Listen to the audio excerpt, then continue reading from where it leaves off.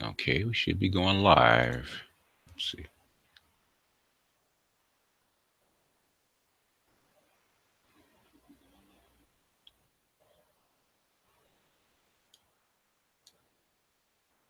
All right, there we have it. Hey, Red Comment, what's going on?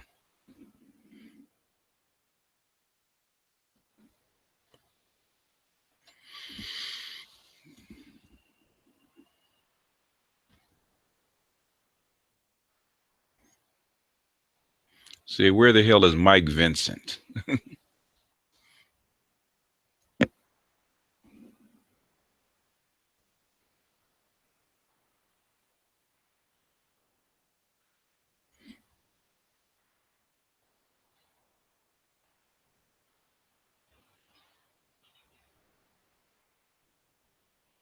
Hey, what's going on, room?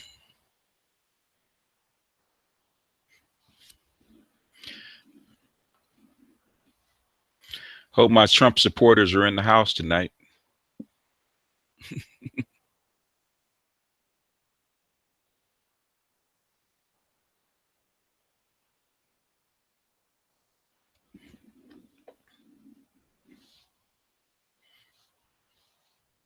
Hey, vegan, what's going on?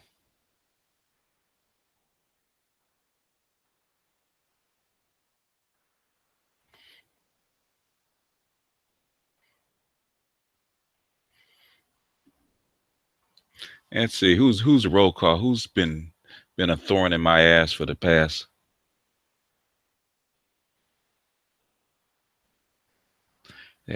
Mike Vincent, the Alexander dude,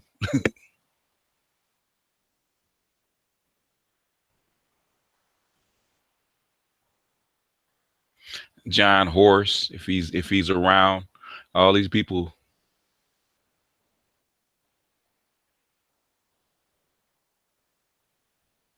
been reckless, man.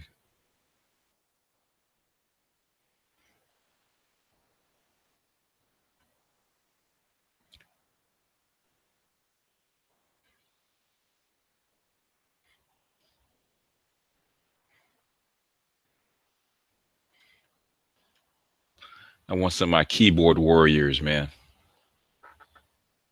Hey, what's going on, Middle?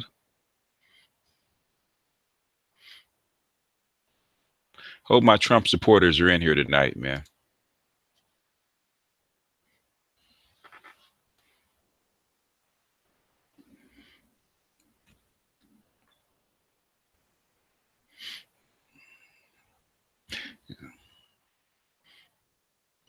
Hey, Robert, what's happening?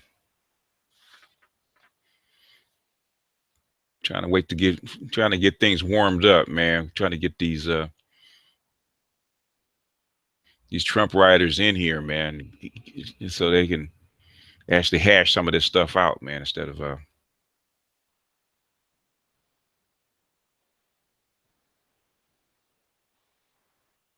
hey, D Jones.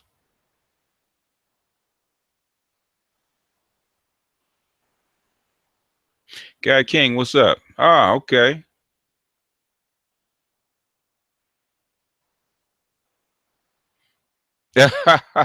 Well, it doesn't matter whether they supported him then or now. I want the guys in here constantly, man. Every time I put up a video, man, they want to do backflips, man. I put up Malcolm Nance, man, who's been a military and Navy intelligence for what 30, 40 years, 30 years, man. And so, oh, he's not credible. It's like he probably had a security clearance higher than most folks talking for 30 years, and it knows everybody.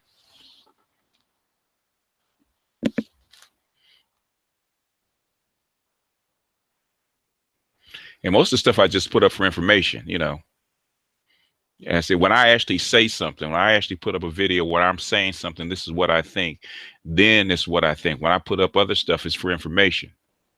Because a lot of people say, okay, well, this is leftist. And then I put up Michael Steele, who's the The was an RNC chairman, but but he's a liberal. He's liberal. So well, get the fuck out of here. A black Republican who's the RNC chairman, but he's supposed to be liberal. Get the fuck out of here. And the fact whether he's liberal or not doesn't matter. Is that he was speaking for the Republicans. Now he was actually talking for them about what was going on the Hill.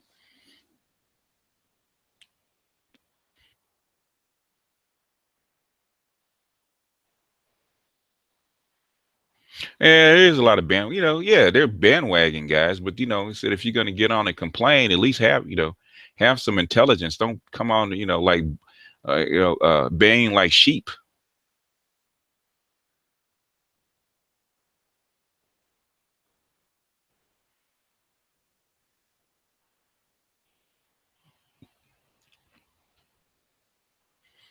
No, you can't control your environment. But the thing is, what you have to do is,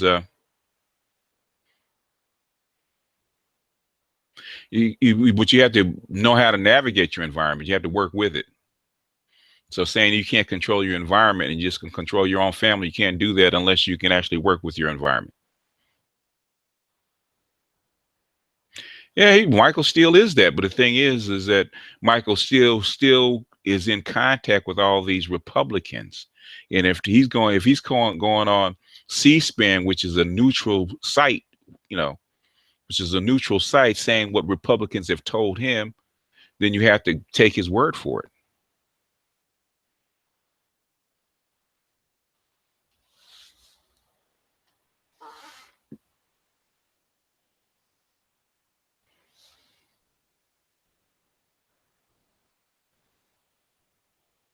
So it doesn't matter what you think about him personally. That's not the issue.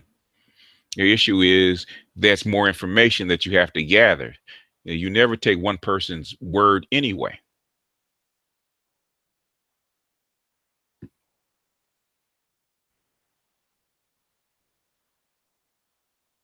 I want sheep to become shepherd. It's no good if I can't shepherd you guys. I want you guys to become shepherds. That's the whole thing. I don't. This is not a. It's not a sheep zone. It's a shepherd zone.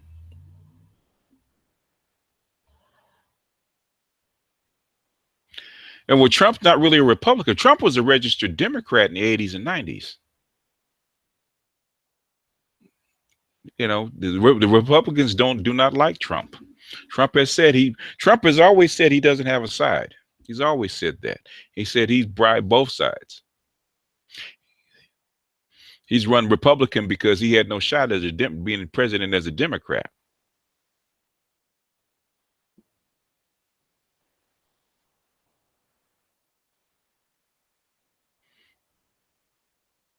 Yeah, I hadn't planned on it, but I have a couple of reckless people in there that where the thread got too long.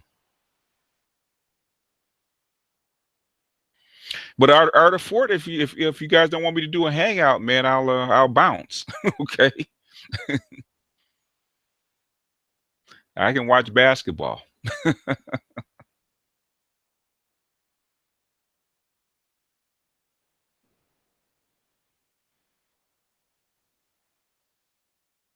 Uh, Ron Paul wasn't going along with the party line, man. Ron Paul is probably closer to a populist, probably a better populist than Trump was. But Ron Paul is far more dangerous because Ron Paul would have been supported by a lot of Democrats, believe it or not. A lot of Democrats, a lot of leftist liberals would have supported Ron Paul.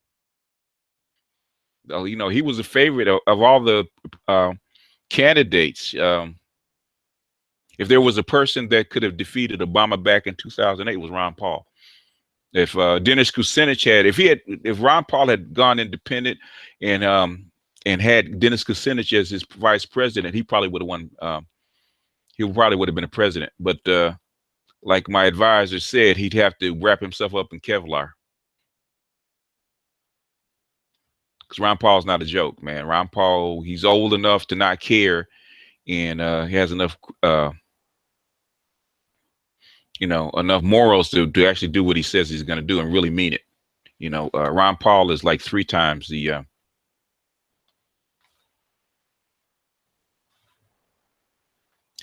Well, me and Ram have done a hangout. Black Ram, he's got his own schedule, man. It's hard to get Black Ram. I mean, he's a busy man. I don't know what his work schedule is.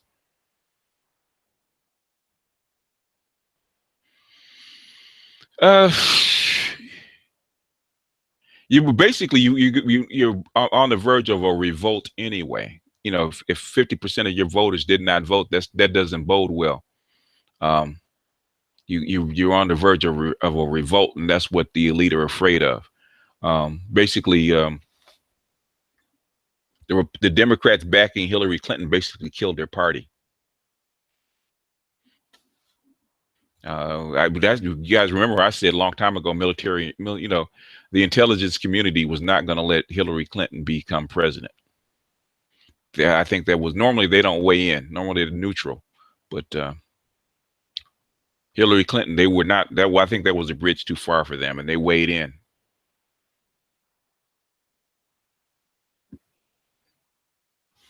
All right, I'm gonna let you guys in. I'm waiting on a couple of people. I hope we got enough Ron Paul folks in.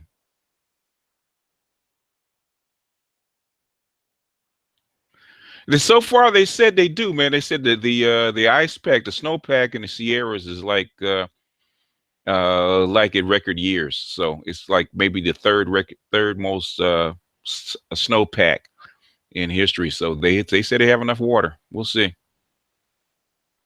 Yeah, Trump is a loss for feminism, very much so.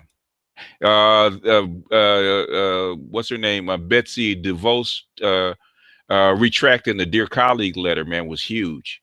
And her doing that, taking the federal government out of the transgender thing, that was huge, man. But I figured that would happen. I figured they're going to reverse a lot of that because a lot of that was pushed on by the Obama administration and that Dear Colleague letter and them sending the Department of Justice after these people, after these schools. But I think there was, I think I just saw a news article, maybe just today. They were talking about there's this chick that falsely accused I think it was 2 basketball players or 2 football players. She's getting prosecuted. So the mood has changed, man. A lot of these schools hated that, man. They hated that that yes means yes shit, man. They put them on the spot because they were in no position to judge 2 kids having sex with no evidence. They wanted the police to handle it.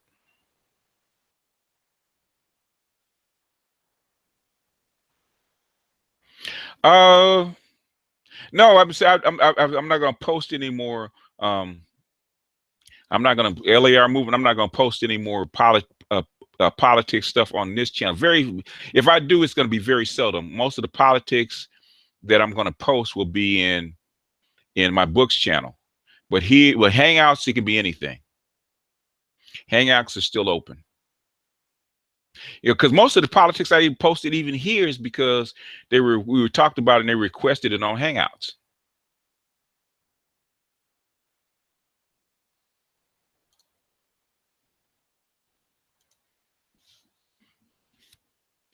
Most of the stuff that all the stuff you see me about Trump, about politics, the industrial revolution, all that stuff, man, is because it was requested here. Because IBMOR is mostly about black culture, black family, black marriage, all that kind of stuff. It was really never about politics. It's like there's 2 things you don't discuss: politics and religion. You know, where you're gonna cause strife. But I'm saying it's because it was requested, for me to post this stuff, to actually post supporting material. That's why I post supporting material. But most cats can't handle it, man. They get too emotional about it.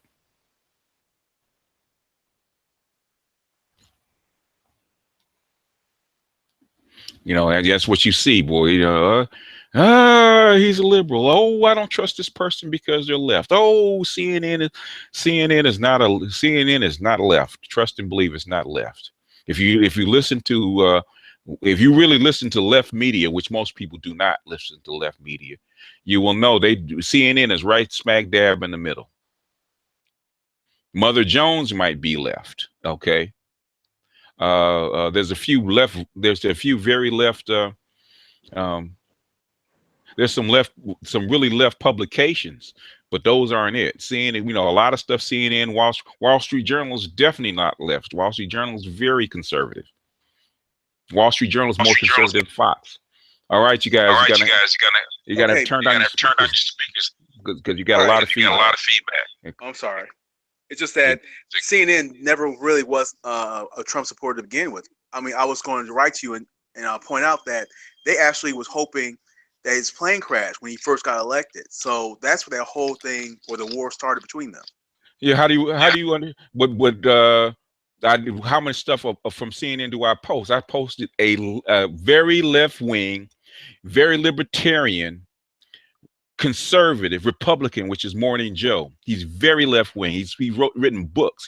He is what they call a small R Republican. He's a libertarian. You can't get any more conservative than that. Right, but they still did not approve of him being president, and that's where the whole thing got started.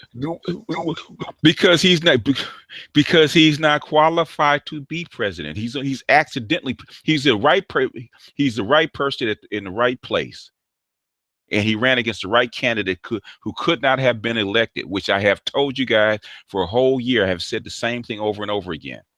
Did I not? Yep. Did I not tell you that military intelligence was going to dump stuff on her where she couldn't get elected? Yes, you did. Yes, you did. Yes, you did. Now, what I'm saying is, the thing is, you guys are disputing. I told you about this stuff before it happened. It did not happen exactly like I said it would happen. It definitely did, but we're not disputing that part. All we're saying is that this did not develop out of a vacuum. Okay. That's the reason why he banned the media. Okay, let me just give me one thing clear. Okay, let's get one thing clear. I'm gonna clear this up right here and now. It doesn't fucking matter.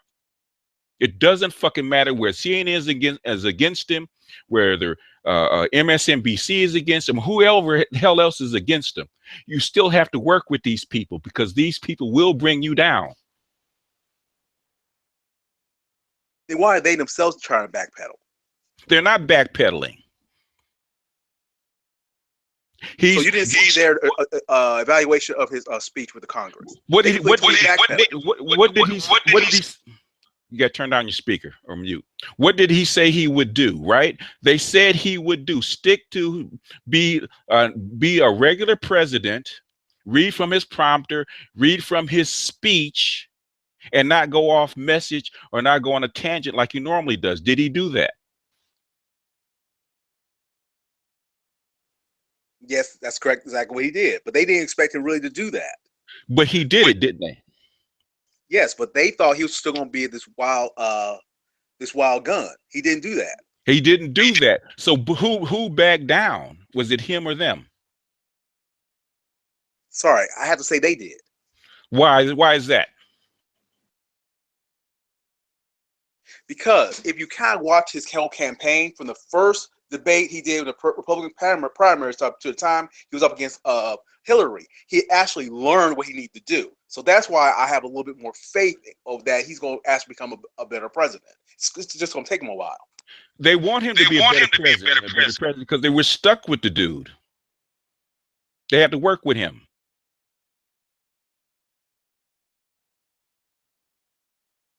He's a sitting president. Whether they like him or not, he's stuck with the dude. But they don't need the dude going off tangents and making problems for everybody else. That includes the Republicans that are in the White House. You stir up the press. This press does what? What are they going to do? Well, the press is going to report it, but they need that information. That's why it's kind of hurting them for him to freeze them out because they can't go get that access that they used to have. What did Misha Brzezinski say when I posted that about her? What did she say that the people inside were doing? Of course they're going to leak it, but I don't think they was doing it just for the reason that you were saying. So in other words, if the people inside his own administration are leaking information, why do they need him to tell them anything?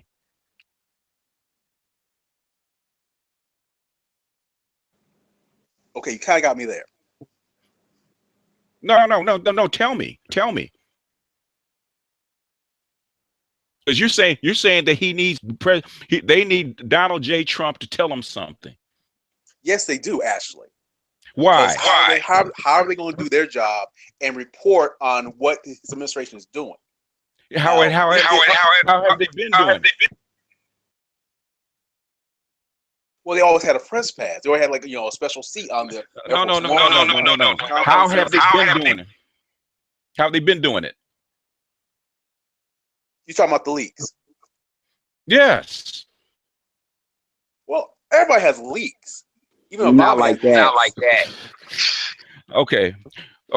Come on, dude. What I'm saying, I want you to be neutral and I want you to be pragmatic. I want you to get off Trump's dick for a second, okay? Let's get off of it for a second. I'm not on his job. Come on, dude. Okay, let's put it this way. If the Trump administration is making a policy, and before they can even decide what the policy is, somebody's leaking it to the press, why did they need Sean Spicer and Trump to come up and tell them something? Okay, you got me there. I'll admit that. So why do they need Trump at all to tell them something? He's not going to tell them what the people are going to tell him anyway, right? That's a little bit different, though. It's one thing to get a leak. It's one thing to know that you're actually going to be there in itself or invited to the party. It's still totally different. They're not going to sit up there and say, "Well, this is what's going on." Come on, man. Can I jump in here real quick? Go ahead, man. Okay, so my question to you is: are you a Trump supporter or are you a legitimate conservative? I'm a Trump supporter. Okay, I have a question. What is it about? Okay, go ahead, Edward. I wanted to say that because I wanted to make that clear because a lot of it is we got a lot of these there's a difference between a black Republican and like a Trump supporter, like a black Trump supporter. I mean, some of it overlaps, but there's a difference. And I wanted to make that difference clear. So the reason why like BGS is really talking about there's a difference between you going at him because of conservative policies and you railing against him because he's failing to perform as president. I promise you, if Mike Pence was president, like you wouldn't be having any of these problems at all. Like if Jeb Bush, let's not even talk about like Jeb Bush because he's more moderate. But if John Kasich was president, even though he's more in the middle, you wouldn't be having these problems. Hell, even if Rand Paul was in the White House, you wouldn't have these problems because they would probably acquiesce a little bit more to what the establishment needed because they will help to put the machine together. Donald Trump is something completely outside of that. And I'm not saying that that's good or that's bad because I voted for Bernie Sanders, but the point is he's not performing as president. It doesn't matter if he's right or left. Actually, you need to think of Donald Trump as an independent president. And the problem is the arguments that I see in the chat room or in the comment section is always liberal. Well, I don't know why you're arguing against liberal if you're not a conservative. So what's the point of doing that if you're not a conservative and that's why you support Trump? So why is all these people using the liberal card, calling everybody a liberal when they say they don't like Trump? Like conservatives are all for Trump because a lot of them aren't. A lot of them aren't, yeah.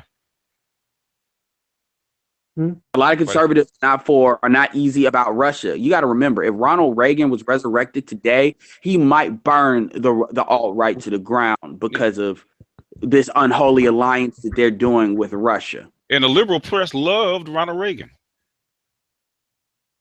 They loved Ronald Reagan. They didn't like his policies, but all white folks love Ronald Reagan. Yeah, they love Ronald Reagan. A lot of black folks love Ronald Reagan. They liked Ronald Reagan, right? Ronald Reagan got along very well with the press. Okay.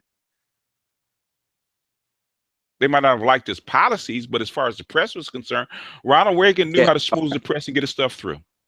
Okay, that I agree with. And I'm going to tell you, Mike Pence, for the most part, wouldn't have these issues either. Even though he's as conservative as, like, he's scary conservative. Well, there's Like some I'm guys. from Illinois. He's the governor. Oh yeah, there's cats, man, that are worse than him. That you know, that make Mike Pence look Well, like liberal. Yeah. yeah, but there's a difference between performing and the support. And this is Yeah. what I see a lot of Trump supporters can't separate. He's not performing. And you all can't make that argument, so you all just throw liberal mud at everything. That's why when you start to call Michael Steele a liberal, that's how I know it was checkmate. Y'all on some other stuff. It's like with black women, y'all act like sisters when y'all are like really telling on yourselves, and we know, but y'all don't know. That's kind of how it is. A lot of people can go with what they know, and I agree that Mike Steele, they shouldn't have done what they done to Mike Steele. But all I know is that Trump is a different type of candidate than we ever had. He's a rookie. That's not true. That's not true. He's a rookie. He doesn't know what he's doing. It's obvious. Okay, let's put it this way: the first He's time, Kwame Brown. no, he's worse than that, man. Yeah, so you want to talk different in that instance, then yeah, he's Kwame Brown. Kwame Brown, and yeah. Jordan, Yeah. and couldn't admit that he sucks. Yeah.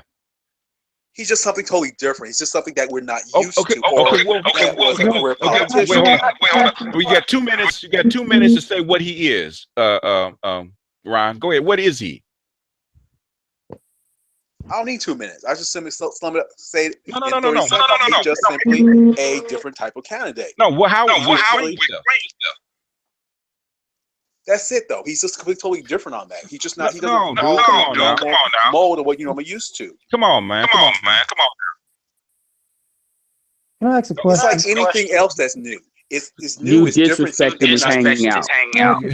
No, okay, then meet yourself, Ron. Go ahead, LAR. Okay, y'all, he's different. That's cool.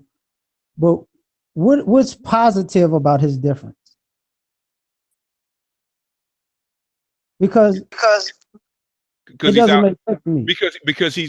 because basically he's a populist and he does okay, he brings fresh eyes because he's really not a politician. He's not connected to politics. So in other words, since he's neither conservative or he's neither conservative or a liberal, he's basically himself. He's an ultimate independent, right? Right. In other words, but he's also unpredictable, and that's the problem that they had. That's the problem that the elite had with him in the beginning, where they basically put all that money behind Hillary Clinton because he's unpredictable. And the last thing you want, the last person you want running this the empire is somebody that's what? Unpredictable. That's why Us or them. Because remember, he's not going by their song and dance. He's doing his own thing. And yeah, but what do Wait, finish your statement, Ron. I'm sorry. Just that much of what he's doing is basically exactly what he promised he's going to do. No other president actually said he's going to do something and actually go through with it. Even with the wall, he's determined to go ahead and push that through. Even though it looked like he's not going to get it done, he's going to get it done. Most presidents or candidates simply say shit, and they always back down off of it. Who does he have to go through to get the wall built? Congress. So you got 2 years to do that. So in other words, if you're trying to get the wall built and you making a headache for not only your supporters but also the Republican Congress, are they who don't like you in the first place? Are they going to get behind you in that wall? Of course they are, because it's ran by the Republicans right now. They want to stay with the right to power. You didn't hear what I just said. I did. Of course, they're gonna sit up and say one thing, but we all know. We all know that people lie. They say one thing and then they totally do something else, because they were even supposed to support him at all. Guess who was up there seeing him? Ryan, all of them. Mitt Romney. No, they can't even get rid of Obamacare. So what makes you think they're gonna actually spend money to replace a wall where they can't even get that law removed? What? Obamacare? And they kept talking about Obamacare more than a wall. If you're talking about the Republican Party, the wall is a Trump thing. Obamacare is all the above with all Republicans. They can't even make that happen. You forget they have 2 years. They actually have a year and maybe a couple of months, because once they start running And the Lord knows if the Democrats get their act together and are able to pull together a coalition, then Republicans are not going to necessarily want to spend, because a lot of these Republicans are not going to understand. If the Republicans, here's the thing, the Republicans do not need to lose the House. All they would need to do is lose the Senate, which only takes a couple of seats, and they will be more vulnerable because it's more Republicans that are running than Democrats. And then they lose that wall. If McConnell loses power, they lose that wall. They lose Obamacare if they don't get it done. Because they just do the 60. Hold on.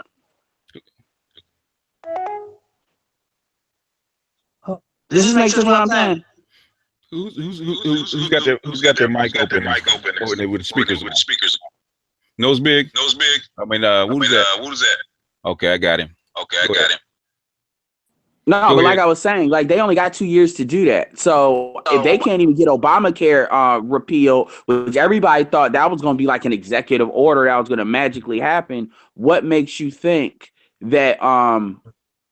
I think it. Oh, also by the way, they can't get it repealed as fast as they want to, because I think they underestimating how angry white people were going to be. And Obamacare has been activated for like 6 years, so it's doing exactly what Obama thought, meaning you get these white folks hooked on it enough, and when they realize what they're about to lose, they would come out there in these town halls, and that's exactly what they're doing. And the Republicans don't know what to do because they can't replace it because they don't have anything. They had six. That's what Obama said. You had 6 years to come up with a different plan, and you haven't. And now you want to throw people off on the street. It's not going to happen. And can you correct me if I'm wrong with this? The Obamacare is really based on more of a conservative plan, because it's based on the conservative answer to what Hillary Clinton was trying to do back in the 90s. Yeah. So when people talk about liberal and conservative, this is how you know. I know you all don't know what you're talking about, because these are things you all are not taking into account. Oh, the Obamacare is a conservative plan. That plan came from the Heritage Foundation. Yeah. Well, the template. Yeah, and it was a compromise, because originally people are mad at Obama because it's supposed to be work like the British healthcare system was single payer, which they didn't get. So it was a compromise. He started at a compromise. Yeah. Well, the thing is, they knew they couldn't get the single payer through, which is what the left was calling for, and he didn't get it through. So this is a compromise between the medical lobby and basically in the left. So it's a compromise. It's not a good one. Option through, which would have been a little bit pushed, but yeah. I honestly tell my coworkers, all the time that I don't think they're trying to repeal it. I think they just want to rename it because they're racist as shit. Because they never did have another option. I think they just want to add one thing to it and then name it something else. Well, that's probably what they're going to do. There's a couple things that they want to take out, which they could have amended a long time ago if they wanted to. A couple of things they wouldn't fix, but I think there was a reason. I'd have to find it and play it. I'm not gonna play it on this. It'll be on the Books channel, where they're actually talking about what caused the rates to go up. What they did was they pulled the federal backing, because the federal backing to because they wanted to insure people that were sick, say were old and sick right now, that cost more money. Okay, they had to insure everybody. They had to take in everybody, right? And there's some people that they're young people are healthy, older people are less healthy, and have sick people that they had to care for, right? Because they couldn't reject them. So the federal government promised to do what? Supplement the insurance companies for that, right? So if you took in people that weren't well or whatnot, and your cost to mitigate your costs, the federal government would supplement that through the tax on who? Rich folks, the Cadillac plans, right? They took the tax. They took that tax off of it, and what happened to the medical rates? They skyrocketed again. They skyrocketed, and a couple of people dropped out because they took that piece off, but they never mentioned that.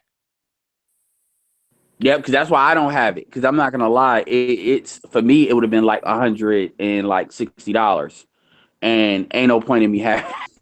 And I'm young, and so. Yeah. But this is what the Republicans not working with him and not trying to amend it, because it was about beating him, and this is the frustration after they lost 2012, they should have acquiesced to that. But it's like they don't want to give the Democrats that win. So it's about winning. Remember this: a problem is more valuable than a solution to a politician. Okay, if you guys have to mute, if you guys got your speakers on, otherwise I'm going to eject you from the talk. I'm getting tired of doing it. If you're ready to speak, then come on. But don't if you got your speakers on, don't unmute till you're ready to talk. Because if not, I'm gonna start ejecting people. Okay. Now go ahead, Edward. Finish your thought, and then I'm gonna let what's his Nozam 09 go ahead and talk. Go ahead, Edward. Finish your thought. No, I was just gonna say a problem. Remember, with politicians, problem is more valuable than a solution because you can raise money on a problem, you can get elected on a problem. I mean, you can look at Donald Trump as a perfect example of this. But the reality is, one of the reasons I don't have Obamacare is because it's expensive, but it's out of my range that I want to pay. And a big reason is because of what you talked about. If the Republicans would have worked with him, they would have been able to amend the crap out of this and everybody would be happy. But they use Obamacare as a weapon to try to get him unelected. They should have backed off of that after 2012, but they didn't want to give the Democrats that win. Yeah. Go ahead, Nozam. You've been trying to get in. 09? Yeah, I mean, basically two things. I wanted to get on about the about that wall. Like what people are forgetting to think about is like they can build the wall. That wall ain't gonna do nothing to stop immigration when these people are just gonna walk right underground and pop up in people's storefronts. Let's be real about that. Because at the end of the day, they already built the tunnels and they've been there for hundreds of years. So that wall's not gonna stop nothing from popping off. And back to the Obamacare, it was more about basically them trying to like what's the word I'm looking for? Push back on Obamacare because they didn't want the Democrats to get that win. But at the end of the day, like Obamacare is really not affordable. Even though they call it the Affordable Health Care Act, it's really not affordable. Because like he said, his cheapest rate was 168, 169. Mine was basically 200. So it's like for me, it's cheaper to pay the fine than comply. Yeah, and for young people. Yeah, and I'd rather pay out of pocket when I go to the hospital because it's cheaper. Because even if I pay $1,500, it's still cheaper than what I'd pay in during that whole year. Unless it's catastrophic. Yeah, pretty much. So you're basically rolling it back. Ron, mute. Okay, not okay. Yeah, that's all I wanted to say. So the next person can get on. Go ahead, Ron. I was just going to simply say the wall be more of a symbol. Yeah, of course they're going to find some way to get over there. But once the symbol is there, then everybody's going to simply, feel a little bit more secure that at least something got done. Because right now, nothing has been done at all. And in the whole everything he's going to be doing is going to actually be able to help his presidency because that's what he done. He has done what he promised he's going to do. And I'm sorry that that the insurance rates are just so high. But if you want to be healthy, that's the cost of business. Who has eliminated? Who has deported more undocumented immigrants in presidential history? Obama. It was Obama, right? Yeah. They know how to do it if they want to do it. They don't need a wall. Here's the thing about the funny part about people believing in a wall. You really think a wall matters when this country is full of illegal drugs that come from south of the border? And like you really believe that? Because last time I checked, Mexican cartels got hubs in the Midwest. Yeah, they do. So how the hell you think, what is a wall gonna stop? Because people forget about Iran-Contra. People forget that people use the Panama Canal to actually get drugs from here to there. People forget that shit comes from Mexico and Canada. Like, what is a wall actually gonna do but make you feel good that they put a wall up that's already there? That's what it's designed to do. White emotion. It was designed to be a dog whistle to racism. But the crazy part about that is, aren't they getting heroin from Mexico? And people are overdosing on heroin all day. So is the wall gonna stop the heroin? Heroin, meth, a lot of stuff comes from Mexico. Marijuana comes from Mexico. Right. Can I submit an idea? So what you're saying is that because of drugs, because of racism, we have drugs. That's what you're trying to say. Okay. Did you? He asked this question. Go ahead, Edward. Yeah. So if I was advising Trump and I was on Team Trump, this is what I would tell him. if you really want to, okay, do the fake walks. He's already committed to that. But what I also say, what you need to start doing, if you're really going to go this way and start going after immigrants like he wants to, I'm not saying I agree with this. I'm saying this is based on what he wants to do. What he needs to do is use these privatized prisons and empty and start pumping these privatized prisons up with a lot of these illegal immigrants, mainly the Hispanics, the ones that they're targeting anyway. And then that way they use that as you come here, we're going to use you like slave labor because you don't have any status anyway. So with the blacks, they have legal status to a certain extent, but we don't even have to change these laws. It's more illegal immigrants than it is black. Well, you know what I mean, black people like that. As far as if you look at a proportion of who they're locking up with versus who they could fill up these prisons with. You do that, and a lot of people won't come to the United States. They're already doing that now. I know in my county, they already have illegal immigrants locked up for like 10 years, 15 years. ICE just never picks them up. Are they in jail working in the privatized prisons? Yeah, okay, they already keep them in counties already. It's just that the immigration ICE, they never pick them up. So there's people here that been here 10, 15 years just sitting in county. Are they working? No, they're probably working for the jail. I don't know the whole situation, but I know they're in there. So they're not in privatized prisons. So it's costing the taxpayer $25,000 a year to lock up illegal immigrants. Pretty much. And ICE doesn't come get them. So if we would act, if they would make ICE get on the ball and come pick these people up from the jails, then you would see most of this stuff wouldn't be an issue. When it comes to this bureaucracy, nothing happens fast. There's a reason. Okay, what is easy? If you have ants or bugs in your house, what's the easiest way to get rid of them? Call orchids. Clean your house, right? Why are they coming in your house? Because you got food all over the place. You got food all over the place. Why are undocumented workers here in the United States? They want our resources. They already got jobs. No, they work. They don't have resources. The resources when you work. They're here to work. How do you get the low skilled labor industry that makes a lot of money? Yeah. So like construction, landscape.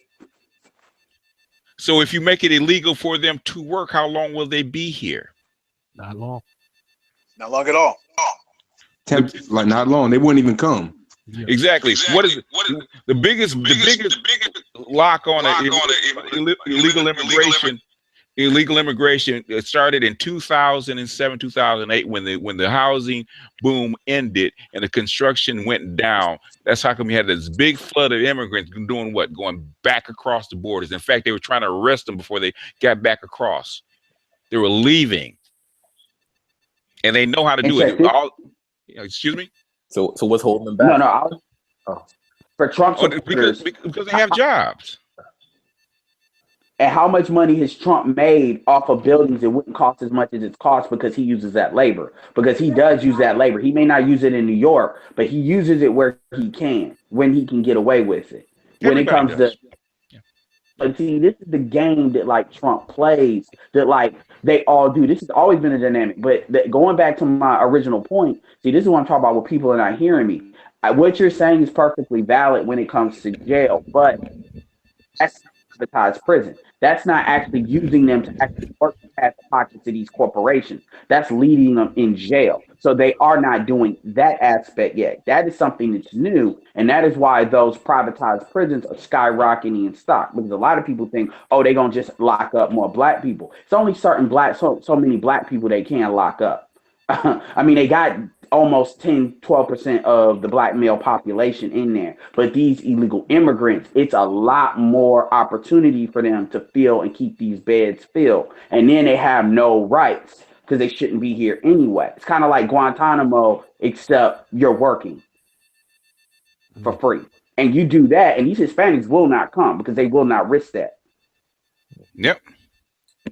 That's more effective than a wall. And by the way, the fat cats are getting fat, so they'll leave Trump alone because on the low, they'll be like, this is cool. Another idea I got for Donald Trump is rather than doing out-of-state tuition, which that's not going to go nowhere, you do out-of-country tuition. And what you do is say, we're going to levy an extra fee on these on these immigrants because it's America first. And guess what? If you do want to stay, then it's going to be strategic things that we need, and you're going to have to apply to stay, but we'll give you a green card if you're a strategic asset as far as what position you have. And they'll let business determine what that is. But we're not going to teach you so you can go to another country and then compete with us. Because it's not like Americans go abroad to learn at mass level from anywhere else anyway.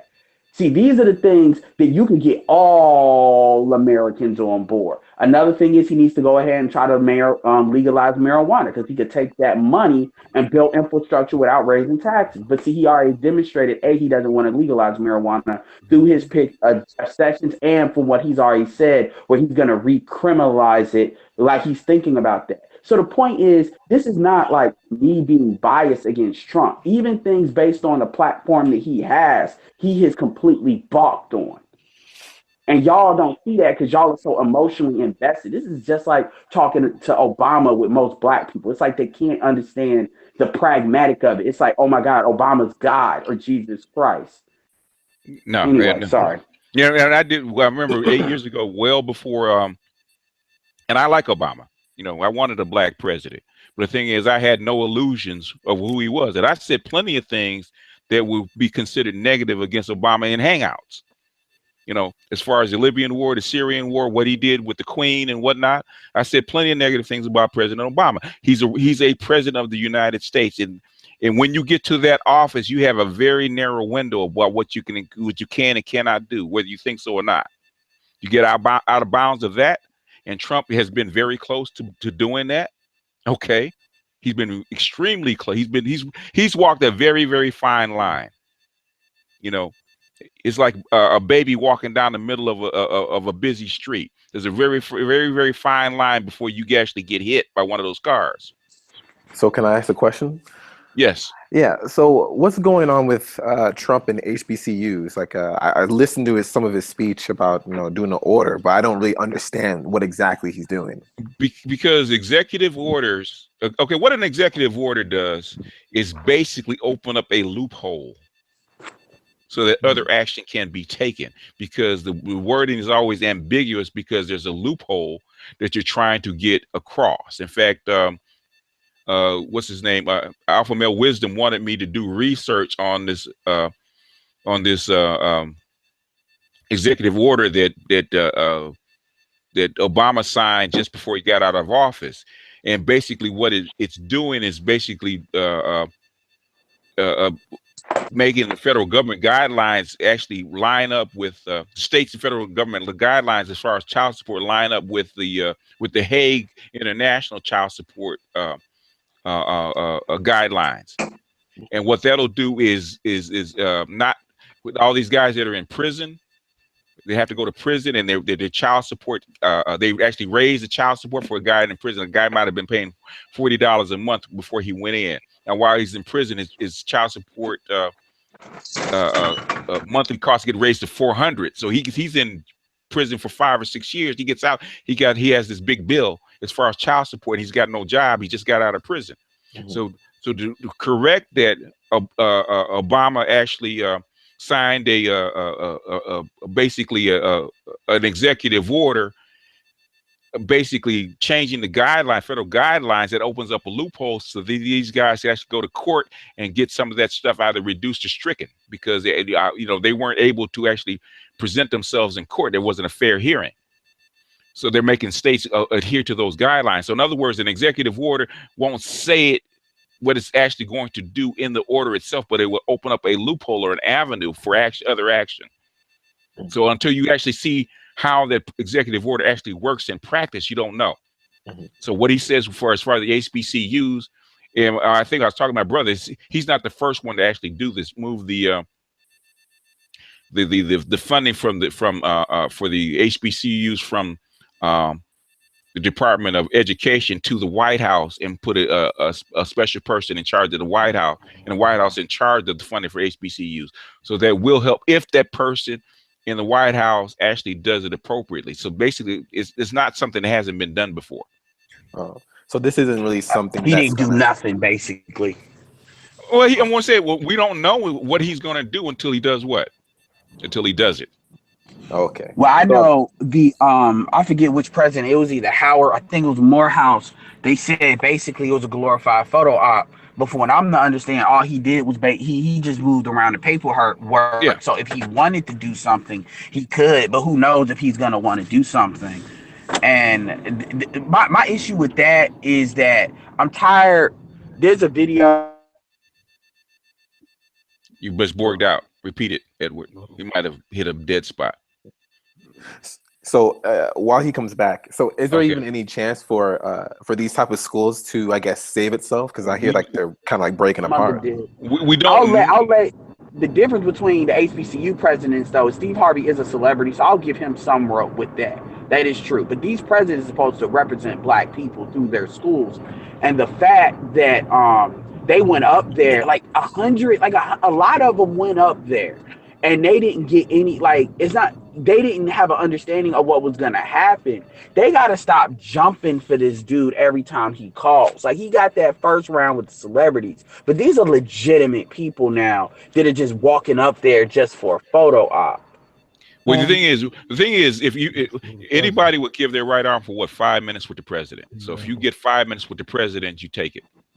The thing Photo about, op or Yeah, but not. at some point they got to say, you know what, thanks but no thanks. Unless you're gonna put something legit on the table, because it ain't, he ain't gonna be president forever. It ain't like if his intentions are not pure, if he doesn't have intentions to do anything, at some point people got to say, you know what, we're not gonna back this play. Because there's a lot of people that didn't meet with Obama because they were against Obama, even though Obama was legitimately doing stuff, throwing carrots out there for the right. Like I said, Obamacare itself is a compromise from the start. And then don't get me started on what he did for the stimulus package as far as tax cuts and tax breaks. Donald Trump hasn't demonstrated that he's willing to do any of that. The bar is so low for what Donald Trump actually could do that somebody like Michael Steele could take and sell to black people to get a lot of black people. I talked to a conservative today, like white dude. I told him, y'all really don't understand how many black people really would like to vote Republican. That's true. Like y'all don't know, but the problem is y'all make this racism so obvious. And the thing is, they don't need a big portion of black vote. All they need is to just get black people to not vote Democrat. They just need to degrade it a little bit, and then that's all they would need to do. can I? Yeah, but the Republicans would lose their base if they did anything with black people. Yeah. That's the only problem. The thing about the HBCUs is the higher ups in most HBCUs are incompetent. They are. Or money grabbers. They're money grabbers. Yes, they are. They're coons. They kill. They're dishonest. They're worse than coons. Coons are actually honest. Right, because I went to two. I graduated from one. So a lot of times these presidents and people who run these HBCUs, 9 times out of 10, they just steal money and they mismanage money. And you can't have 10,000 people at a school who paying, pretty much the same as you paying in any other state college, and all of a sudden you can't manage money because every other college constantly builds. A lot of HBCUs don't because they build presidential offices and good upgrade the dean's rooms, but they don't upgrade the colleges themselves. I heard the dorms are shit in HBCUs. Oh yeah, that definitely. The jail cell for real. Yeah, well, because my think tank we were debating this, man, like for like 3 years ago. For a whole year we debated HBCUs, and I said what the HBCUs need to do is follow the model that say like a Stanford or MIT or Yale, and have like a startup model. In other words, it's start not only teaching these kids, but also encouraging these kids to start businesses while they're in school. In other words, practically, like say a lot of your IT guys, a lot of say like MIT and Stanford, they encourage these kids to start businesses in school, start startups. While you're in college, they have advisors that actually help them start a business, start some kind of corporation or something where they can actually get things rolling. So the brighter kids can actually go in and actually start something that actually works. And when it gets out, when they get out of school, they put it on the market, they earn money, and that money kind of flows back to the school. They actually have a piece of the business. Like, would that be like a lot for some of these schools to do? Because I mean, the one I went to, I mean, they rather just make deals with China and India and have some students come over, and they get subsidies for that. So. And see, that's the thing, man. Like, see, a lot of these people, they don't have the mindset for that. Like, I'll give you an example. Boyce Watkins is actually trying to do something, maybe like a precursor to that with Simmons College. Would that do so there are some. The thing is, there's more than enough HBCUs, even with the smaller, because the thing, they have infrastructure. Like, so it's not like, people are acting like they don't have anything. It's not like they just throwing money out there to completely, get somebody's business built up. They would still have to pull money from different spots. But the reality is they have the infrastructure there for if you're going to do, plus they have the legitimacy there that if you're going to do something like that and the school is going to back it, kind of like a think tank. Dude, I know high schools they don't do like what BGS is talking about specifically, but I came up in a high school. It was called the Information Technology Academy, and this was a school within the school. This was a public school. Dude, I know high schools, black high schools in Durham, North Carolina, that have a bank in it. And I'm talking about a real bank. Hillary Clinton was here doing a rally. So if a high school can do it, I know these HBCUs can do it. I know they're cash strapped. No. Okay. G's trying to get in, man. He got his mic okay. He just dropped out. I just feel like a lot of the administration is too divided. They're too busy trying to fight over what direction they're gonna go. I mean, it's just too much of a problem. They know which direction they're going. Well, I've just heard that. It's all ran by black people. That's what the whole problem is, and they just don't have the mindset to be able to be organized to be able to do that. No, like honestly, like from my recollection, when you start at the ground level with the students, most HBCUs are near predominantly white colleges. They usually use the same books because you got the books on campus and a rental book place that has the books for every school, and they pretty much the same books. When it comes to the teaching staff, most of the teaching staff from either school, they're usually interchangeable. They've taught at a bunch of different schools or the same group in the same area. They all have the same qualification. Now, where you always hit the problem is the presidents and the administration want the school to suck. But that's because of endowments, man. What that comes down to is a lack of endowments. Like, black people are not investing in these schools. If we invest in these schools, like the endowments and stuff, then we'll have control over what they do. And I would start with, go ahead.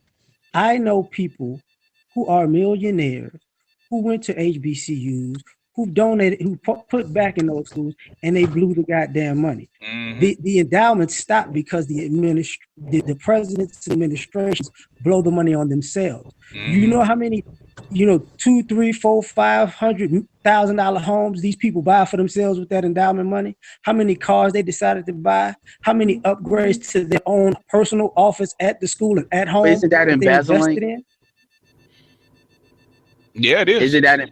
Okay, so we need to start sending. No, I get what you're saying, and that is a completely legitimate point. Let me not discount that. That is an absolute legitimate point. What I would say to go above that, though, or to answer that is, you need to start putting that in escrow or putting that in trust. And then what I would like to see is an organization that like is formed. So if people invest money in any HBCU, it goes to this organization somehow, and then basically people are doing audits with these schools of what they're doing with the money. And in order to accept this money, you have to subject yourself to that. Now, the schools that decide, like the Howards, the Morehouses, say thanks but no thanks. We're like, okay, F you. We're going to go to the colleges like Simmons College and the smaller schools and start there. That's the thing. We got to get good at starting small because there's more than like 100 and some HBCUs. I live in the Triangle in Raleigh, and I can tell you right now we got like St. Aug, NC Central, we got Winston-Salem State 80 miles away, Elizabeth City. So there's always a school that's gonna bite for that money, and so that's what we got to get smart about doing, and not saying like don't do it because we got some dudes that's on some niggified stuff, and then we got to start going out of our way to throw these dudes to white supremacy too, and let them have that meat. And throw them in jail to let them know. Same thing with these pastors, because these pastors do a lot of embezzling too. Yeah, it's the preacher hustle. I would. What I would like to see is, say you take say you change the model, you take one, and we say we're gonna focus on, say, technology, and just take one, even a smaller one, and we throw money into that one and make the model actually work. So we have a model that works for HBCUs that can spread to the rest of them. That's the thing. Because that's how Silicon Valley got started. Because I agree with you guys. I'm sorry. I agree with you guys wholeheartedly. I'm just saying, when it comes to that, part of the model should be cleaning the house of that place and their connections. Whoever is at the top of who's ever the president of the administration, get rid of all of them and get rid of all their connections.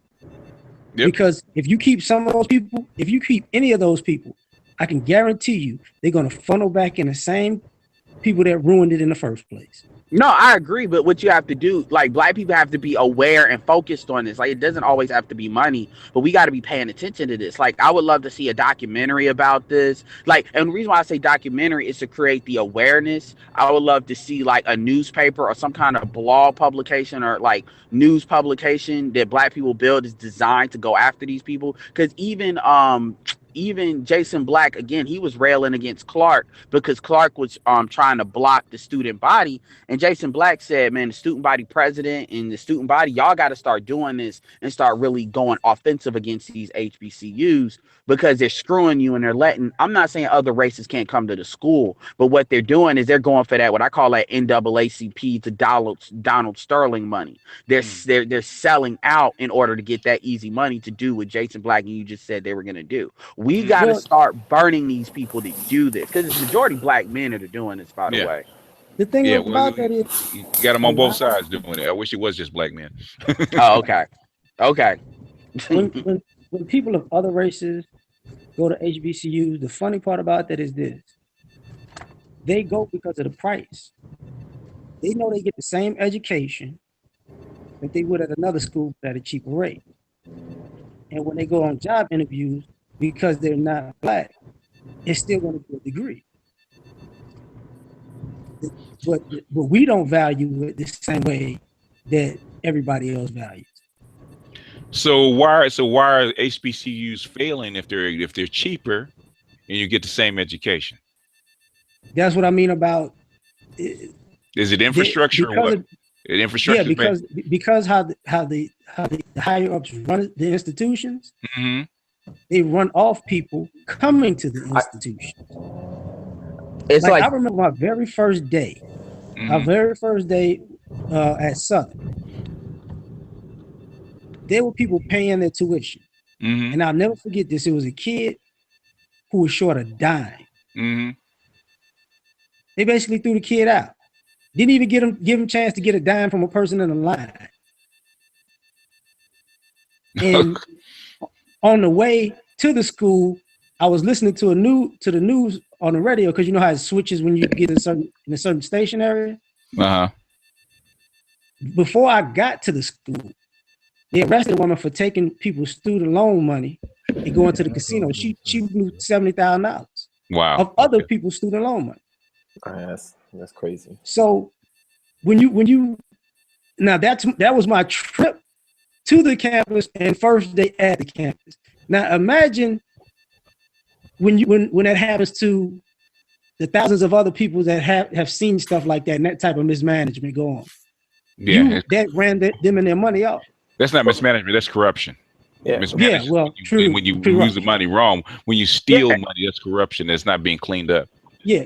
Sorry for that mispronunciation. You dog all right about that. Yeah, but when I talk to younger, black people these days, it's not really about hearing how bad these HBCUs are, but it's just mostly because they don't want to go to a black school. Period. Yeah. Why would they? I mean, they would rather go where white people go because they believe better status. So if you're paying your money, you want to do what you want a decent product. So if you walk into a HBCU that's falling apart, why would you look go like there? You fell apart going there. But you don't have to go to an HBCU to support one and get involved in one. The HBCUs are an institution, so I understand that, and I completely understand that. But one thing that I think really happened that we made a mistake is when a lot of our best and brightest started jumping from these HBCUs and going to these other schools, it's like they wanted to belong to the school rather than saying, look, okay, you're out of Harvard, but what you need to do is you need to start taking some of that investment and build up these other schools. Because at the end of the day, Harvard is never going to cater to black people. They're never going to do that. These other schools are never going to be that. The HBCUs can be that. So, but see, that requires black people to think legacy. See, it ultimately comes back to culture. Well, That's what it always the ultimately legacy, comes back the to. legacy is already built. The thing is, are we willing to clean up the mess that the HBCUs are in? You have to do some hard choices, and just like we're trying to clean up black women because of the fuckery that's going on. Same thing's going on with HBCUs because it's a sacred cow that black people don't want to touch. That's how Well, we just can like get the away black with church. Yeah, it's the same thing with the black church. Yeah. And I mean, ultimately, you're just going to have to go to war with other black people to do that. Yeah. And this is where, people like Obsidian, O'Shea, this is where I want people like that on my team because I know they're going to be unapologetic and uncompromising. And you need somebody with that strength of will to do that. Because he just borged out. Yeah. Can I offer an opinion? Shocking to hear a compliment. Go ahead. Who's wanted to offer the opinion? That's Mike. Go ahead, Mike. Mike Vincent. So I think part of that issue with the HBCUs versus Harvard and Ivy Leagues is that the Harvard and the rest of the Ivy Leagues also have a networking structure as well. So having that on your resume and being able to deal with other people from that institution gets you into places that an HBCU would not get you into. That's They true. actually would.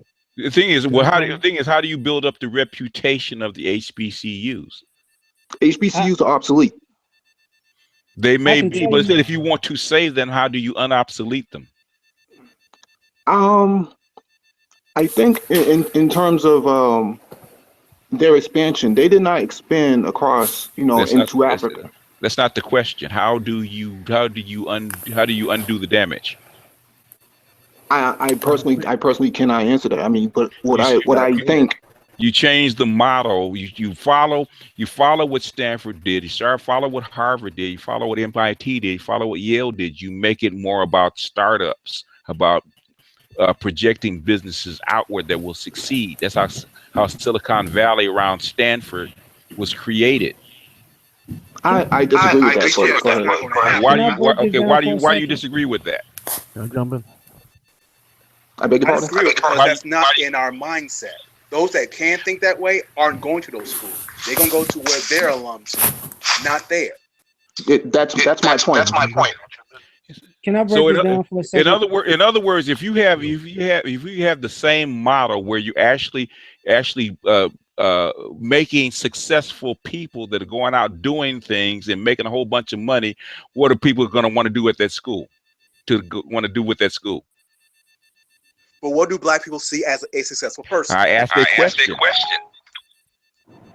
If you're out there making money, if you can be the next Bill Gates or the next Stephen Jobs or blah blah on and on and on and on, that basically the Silicon Valley is pumping out, like Harvard or Stanford is pumping out.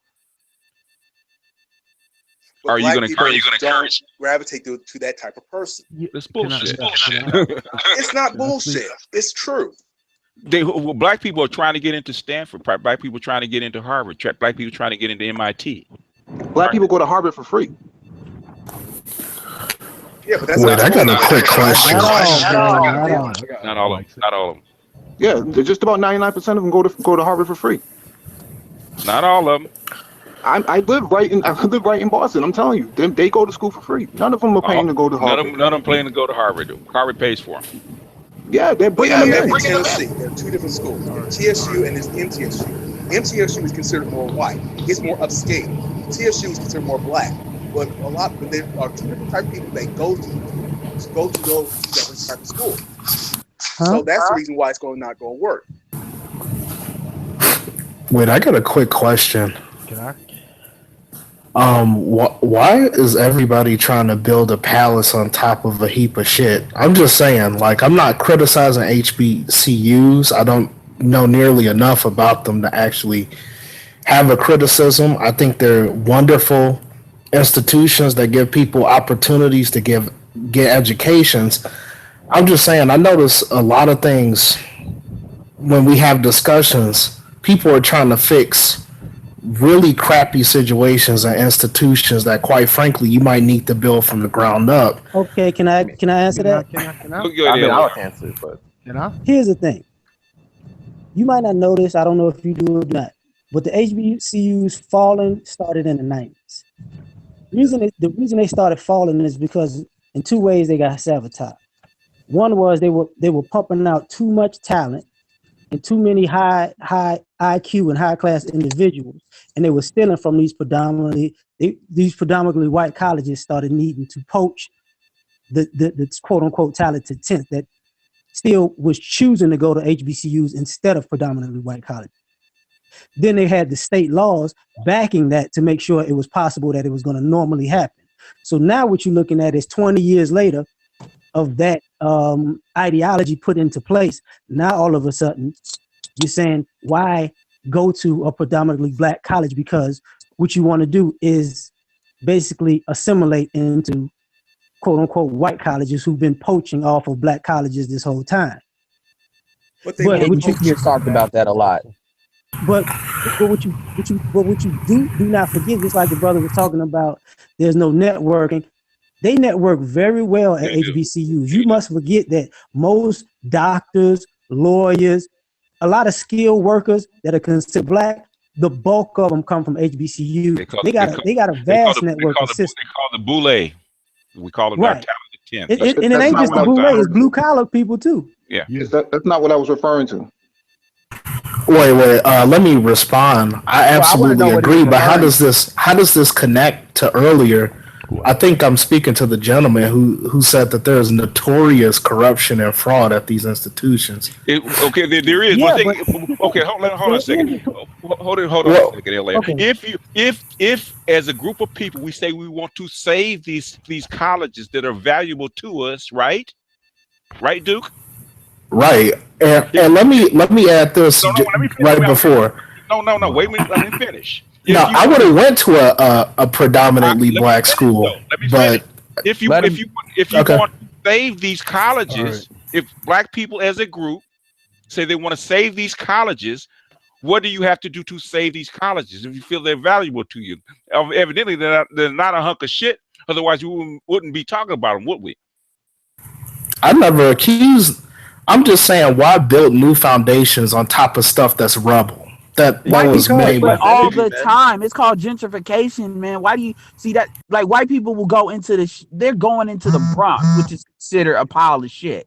And in 10 years, it's not going to be that. So white people do that all the time. Military installations. Wait, but they completely knock the buildings down and then rebuild new buildings on top of them. Now, sometimes they'll refurbish the buildings, but most of the time they knocking the old buildings down and building stuff on top of them. So are you talking about physically? Because the building...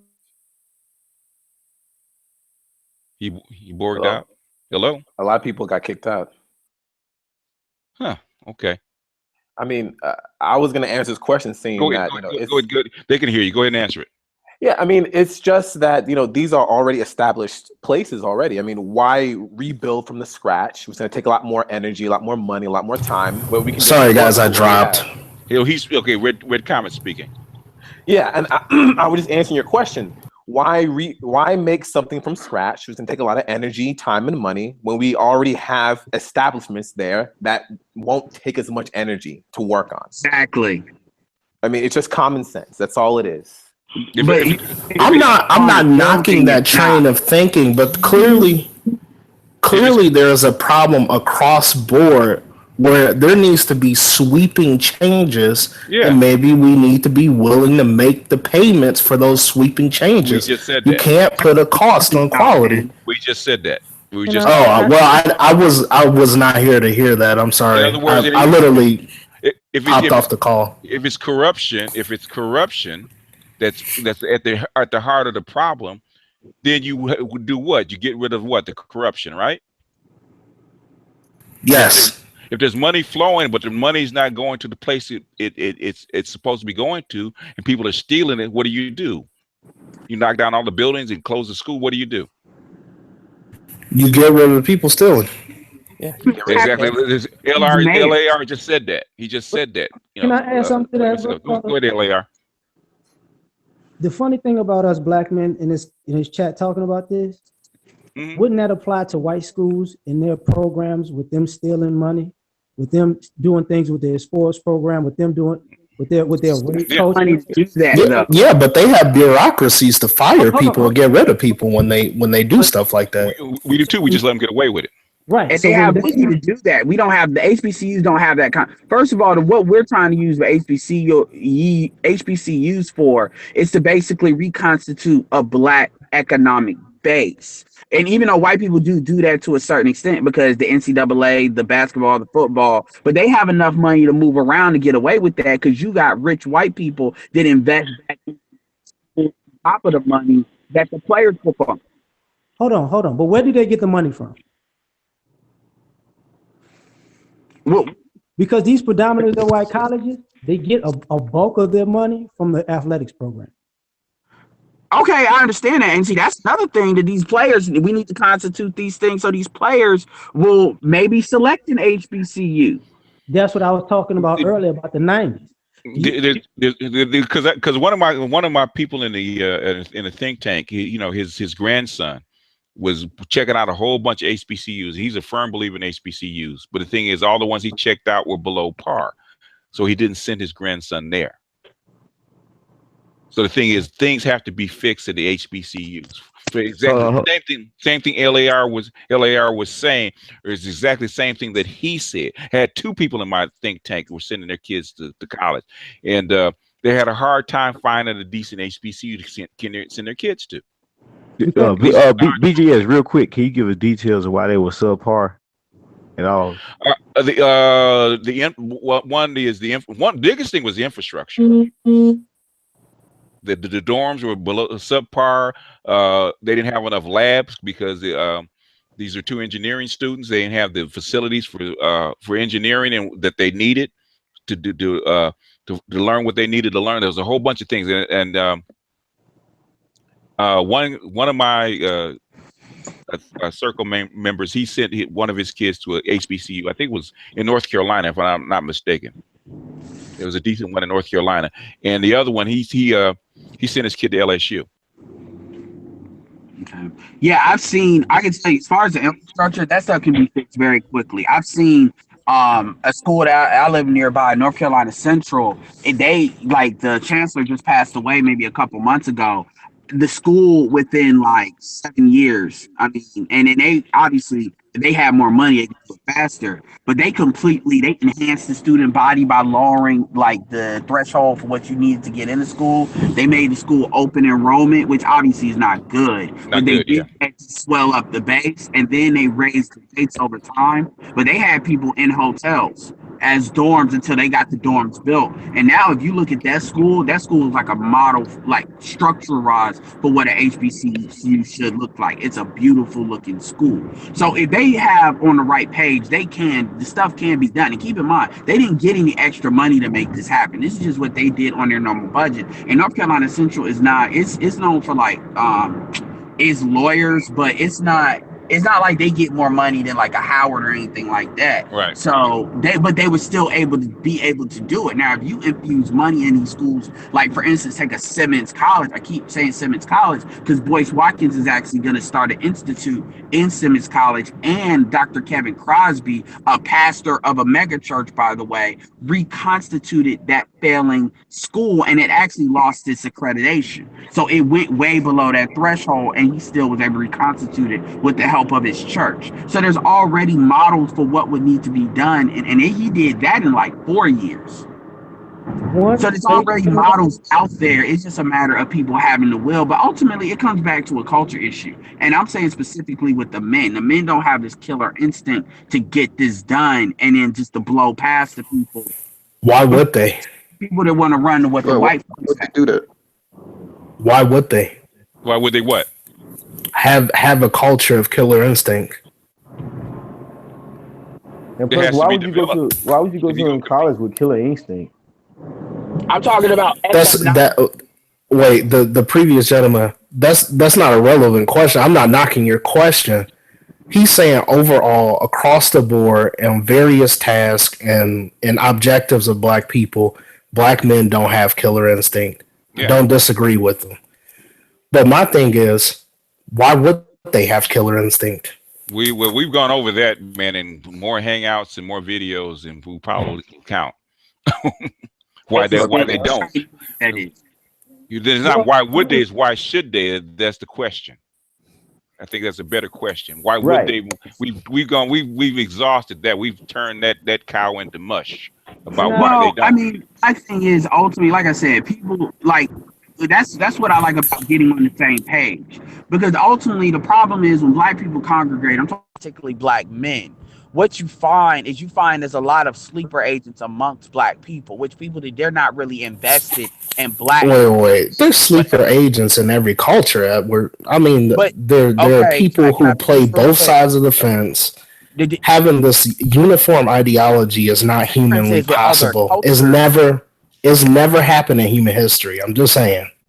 Okay, my point is the difference is with other cultures is other cultures know how to siphon that out and crowd control that crap, and they never reach the threshold in which they can shut down a community. Sure, Asians have sleeper agents, but you see how much some Asians get pushed out, or same thing with white people. They have mechanisms in place. My point is that black people have to get clear on who's invested in building the community, who's invested in blackness first. Then we can talk about the people that want to go overseas. Then we can talk about the people that want to stay here. And that's why it seems like I'm very authoritarian, when in reality I'm very clear.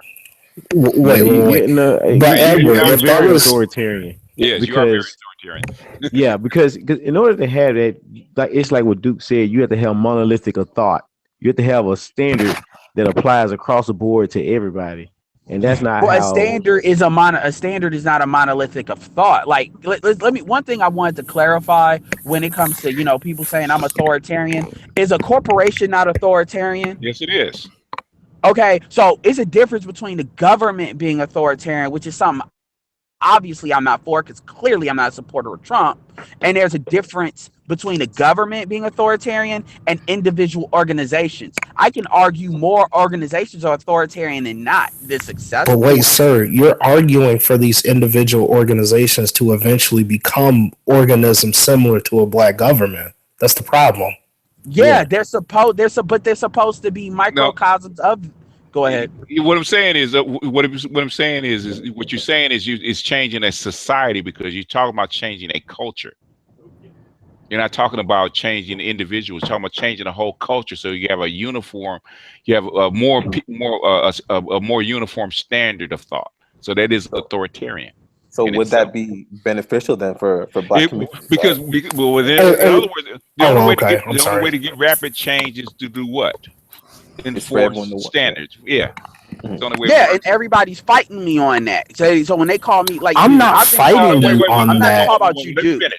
Let him finish. I'm talking about in general. Okay. Because like a lot of points you put is legitimate, and I bounce off of that. That's why when you see me hit you with all these comments, it's not me going at you. It's me saying, okay, you said this, let me meet this.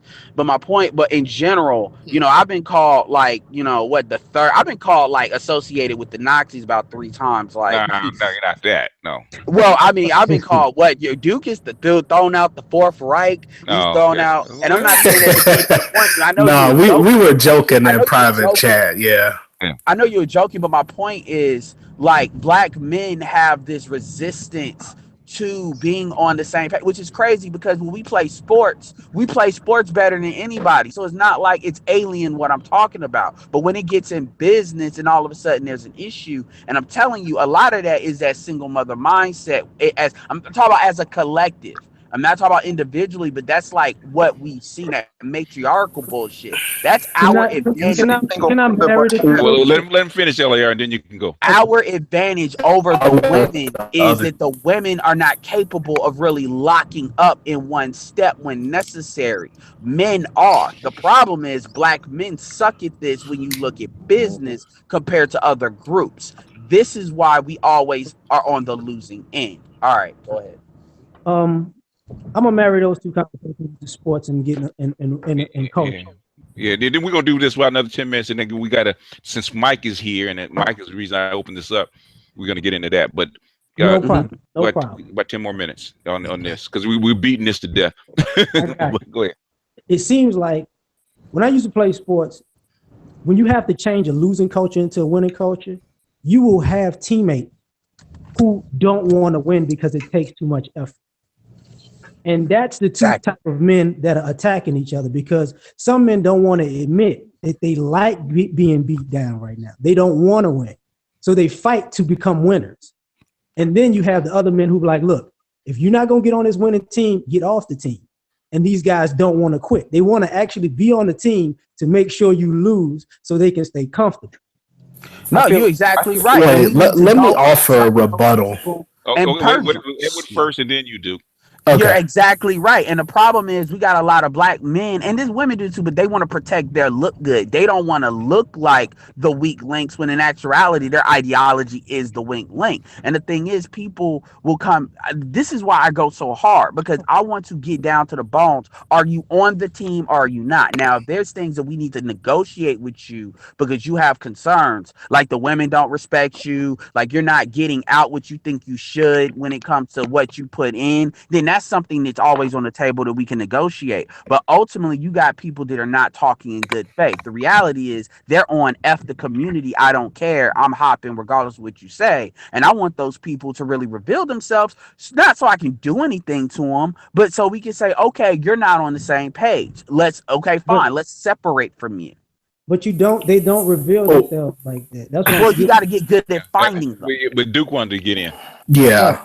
I just want to say that part of the rebuttals, because I think there's this misunderstanding that every single black person who is critical of what is happening is off the team or against the team. No, it's just a lot of us understand reality. You are not at any point in time going to be able to enforce an authoritarian ideology in the United States of America. It's just not going to happen. Okay, you're not a part of a separate. Right. That's where I go back to. Let Duke finish. Yeah, I'm gonna let Duke finish. I just want to jump in next on that. Okay. I'll go in after you too, man. You're a part of a much larger society. And so we have to operate with the understanding that what we do in our internal environment will also elicit external reaction. I'm not saying that black men need to be afraid, that black men need to be cowards. What I'm saying is black men need to be cunning and savvy about every decision that we make, because some of the stuff we only get a chance to do it once. We don't get 2 times to do it. We don't get 3 times. With the fourth industrial revolution, AI, automation, all that kind of stuff, the time that we have to do stuff right is fast approaching. It is not an unlimited amount of time. It is a very limited amount of time. All right. Okay. And we need to respect that. That's all I'm saying. Okay. Who's next? All right. What I'm saying is Edward, no. Okay. what I'm saying with Edward is that he and we already discussed it before. He thinks macro, and he's not, and he's looking at it from a broad perspective of like most black men. But the thing is, though, like the book says, not everybody is your customer. Instead of just focusing on the small minority of people who agree with your ideology and is ready to go and ready to take action, he wants to expand to a majority. He wants his. That's not true.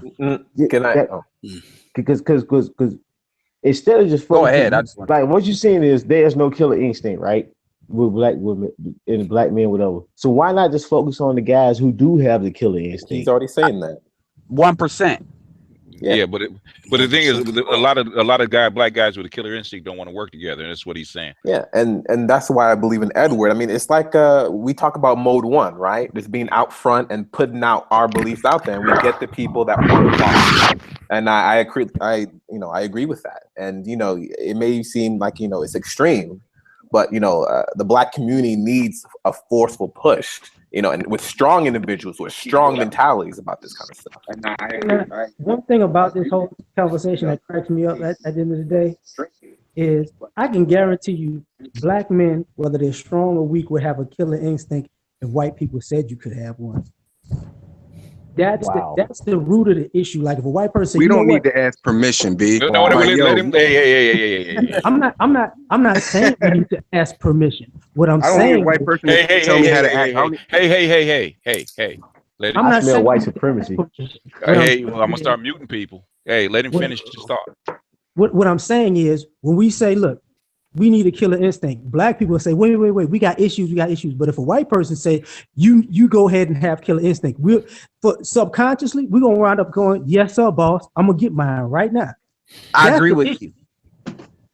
I think a lot of black people are like that. And there's a difference between black people that are just like that because that's how they're wired, and black people that they will go as far as white supremacy will let them go. I completely agree with you with that. Okay. 09, go ahead. You wanted to jump in. Yeah, like when it comes to that, we got to ask ourselves, why are black people so jealous of each other? Why does everybody want to be the H and I C? Like you have to have one king and everybody else there's a bishop, there's a knight, there's a rook. Like not everybody can be the king. You got to learn the game. Then you become that. Everybody wants to be the king from jump. So everybody in the room ego tripping. And so we've talked about, we have bashed that to, that's where you have to go through a lot of the material that we've gone on before, because we have talked about that ad infinitum and start with the Monahan report. With that series that I did, that's the reason that I did it, because we talked about culture. Yeah, I'm just gonna. One more thing. And when it comes to that killer instinct, like a lot of people can have that killer instinct, but do you have the resources? The infrastructure. Because you need the network. You need a network. The reason why these people are so successful is because they can ask their grandma. Grandma could fund their business and write them a check for $100,000. Like your vet said, we can't do that as black people. Where's your network? Who can you ask? Jay-Z ain't out here trying to give people no money to get on. If immigrants can do it, so can we, man. Because immigrants have a what when they come here? A network, and they have a home country. They have a culture.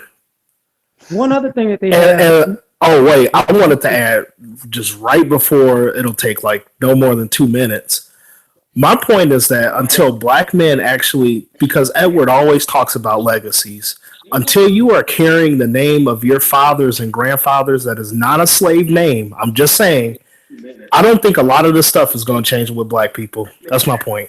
Because Edward always talks about one thing on the name of your fathers and grandfathers. The work that we need to put in. Some of us need to be those grandparents, and we're scared to put in that work. Because some of us may not be the person who gets the check written. You might have to work to be the person who writes the check when you're 60. And the question is, are you willing to do that, or are you just going to wait until you're 60 and say, y'all on your own, just like some of us have been told that we're on our own? So you can't have it both ways. Either you're going to produce the legacy to pass it down, or you're going to shut up and not produce one at all. Because if you don't have the resources, you're going to have to build them some way or another. You do work. It's got to start somewhere. Yeah, but you got to realize in the African American community, they don't even want to do business with you. They would rather give the money to the white man or somebody else because they don't want to see you shine. It's because you don't have a culture. Yeah, there's no culture. But even my point about the previous point, I just want to add this. Is black people don't speak their own language. They don't have their own surnames. I mean, it's very difficult to work with other people who you have no actual connection to. I'm just saying. Guess what? Mexicans don't speak their own culture and they don't have their own surnames. Asian people come to this country and change their names. Africans come to this country and change their names. But they have a homeland. But they come with a culture. They do. They do come, and they can go somewhere. Where are we going? They got a homeland. Africans can go back to where they came from.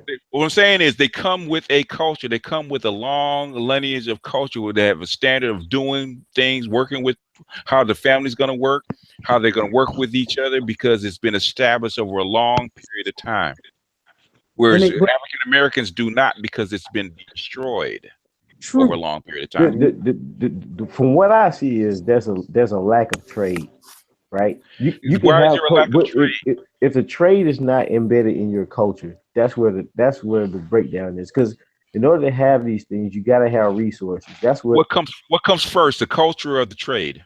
The culture. The culture comes Right. first. The trade, but the trade policy has to be embedded in the culture. Well, the thing is, you have to develop with the culture. If you don't have a culture to embed it in, what happens to the trade thing? It fades away. It breaks down. It becomes dry. It breaks down. You can't. If you had, would you if a building, would you put valuables in a building that's falling down? Not at all. You would do is you fix the building before you put stuff in it, right? No, not really. You some will opt to destroy the building. Really? You wouldn't fix. You wouldn't. In other words, would you put culture is the building, trade, family, all that stuff goes inside of it. If the building is broken, what happens to the stuff inside? It's going to get corrupted. It's broken. Yeah. It's like everything else. That's what you're dealing with. You're dealing with a broken culture, which is something that Monahan was trying to fix 50 years ago. They have been trying. They've been trying to fix it for 100 years. Okay. Huh? Well, I'm gonna let you finish. I want to ask one thing about the building. Does the building have to be physical? It's a metaphor. I know. I'm just saying. When you say a building, does that building have to be physical? I'm giving you a metaphor. Because we live in a culture where not a culture, but a society or era where you can facilitate trade and it's not physical. What? Okay. Let me stop you for a second. What is the reason that one black man cannot work with another? Jealousy. Respect. The culture of saying black men are shiftless and useless that America is. The lack of respect. The lack of trust. It doesn't have to respect the guy to do business with him. It's lack of trust. Right. In order to trust somebody, you got to respect them, right? You have to have some kind of respect. No, you don't. Do you respect Walmart? You have to understand them. But do you respect Walmart? And how much money I do you respect them because they have a reputation for low prices. Exactly. So if I want to get the cheapest price, they have a reputation. They have a culture that you have. You don't have to respect it. You don't have to respect the person if you trust them. If you invest with them, you don't get your money back. You don't have to respect them at all. Yeah, because how many of these people have you trusted and you invested and lose all your money? I don't mean respect as in the one where you can slice it where you highly value it, but respect as in you recognize it for what it is. Okay, dude, you need to go. Go start with my culture videos, okay? Because the thing is, we take the whole hangout. We're trying to explain culture to. Start with the culture videos. Go to the Monahan report because God knows how many videos on culture. It explains it. I'm using a metaphor to explain something greater. Just like okay. Let me ask this then. Let me ask this then. Real quick, 1 minute, man. 1 minute because we got to go to something else. Is it possible to have the trade without the culture? No, it's not. That's all I'm asking. All right. Let me get this 30 seconds real quick. Look, the reason why he's saying that, if there's no trust in the African. No, we're not gonna do that. LAR said 30 seconds. I'm gonna let you get 30 seconds, and we're gonna go to Mike because we got something else to discuss. Okay. Got it. This country is in like $17 trillion of debt. But for some odd reason, we trust that white people to get it together. If black people put this country in $17 trillion of debt, we'd be considered incompetent. That's because of the reputation of quote unquote respect and trust. Change the culture, change the perception of it. Let him finish, please. That is propaganda. But when you change the culture, you change the perspective of your respectability of the situation. That's all I'm saying. Okay, now Arthur, you can speak. I lost my stuff back at the black college. Okay, there's somebody kept jumping in. No, it's not. No. What all I was gonna say was, y'all basically covered it. What I was gonna say, but I guess you could even say here. That's the reason why a lot of people don't like giving back to their universities. I went to a black school also, and it's the trust that money is going to be properly placed. Yeah. Yep. And the white schools are better because the college I went to is near a white school also, a very, very prominent white school, but I've been told they've had problems too. But because their alumni gives, and like you guys said, because it has such a big sports program, they have the money and resources to cover up all the dirt. That's all I was going to say. Yeah. Okay. Yeah. All right. Now, one thing. 30 seconds, real quick, because I'm going to something else. 30 seconds. Yeah, when it comes down to the trust, you got to realize if you open up a business and your own people don't trust you, who's going to buy from you? Use exactly what I'm saying. That's how come you have to go. That's how come I came to YouTube, because I had to figure out what the fuck was wrong. How come black people couldn't take simple instructions and simple ideas and simple solutions and basically replicate them and be successful with them? And it's because the culture is fucked up. Yeah, like it's like, think about it. Look at. You can blame hip hop for that too. Because it was like, long before hip hop. Long before hip hop. Yeah, but it's escalated now. Like that basically insinuates whatever goes on in basically in culture. So like you got battle rap. I understand. I understand you want to talk about it, bro. But yeah, what I'm saying is we can wrap up. Mr. Vincent, you're on.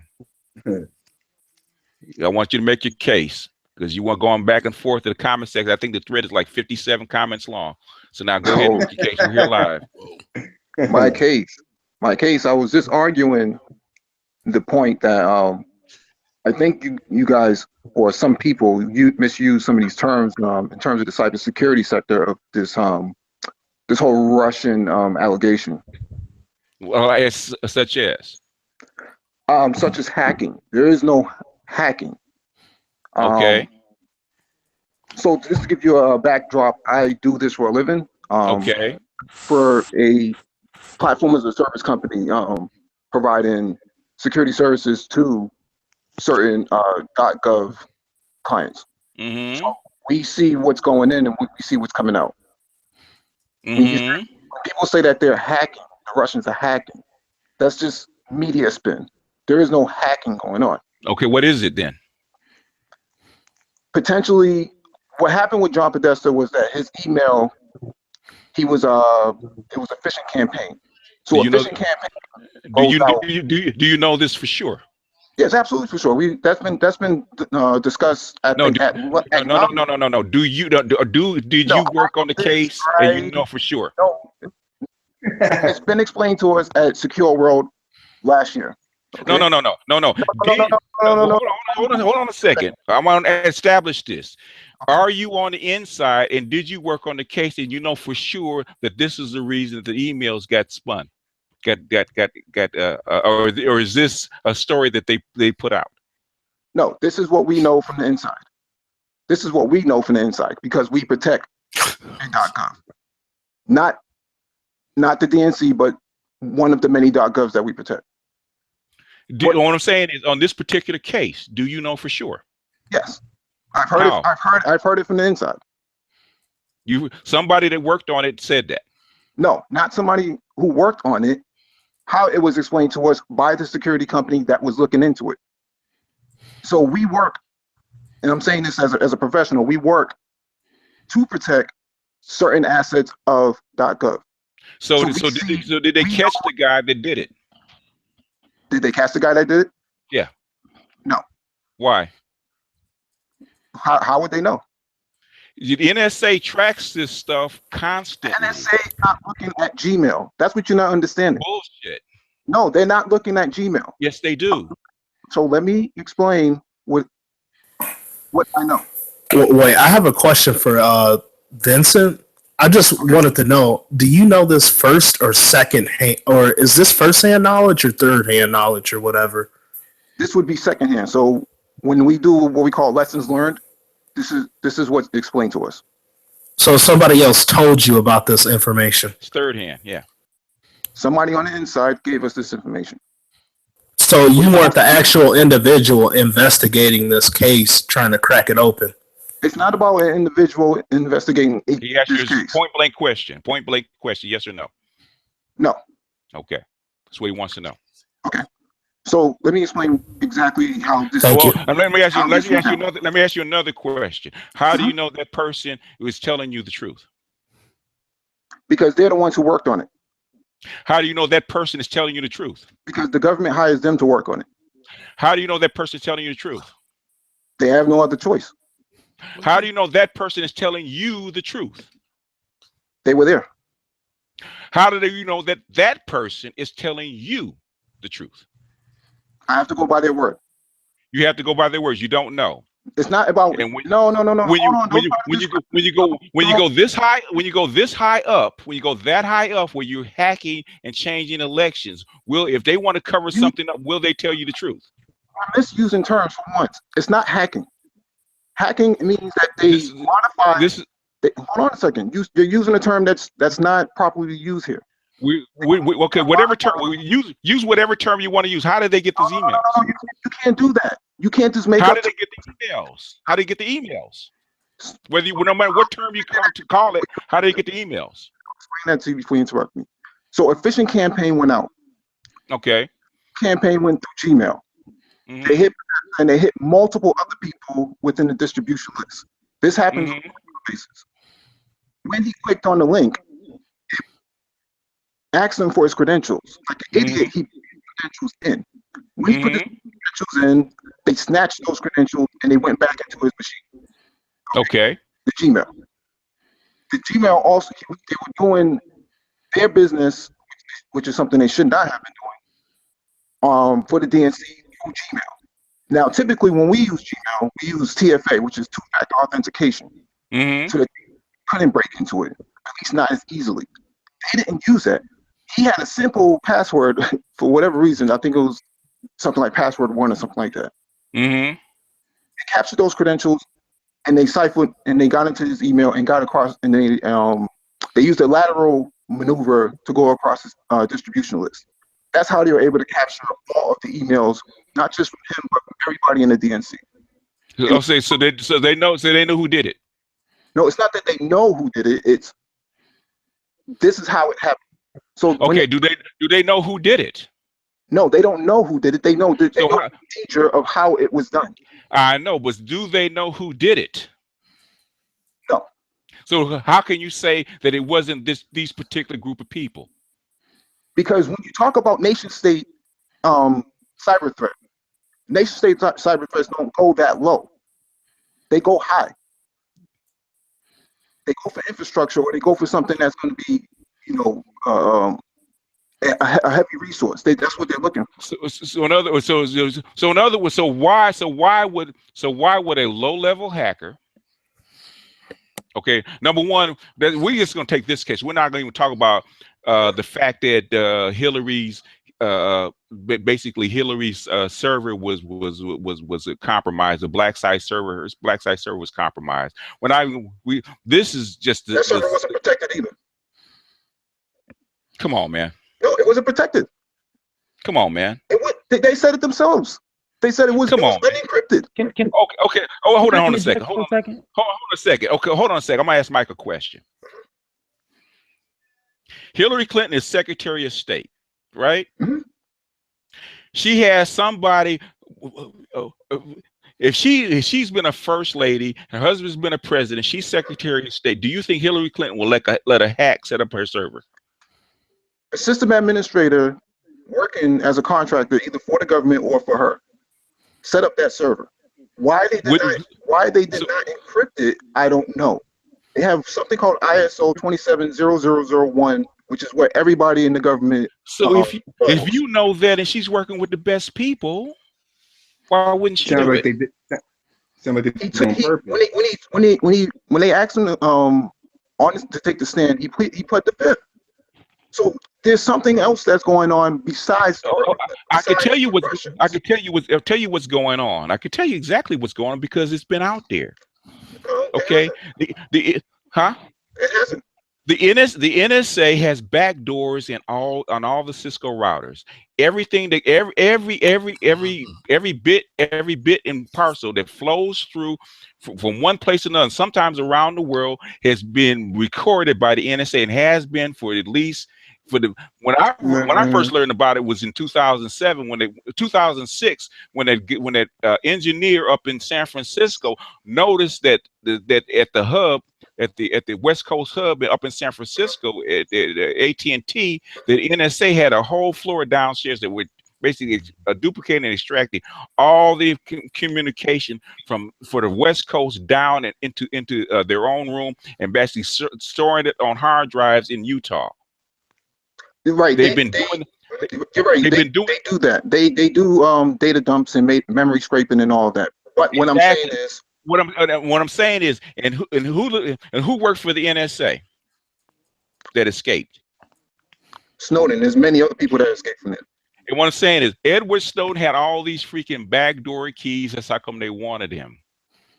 He had all the. He did all the data dump. It wasn't the keys. It was the data dump. It was the records that he had. In other words, how do you get into the back doors of all these computers?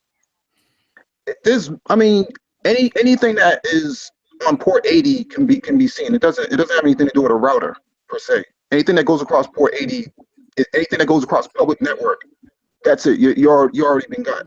In other words, if the NSA can get into any computer in the United States, any cell phone, any computer. Sorry, go ahead. Can they not? No, I'm not saying that they can't. I'm saying that's not typically the procedure. So any data that I'm not saying what the procedure is. I'm saying that do they have the ability to do it? For the most part, yes. In other words, and if Edward Snowden gave the Russians and the Chinese the ability to do it, why come the Russians couldn't simply do the same thing if they really wanted to? Nation states already have that. Huh? Nation states already have that capability. If they already have it, how come you saying the Russians couldn't have done it? Because it's too low level, is what I'm saying to you. It doesn't matter if it's too low level. There's no such thing. It is. I work in cybersecurity, so I'm telling you. What I'm saying is, in other words, okay, why would a T3? Okay, hold on a second. Listen to me, Mike. Listen to me. Let's make some common sense. You're an IT professional, right? I'm an information security professional. You're an information security professional, right? If you can get into it, would you, if you wanted to get into a server or something like that, would you take the hard way or the easy way? You take what's called low hanging fruit. So you take the easy way. You take the easy way. So if there's low hanging fruit and they can get in by whatever means necessary to get the job done, why wouldn't they? I'm not saying that they would not have done it. I'm saying this is too low level. Nobody in information security believes any of this stuff. That's why if you notice, CNN, MSNBC, none of the mainstream media will ever ask a security professional to come on. So in other words, it was the same guy. So in other words, it's an accident that got in the Hillary server, right? It's an accident, right? No, it's not an accident. What I'm saying okay. In other words, the Hillary server was unprotected.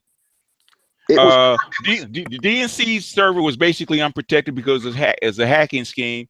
The 65,000 emails that was on this laptop computer got dumped. Basically, not dumped, but got discovered. By whom? It could be. Let me explain it like this. We have what we call cyber gangs. They're basically contractors for hire. They do multiple things in order to make a profit. Those emails were profitable to somebody, not necessarily a foreign adversary. You understand that? So, let's say, for example, many websites get defaced every day. We see it, and they get defaced by low-level hackers who want to reroute traffic. And what's up with your mic, man? Who are you speaking to? I know you, Mike, because you're blogging, you're flanging in and out, man. So I think I'm on Wi-Fi. I have two quick questions for Mike. Let me Okay. 2 minutes, man. Finish up, because you're getting way into the weeds. No, it's not way into the weeds because you're in not. other words, you're talking to lay people. You're getting way into the weeds. But let me finish. Many of these you have these cyber gangs that go around and they contract for hire. They make money this way. Going after some, political person's emails is very, very valuable to many of the nation. Many would-be people who want to know what's going on. Nation states already have this access. So if they wanted to expose, hello? We're here. We're listening. Right. Many of these cyber gangs make their profit off. So whoever whoever was willing to pay for this may or not have been a foreign adversary. Because nation states, if they wanted to, they can get it themselves. If that makes any sense to you. Nope, it doesn't. But Can go ahead and ask your Well, question. no, I was. Go ahead. Ask your Yeah, question. yeah. Number one, how do you not know, or how would you know that the Russians couldn't have paid for these low level guys? And number two, I just had it. I forgot, but I'll come back to it. Go ahead. We'll deal with number one. Answer the first question. I didn't hear the first question, so go ahead. He said, "How do you know that the Russians themselves did not pay these low guys to do it?" And number two, why would the Russians risk a state level attack to ruin the elections when that was set off alarm bells around the country? Those are my two questions. So the Russians already have access to just about anything they want to get from any other nation state.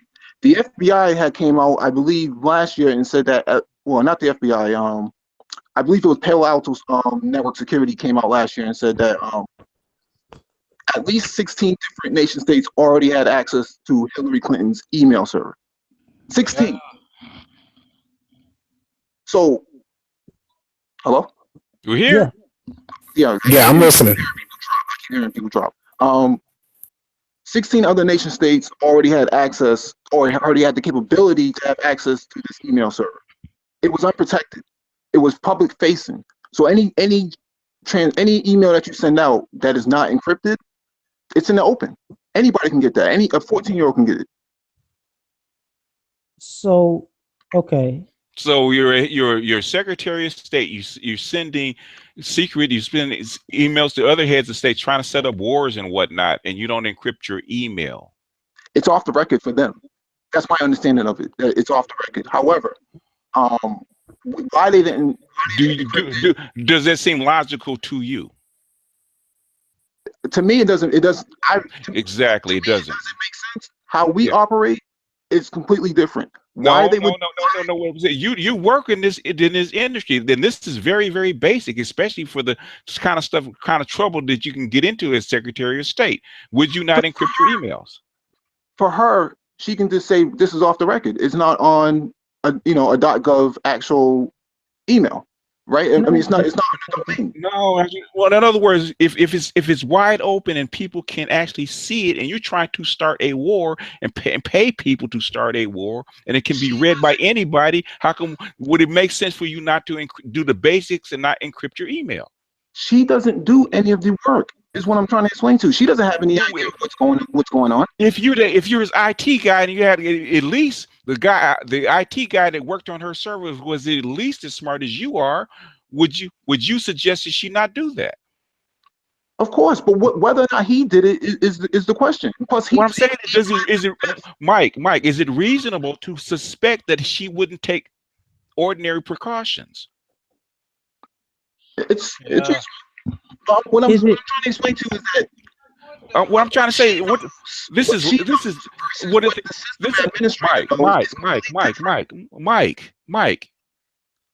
Go ahead. It's like going on a long trip and not putting gas in your car. It's just common sense. It's like common sense because you dialogue and you debate these things all the time. I'm saying from this, you would be. But we're not talking about a regular person. We're talking about a high level international. She's not the only one. She called Colin Powell himself and asked him how to do it. Colin Powell told her how to do it. Here's the thing.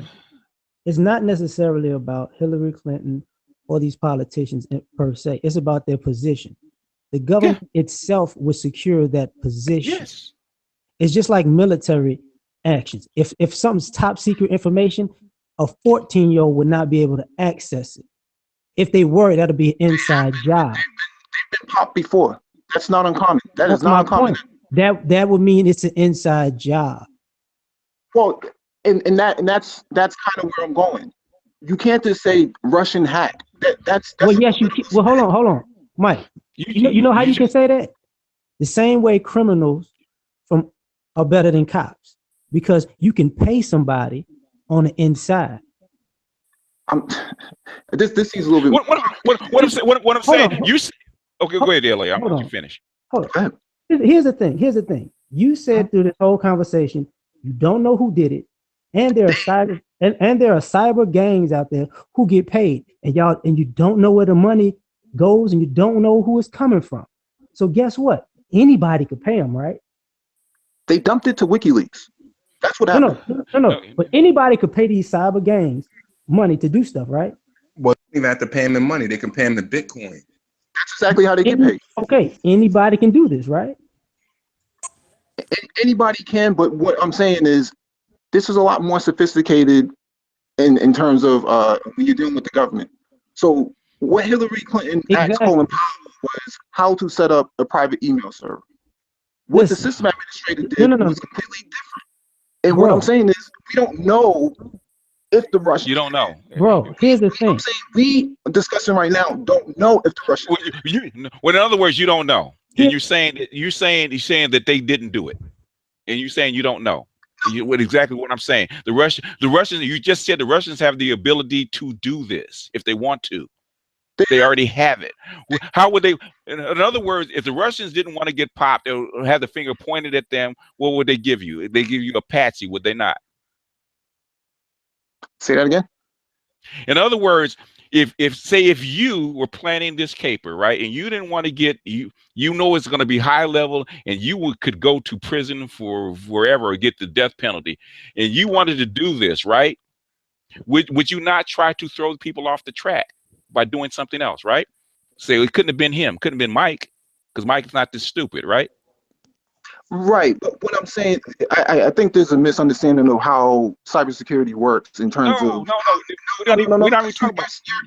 You're spinning conspiracy theory now. What I'm saying is, when a nation state attacks, they go straight for the top. When cyber gangs attack, they work in levels: level 1, level 2, level 3, level 4, and level 5. What happened to John Podesta and what happened to Hillary Clinton's email server for level 1 and level 2 attacks? Because they were basically out in the open. Even you can go on. You're flanging on your mic, man. You dropped. Wait, but the question kind of goes back to why would the Russians attack top-heavy targets during a United States election, which can almost be interpreted as an act of war? I'm just saying. They do it every day. The United States does it every day. Yeah, that's the difference. The United States does it every day. The United States has a navy the size of everybody else's navy combined. The United States has an army. When have we committed cyber attack during a democratic election process? I'm just wondering this. Hold on for 1 second. Let me just get this off my chest. Go ahead, LAR. Go ahead. Who attacks the United States at the top? Who? Just about all nation states do. They attack this nation at the top. The Chinese have done this several times. Just answering LAR. What I'm saying is, in other words, you said who benefits from taking out the DNC and taking out Hillary Clinton? Who benefits? The deep state. The deep states. Who else would benefit? The Russians. The Russians. Well, not just the Russians. You have the Chinese. You have the Chinese don't care. The Chinese do not care. The Chinese were indifferent. Yeah, the Chinese like the Clintons. No. We see Chinese actors every day targeting .gov websites every day. I know, but who would benefit by dumping the emails and making it public? Just about anybody. No, there's only two actors. No, the Chinese have a very personal relationship with the Clintons. Yes, they do. Yeah, but Bill Clinton knows about half of the people in the Politburo, man. They don't have any money. So, okay, let me ask you a question, Mike. If the emails got dumped, and basically influenced the election, which is they were supposed to do, who are the two suspects that you would look at first? I would be looking at the Iranians. I would be looking at the Chinese, because the objective was years ago was to attack the 7 states or 7 countries: Iran, Syria, Iraq, Lebanon, Somalia, Sudan, and Libya. Wait, I think I understand his point. He's saying based on the level of frequency of hacks and targeted cyber attacks from these countries, that the probability based purely on statistical probabilities that these countries hack the most, that these countries are the most probable. Am I right? Right, your threat actor. Right.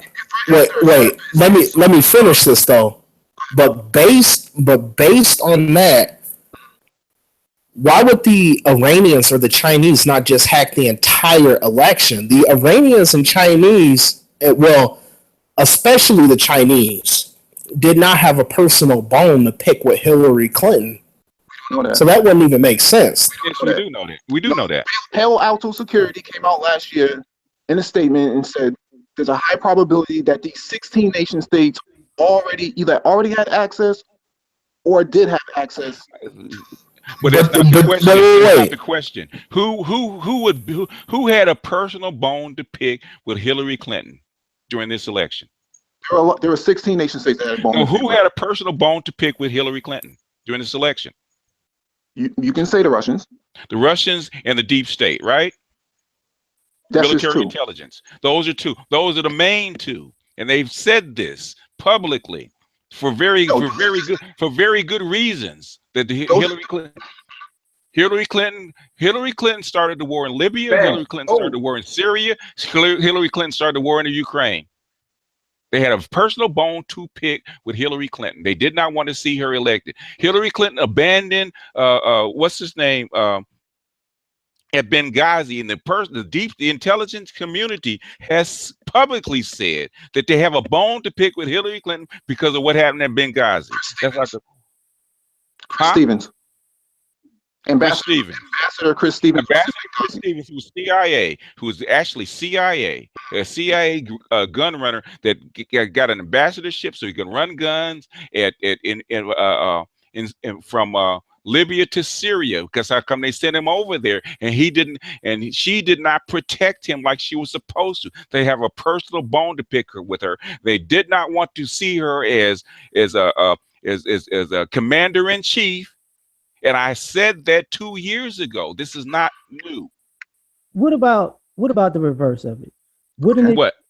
What I mean by that is, didn't it make sense when people talked about the Iraq War that the Bush father had a bone to pick with Hussein? Why can't that was not true? But I'm just talking about the way in the theory of motive goes. What I'm saying is, if you read the P9 documents, you know exactly why they targeted. Actually, the target was Iraq and Iran, because that's where China got its oil from. That's why they targeted those states. So the personal bone to pick. Now we know why Hillary Clinton, because the intelligence. In other words, the intelligence community has never really come out and done this to a candidate that, in my memory, ever. Well, she was also paid by the Saudis, by the Qataris, by the Jordanians, and by the Emiratis to for this campaign, because she did not win this campaign. They want their money back. The Russians and the two biggest people that could actually, there's three big, huge hackers in the whole in the whole globe that are highly effective. There are three big actors: the Americans, the Chinese, and the Russians. You had two of these groups. Nope. The Iranians are very, very strong. They're good, but I'm saying is, you got 1 million Chinese hackers, man. Come on. Yeah, you're right. Military. In other words, who are the top three? Who are the top three in military intelligence as far as strength? As far as strength, yeah, it's going to be the Americans, the Russians, and the Chinese. And the Chinese, exactly. Chinese didn't have Chinese are already ahead of the Americans. The Chinese did not have a bone to pick with Hillary Clinton, but the Russians and the Americans did. That doesn't matter. Yes, it does. When we're trying to piece together what's gonna happen, and I'm trying to put. You're making a big mistake when you say that. Why? Because we're not doing cybersecurity. We're doing politics. This has to do with cybersecurity, right? Because you're talking about how they got emails. Do they have the capability to do it? They have the capability, but that doesn't mean that they won't do it because they like Hillary Clinton. They don't care about Hillary Clinton. They can care. Yes, they do. No, they don't. Yes, they do. They don't care. Yes, they do. Yes, they do. They hit. Listen, the Chinese hit America. I know the Chinese, the Russians do. The Russians do. Let me finish. Do your homework. I do this every day. Sorry. No, you do cybersecurity, but you don't do geopolitical analysis like I do every day. Okay, if you think you know more, then that's fine. But so I'm asking you: do you have unequivocal proof that the Russians did not do this? That I don't think that they did. I have unequivocal proof that the Russians did not do it. You have unequivocal proof that they did. So you know firsthand. Yes, because Russians. You said you didn't know firsthand. Yeah, I know. No. I know he said. By the information that was given to me. Okay, Mike. Okay. But sir, that's not firsthand. That's not firsthand. No. Mike. That's not firsthand. Is you working on the case, seeing the information for yourself. We're not talking about the case in particular. We're talking about Mike. Stop. No. You hold on a second. You can't ask me to come on and explain and then tell me to stop. Well, we asked you to explain. In other words, you keep saying yes, the Russians are capable, and no, you don't know that they didn't do it. I'm trying to explain this to you. When Russian hackers attack or breach, they leave certain trails that are either Ukrainian or Russian. Chinese threat actors do the same thing. They leave certain trails that lead them back to being some form of Southeast Asian threat actor.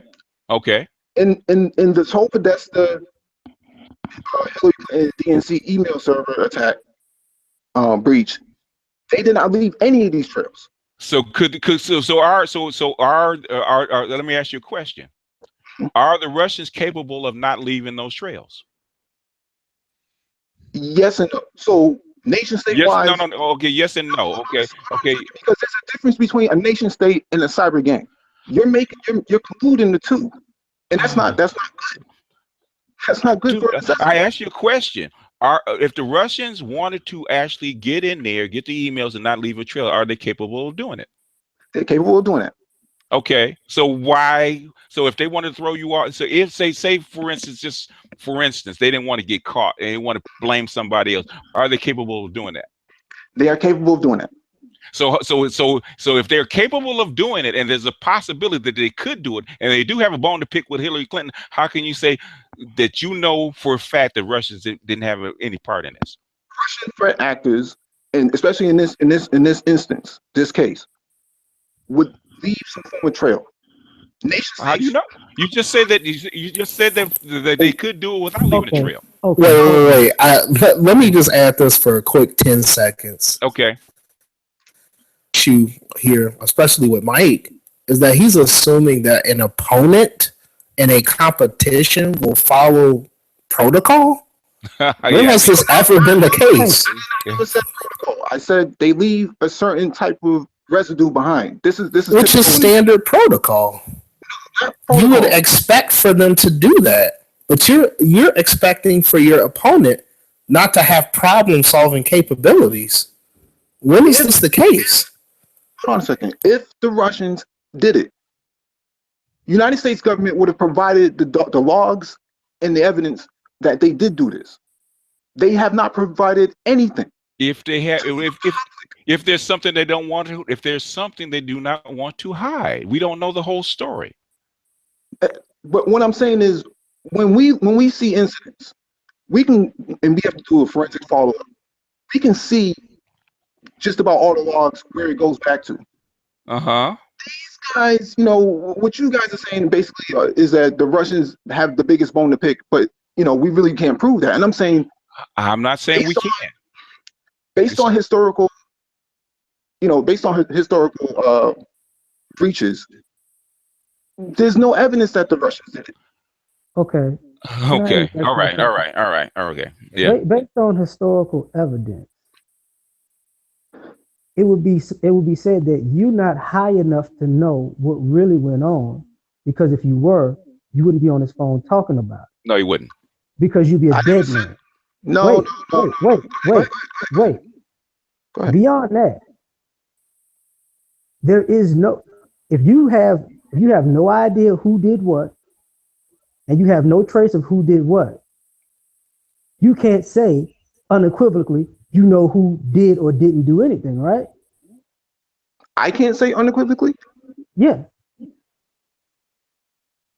I can say unequivocally, based on my experience as a cybersecurity professional in protecting .gov websites, I have yet to see any evidence that the Russians did it. Based on the evidence. Wait. That's like on Criminal Minds, like, and this is like like an analogy that I'm using, right? Like, this is the standard way that a murderer murders somebody, but we don't see this standard way that this murderer is murdering somebody. They use very different methodologies, but this person didn't get murdered because they didn't use the standard way to get murdered. I mean, what is your analysis?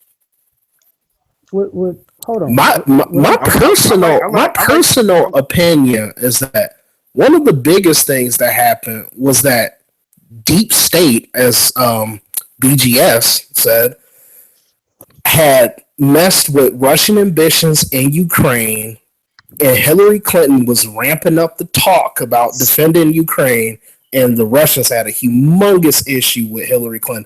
Now, my personal, because I'm not a cybersecurity expert, I'm not pretending to be that. I'm just saying there's some powerful stuff, and right now what you're telling us is that you don't know. Yeah, because the thing is, the way I do analysis, well, you defended it, but the thing is, okay, you told us that you don't know, and you based on the information you have, that it's not proven, and we're not saying. And then what I put up is information. It's not saying that this guy's right or wrong. Because when I say something personally, I say whether the guy's right or wrong. I put the stuff up because it's just one more piece, and I said I don't know who did it. You guys have heard me say it. There's only one or two people that I think that did it, right? It was military intelligence, the intelligence state that's here in America, or the Russians, because those are the two people that had most, the biggest bones to pick with Hillary Clinton as a candidate. And no intelligence, to my knowledge, to my remembrance, has ever weighed in on an election like this. How did Trump get elected? How did Trump get elected? Okay. Gerrymandering. Well, it's not even gerrymandered. Okay, the things you didn't have to gerrymander things. Okay. In other words, if you look at where it started, Hillary Clinton already had dogs on her tail because of what? Because of Benghazi, right? Yeah. Because of what she did as Secretary of State and whatnot, and the leaks that were coming from her email server, right?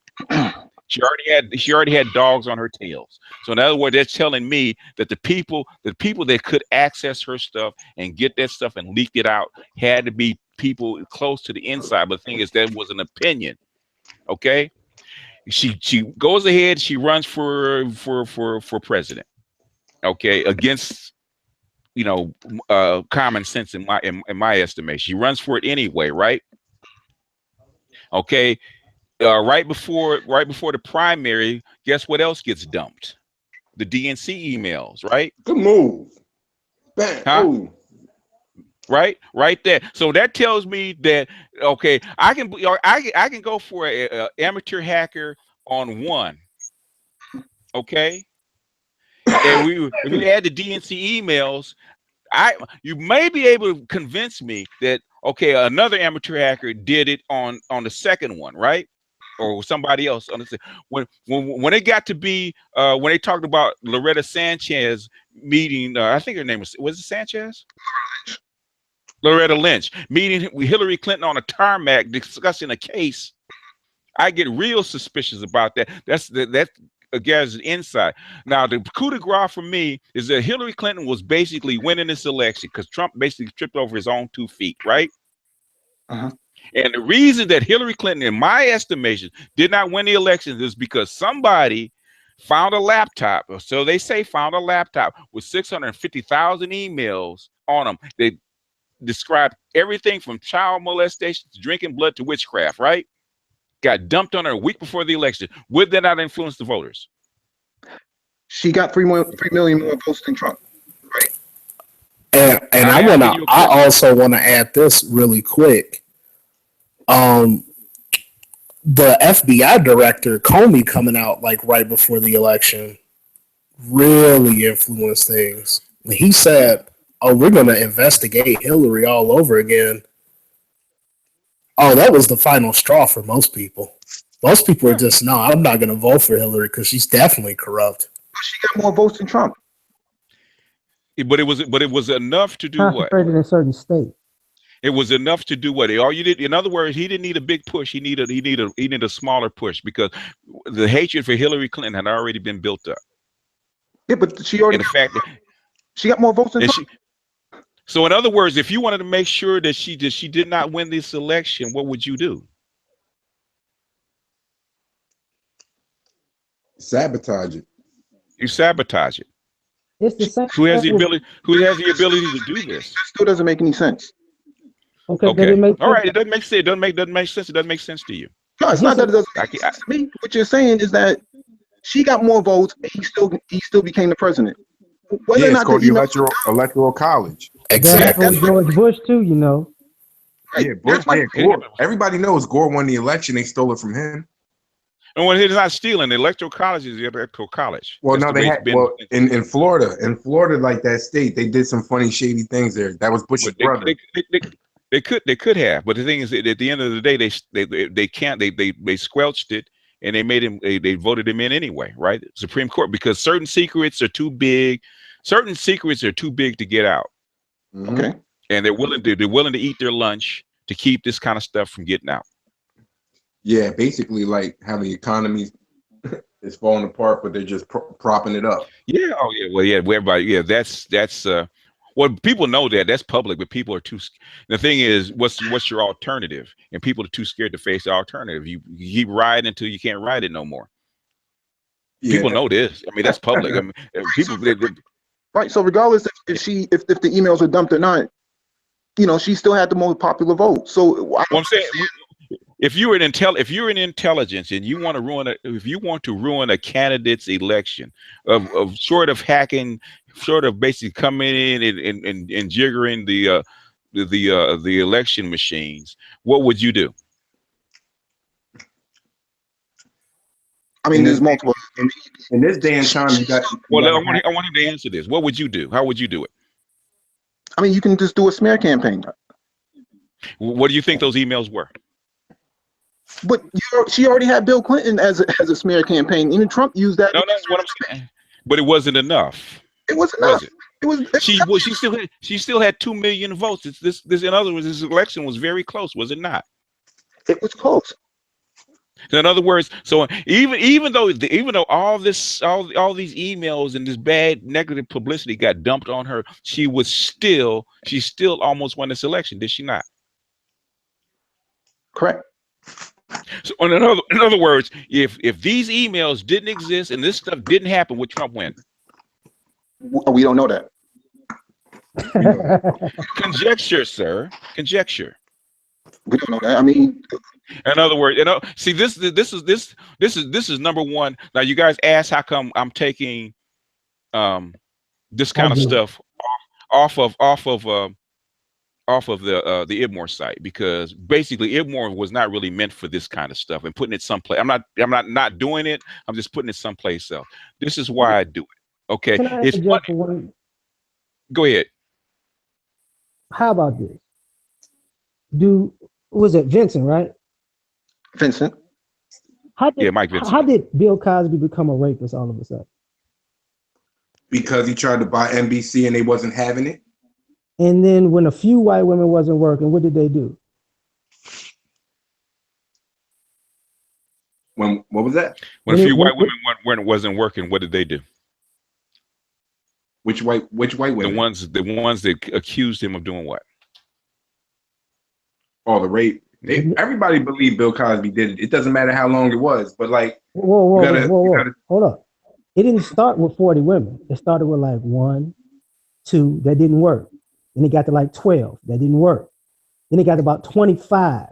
And then people were like, he's a rapist. Then it got to 40. And then they started changing laws and going retroactive. And then everybody said he must be guilty. And now what are they doing? they're dropping the cases left and right. Exactly, because he didn't do it, but he tried to. If you look at what Bill Cosby tried to accomplish at that time, you'll see why they wanted to stifle him. He tried to fight. So change that to Hillary Clinton. Pretty much. If you wanted to do it, whether the Russians or the deep state in America, how would you do it? If it would have been 1876, you would assassinate him. But nowadays it's more technical. You don't have to do that. You can get on that keyboard and do what you were saying. Exactly. Wait. Do the smear campaign. I actually respect what Vince is trying to do because he is trying to stay away from conspiracy. Mm-hmm. My thing is, he still doesn't really know who did it. In other words, you still don't know. Okay, Vince, I'm gonna explain to you why I put stuff up. I'm gonna explain to you explain why I do certain things, because a lot of people do not understand. This is for people that are listening. Okay, a lot of brothers here on this forum asked me to do what? Give them information, right? In other words, BGS, how do you do what you do? Teach us to do how to do what you do, right? Am I correct? Correct. Okay, so I'm not doing this to make people mad. I'm not doing this to make people upset. I'm doing this because you say how can you know that 2 years ahead of time that Hillary Clinton cannot be elected? How do you know this? And it's not magic. It's following the breadcrumbs. That's all it is. Mm-hmm. That's all I'm doing, following the breadcrumbs. And you have to do what? Well, you have to make what? Assumptions, right? Mm-hmm. So in other words, if somebody said it may, so if Malcolm Nance come home, who's been what in military intelligence for 30 fucking years, he's writing a book, and basically he wrote this book on this at real time as it's happening. Do you read what he has to say, whether you agree with him or not? I agree with what he has to say. You read what he has to say. So me putting up a video doesn't mean I believe what Malcolm Nance says, because I believe it was American born that did it. But in other words, to go to the other side, see what the other side has to say, because what he says may be relevant. You put it up and you listen to what he has to say. Now, if I do it and my subs say that they want to get a peek into what I'm doing and thinking about and investigating in real time, I put it up so they can do the same thing. They can evaluate it. Now, you said it wasn't possible for the Russians to do this. That's what you said. I disagree with you. No, I never said that. I never said that. You said I'm spread. You said, well, what did you say? You want me? Should we go and read it back? See what you said. Read your original statement. Okay. Oh, this is going to overtime. Huh? So I'm gonna get out of here. Thank you for the teaching. What I'm saying is,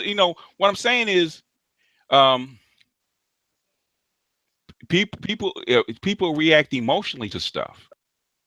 Mm-hmm. And you're saying an expert doesn't know what the fuck he's talking about.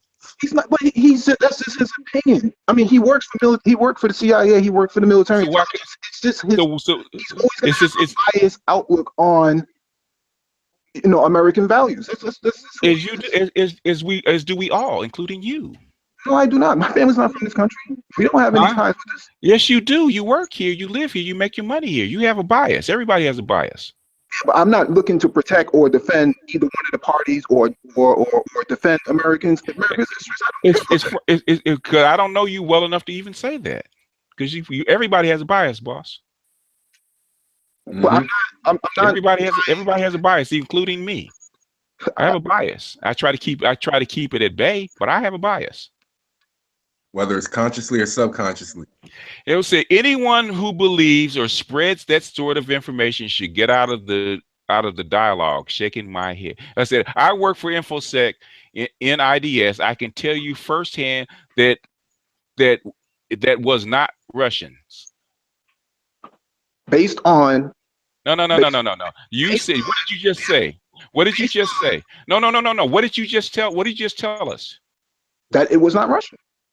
No, will you just tell us what you did not say? I said it's one of the. You said you didn't say that it wasn't the Russians, and I'm reading your statement.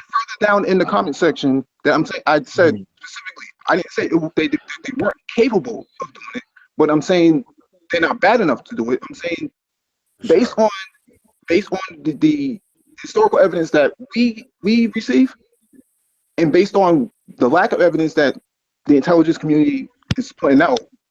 There's no if you said it was probably not the Russians, I could have accepted that. But you said it was not Russian. That's saying that you do what you know for a fact that it was who, not the who.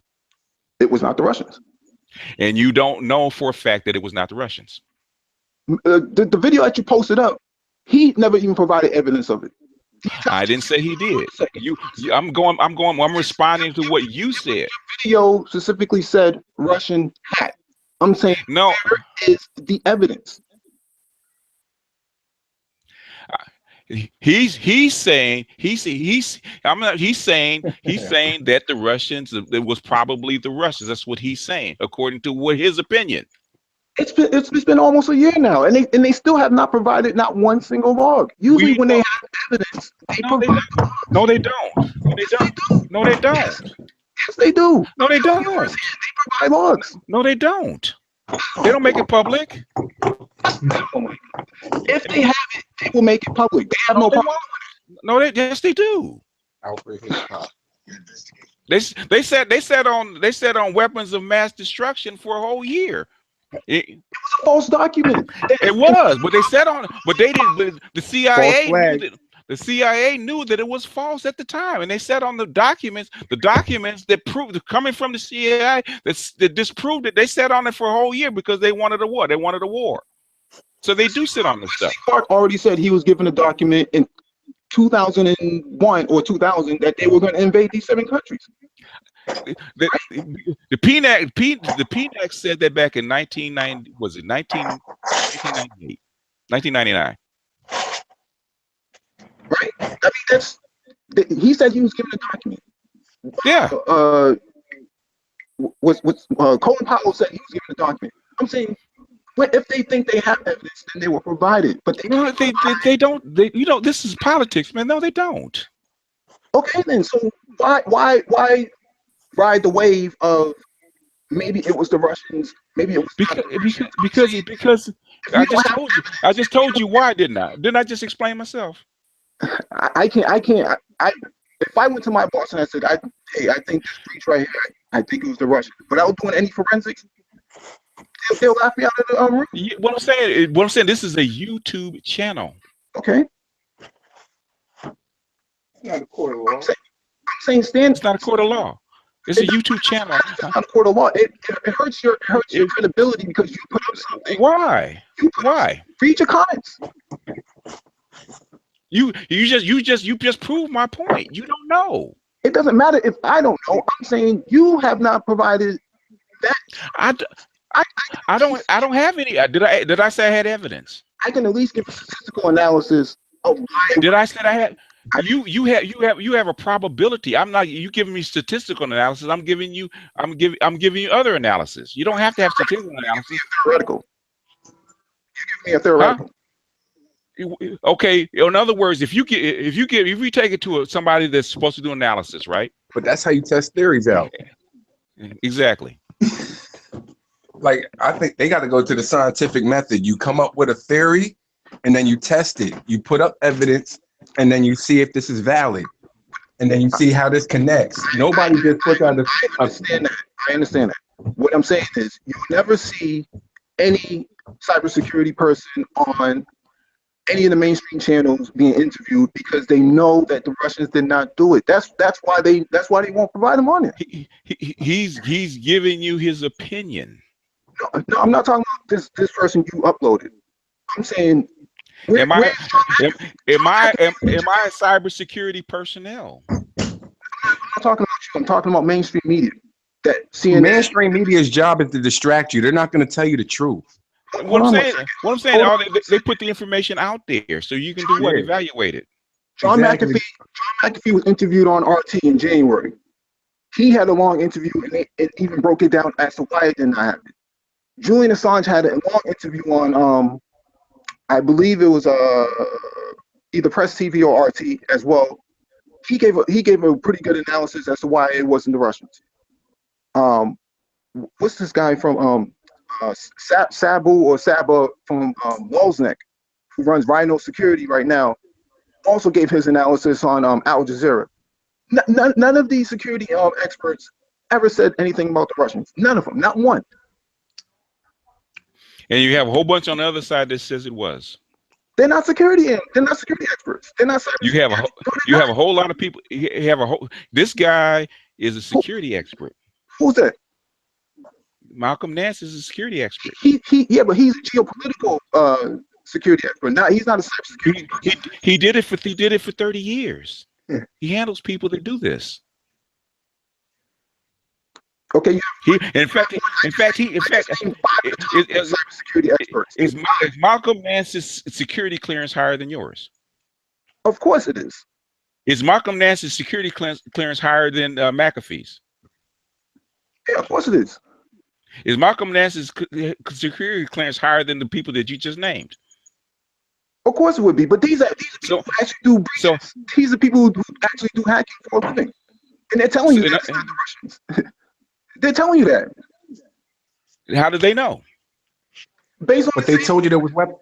Excuse me? Just like they told you there was weapons of mass destruction in Iraq, and everybody believed it for 7 years. That's what I'm trying to explain. Don't always buy into the idea that this guy. I'm not saying you.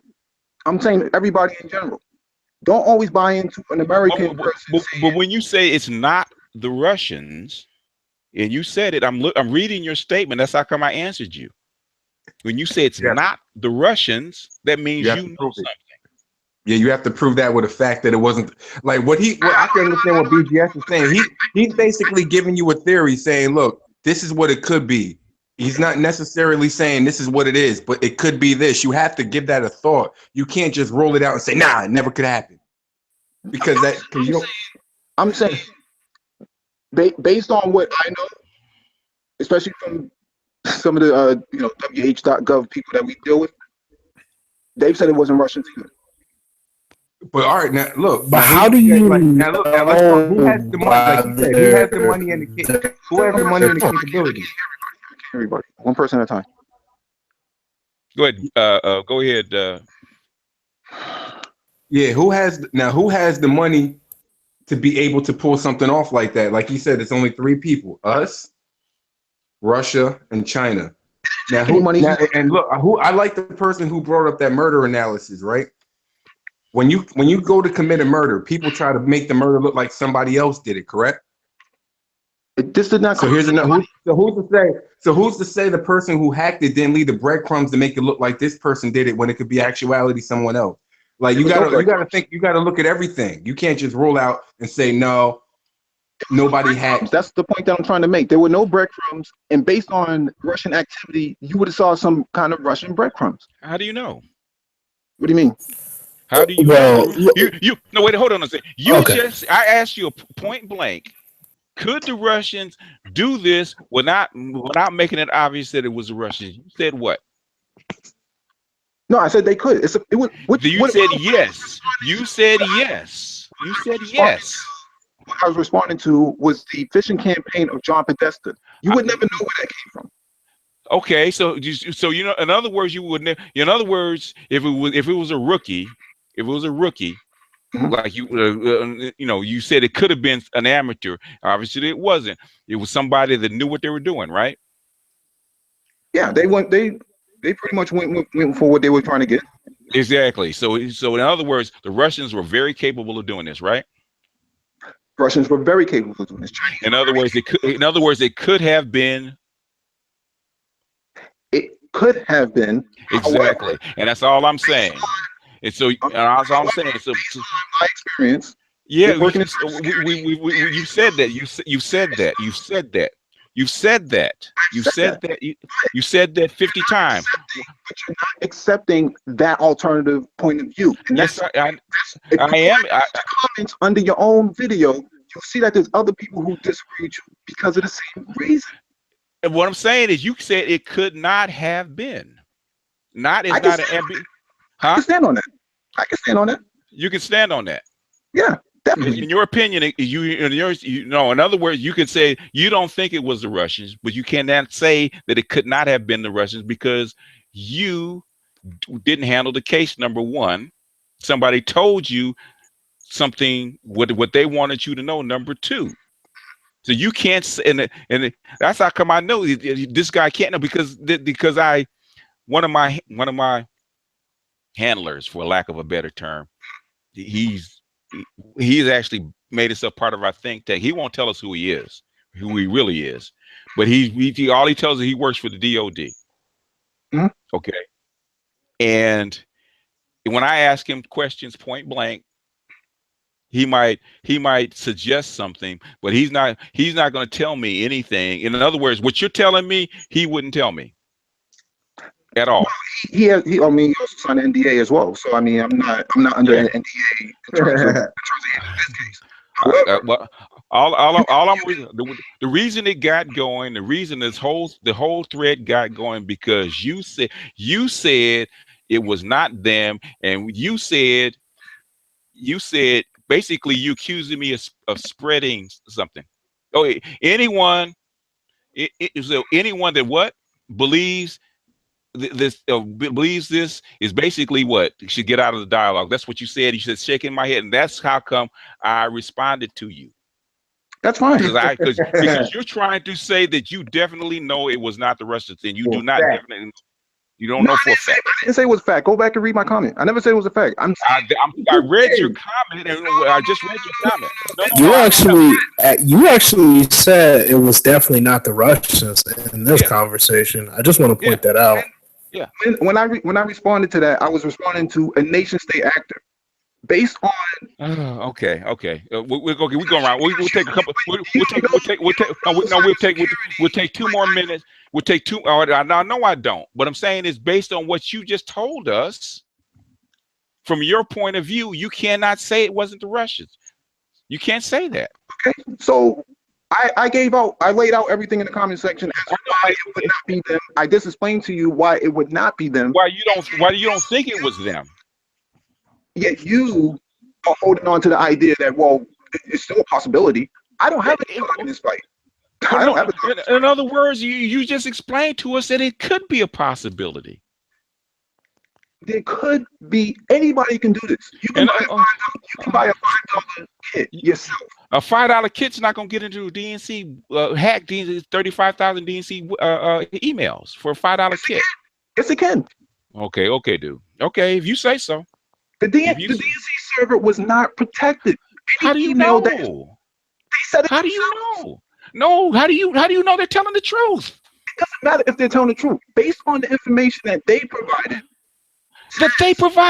How do you know they're telling the truth? They said specifically, this email server was not even encrypted. That's what they said. Come on. If it's not encrypted, then it's easy for anybody to get access. If I came to you and I was hiring you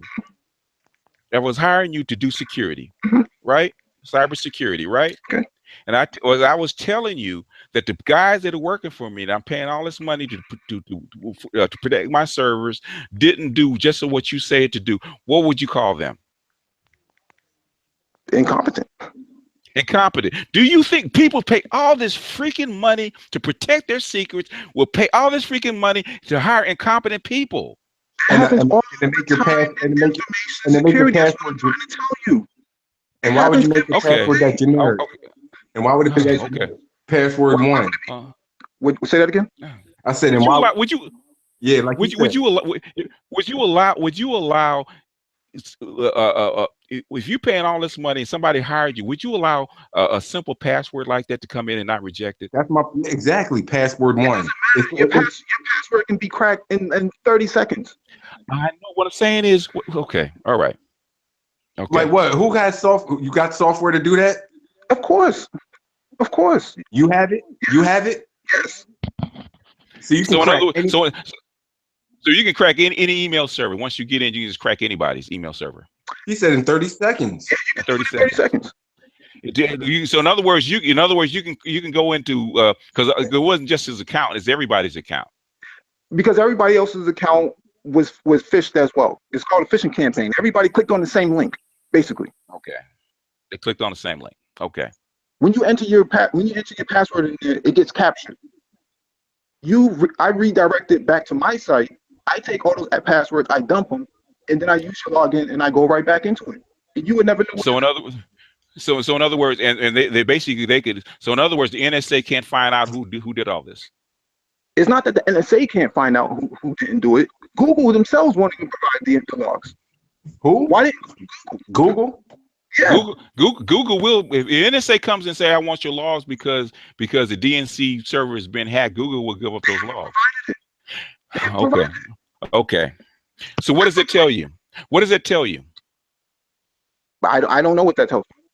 It tells you that they're hiding something. Yep. If they don't do something that's obvious, that it wasn't somebody, an outside actor. It was either inside job. It was as an inside job. Either inside job. I want you guys to understand that if it was a cyber gang that did this, he didn't say it's cyber gangs.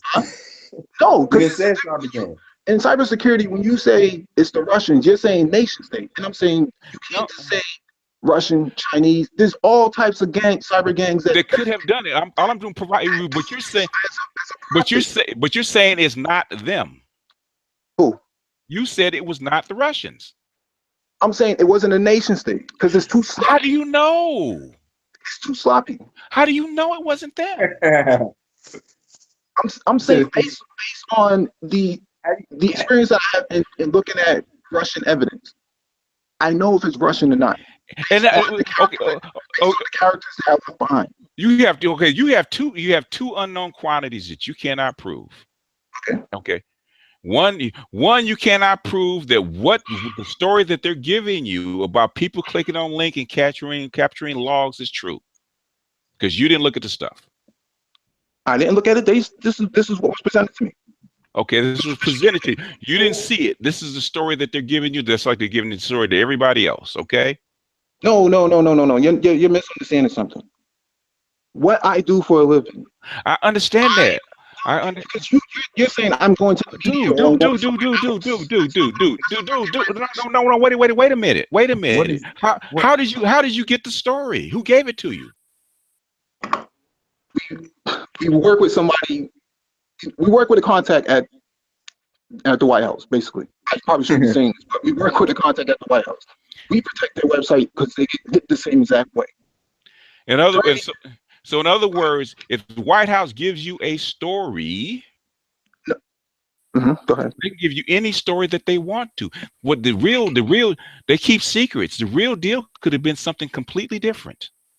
We had to during this whole Podesta thing, we had to go in and make sure that there were no breaches on our side from what we protect on their side, right?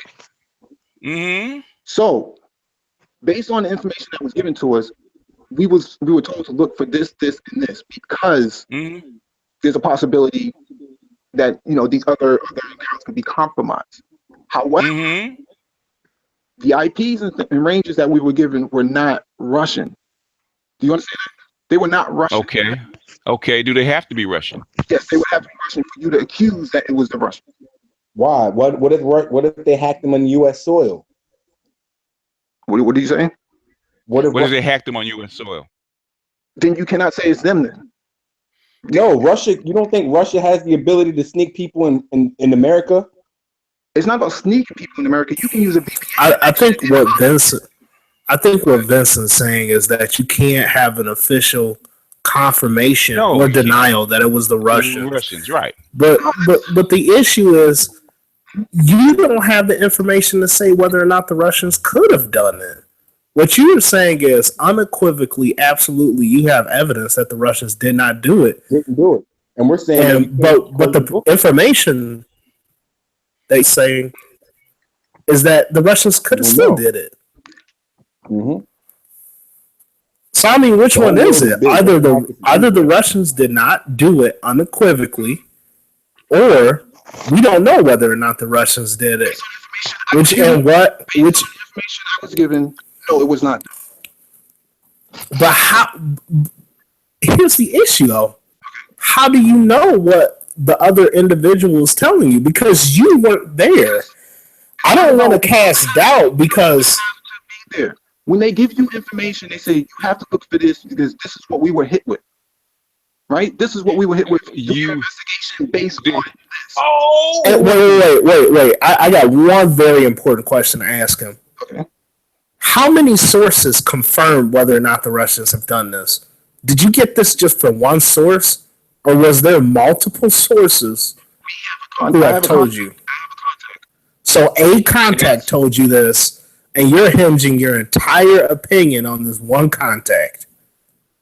My contact works in the .com. When a breach happens, they say, look for these ranges, look for this evidence. This is what we're looking for. So did you? If you find this evidence on your side, then it narrows down the results. That's what they're looking for. In other words, they're telling you what they're sending you in a direction that could be true, it could be not true. You don't know. Based on the evidence that's given to me. It's giving you. What's the key word? What's the key word in that? What's the key word in that statement? Information given. Given to me. Now, you get your information from blogs, videos, interviews. I'm saying based on the information that was given to me, no Russian IPs. In other words, when I give out information, I give out an opinion because I wasn't there. I never said you was, but if you. In other words, but the thing is, neither were you. I have better resources than you do. You do, but the thing is, that doesn't mean they're reliable either. Yours is even less reliable. I'm not. Wait. Yeah, like I just want to point something else out too. All your source can prove to you is that the hacks did not happen on Russian soil. They cannot say whether or not the what they can prove to you is that the hacks did not happen on Russian soil.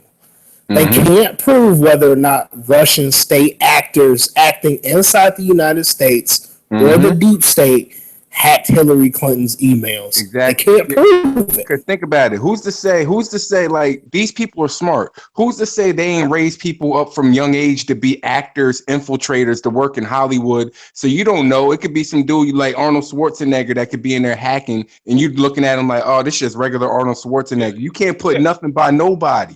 Yeah, and basically we're listening to you, and we're listening to Malcolm Nance, who says the exact opposite. Okay, that's fine. But what I'm saying is, so in other words, you cannot disprove what he said, and it's not true. Yeah, but I can. And basically, you're giving us your opinion of what happened. You don't know for a fact what happened. You are not a first-hand witness to that information. I understand that you got it from a reliable source. I am not discrediting your source, sir. I am saying that you got it third-hand, just like all of us got it third-hand. You were not directly over the case. You did not view the information.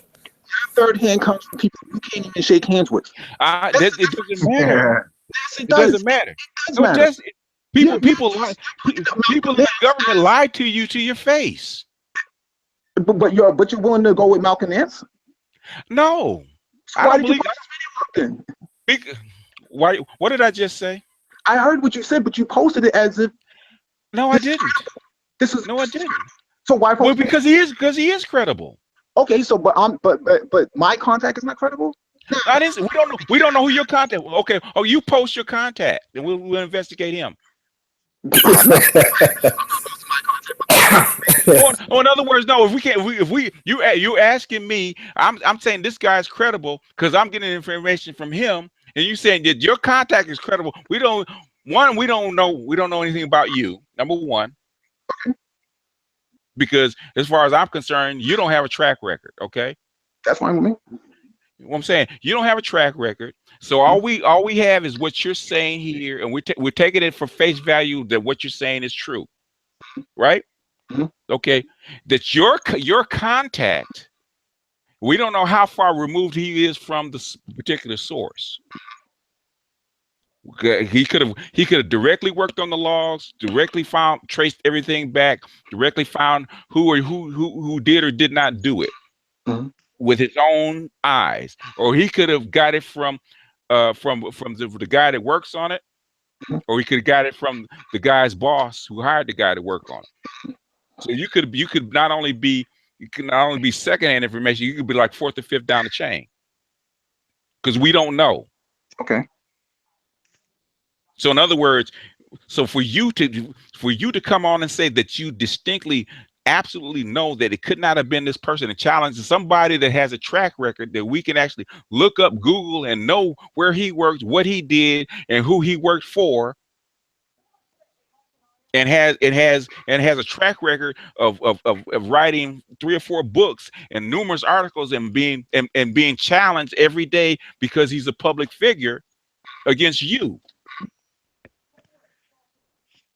Who would you trust? Somebody on YouTube or the guy that has a track record? I take the opinion of what I consider to be credible, not based on who what their roles are. I'm just saying. And we're evaluating what you're said, and what you've just said hasn't proved a doggone thing. Really? Yes. You say, we asked you point blank, could the Russians have done this and not have left a trace? And you said yes. And we asked you. Wait a minute. We asked you 2 questions. Did you work on the logs yourself and have actual evidence that the Russians did not do this? You said no. We asked you. Could the Russians have, if so, could the Russians still have gotten this information and not left a trace, or left a footprints that was them? You said yes. Those 2 things said the Russians could have done this, and what Mr. Nance says could absolutely be correct. Could actually be correct. Yes. He didn't work on the logs, right? Neither do you. And we're not talking about me right now. We're asking about Malcolm Nance. Well, but you tried to discredit that the Russians. No. You tried to discredit that the Russians could have hacked it. You're discrediting it. That says Russian hack. I'm asking, did Malcolm Nance work on Malcolm Nance on Russian hacking? In other words, he's talking. What is he talking about?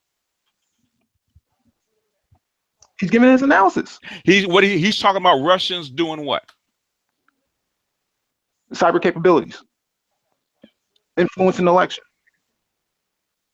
In layman's term, that is what? What do we call it? Hacking. No. In layman's terms, and if you polled everybody here on this channel, what would they call it? Because that's ignorance. That's ignorance. Oh man! Wait, is your issue with the term hacking? Is it because maybe this is an issue of semantics? Can I ask a question? Go ahead, brother. Go ahead, Edward. Ask the question. I want to know: is there enough I want to ask you to the dude that's like denying all this. Is there enough circumstantial evidence to warrant further investigation? Yes, that's what I've been asking. Okay, that's exactly what BGS put the video up for. We're not talking about what BGS. We're not talking about that. I'm saying. Okay. What's your issue? What's your issue with the video? What's your issue? My issue is that people are posting their opinion about hacking, and it annoys the crap out of me from a semantic standpoint because there was no hacking. They already admitted. Okay, so the issue was semantics. That's the question I just asked. About interfering with the United States election. First issue was hacking, right? The semantics of it. No, it's interfering with the United States election. Yeah, they may. Wait, let him answer, Edward. Let him answer. When you say the word hacking, then it makes it seem like it's something illegal. I'm saying there's no evidence to provide that the Russian. What term would you have used? Phishing. No. What term would you have used? You say interference. That's not hacking. That's not hacking at all. So in other words, if I'm posting this for lay people, if I'm posting this for lay people, and I say evidence Malcolm Nance or Russian interference, what would that mean to them? Hacking. No. What would it mean to them? What could it entail? Disruption. Hacking. How? Disruption how? Physically? It could be physically, it could be electronically, it could be spies, a million things. But if I say hacking, what do people think of? Computers. Computers. And that's a wrong. That's my point. It's wrong to say. It's wrong, but who am I talking to? I don't know who you're talking to.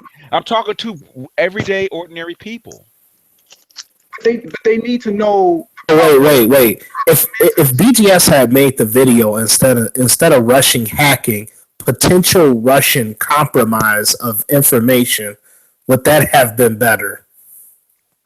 It would outline it better, right? Because now we can have a conversation about compromising of server, compromising of emails. We're not having that conversation. Hacking means you. So basically, your issue with semantics, because you're giving your expert opinion. I got it. You're a security expert. Not knocking you for that. There needs to be more guys like you who are security experts. Yeah.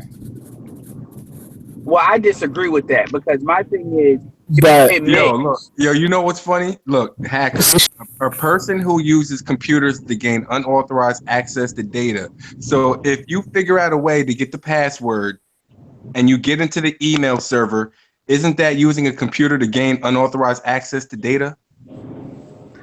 And we're using the definition, and I'm using the definition. I'm using the definition of hacker. You can go to Google and look it right up. Yeah, I mean, like if we're talking about anything digital, so if the interference is digital in nature, then to the average person that is hacking. It's been hacking since I got my first computer. I got my first computer in 1982. Commodore 64. They've been calling it hacking for so many years, man, it's ridiculous. And that's the common term. Even it's a misused term. It's a misused term. No, it's not a misused term. Wait. The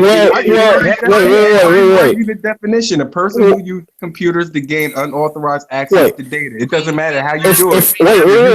If it is a misused term, then it's up to the experts to put it out for people to use better terms. In all my years, you're gonna have to write the Webster. You're gonna have to hit a Webster. You wouldn't use it, but no, it's not. I wouldn't use it. We don't use it. We don't. Right.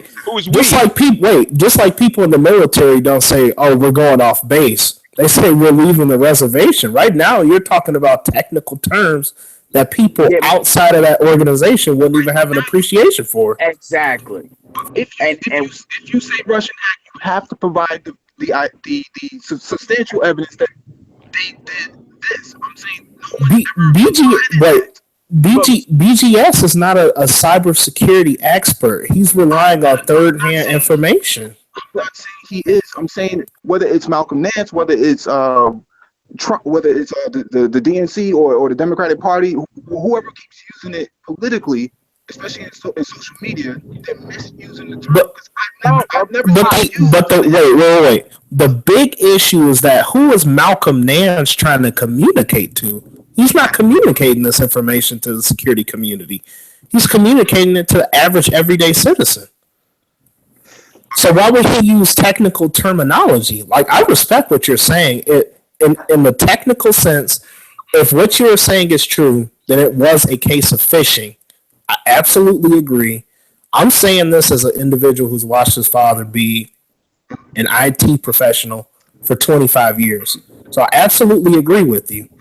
What I'm saying is, who outside of the IT profession is actually going to have an idea of what you're talking about? And plus, a well-designed server, especially email server, is supposed to have anti-phishing, right?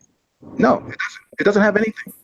It's supposed to, right? No, actually, phishing is one of the easiest ways to get into a highly secure. 80% of our okay, dude, but what you're not understanding is I'm gonna tell you something, and you're very articulate. So let me say that first before I make this next statement.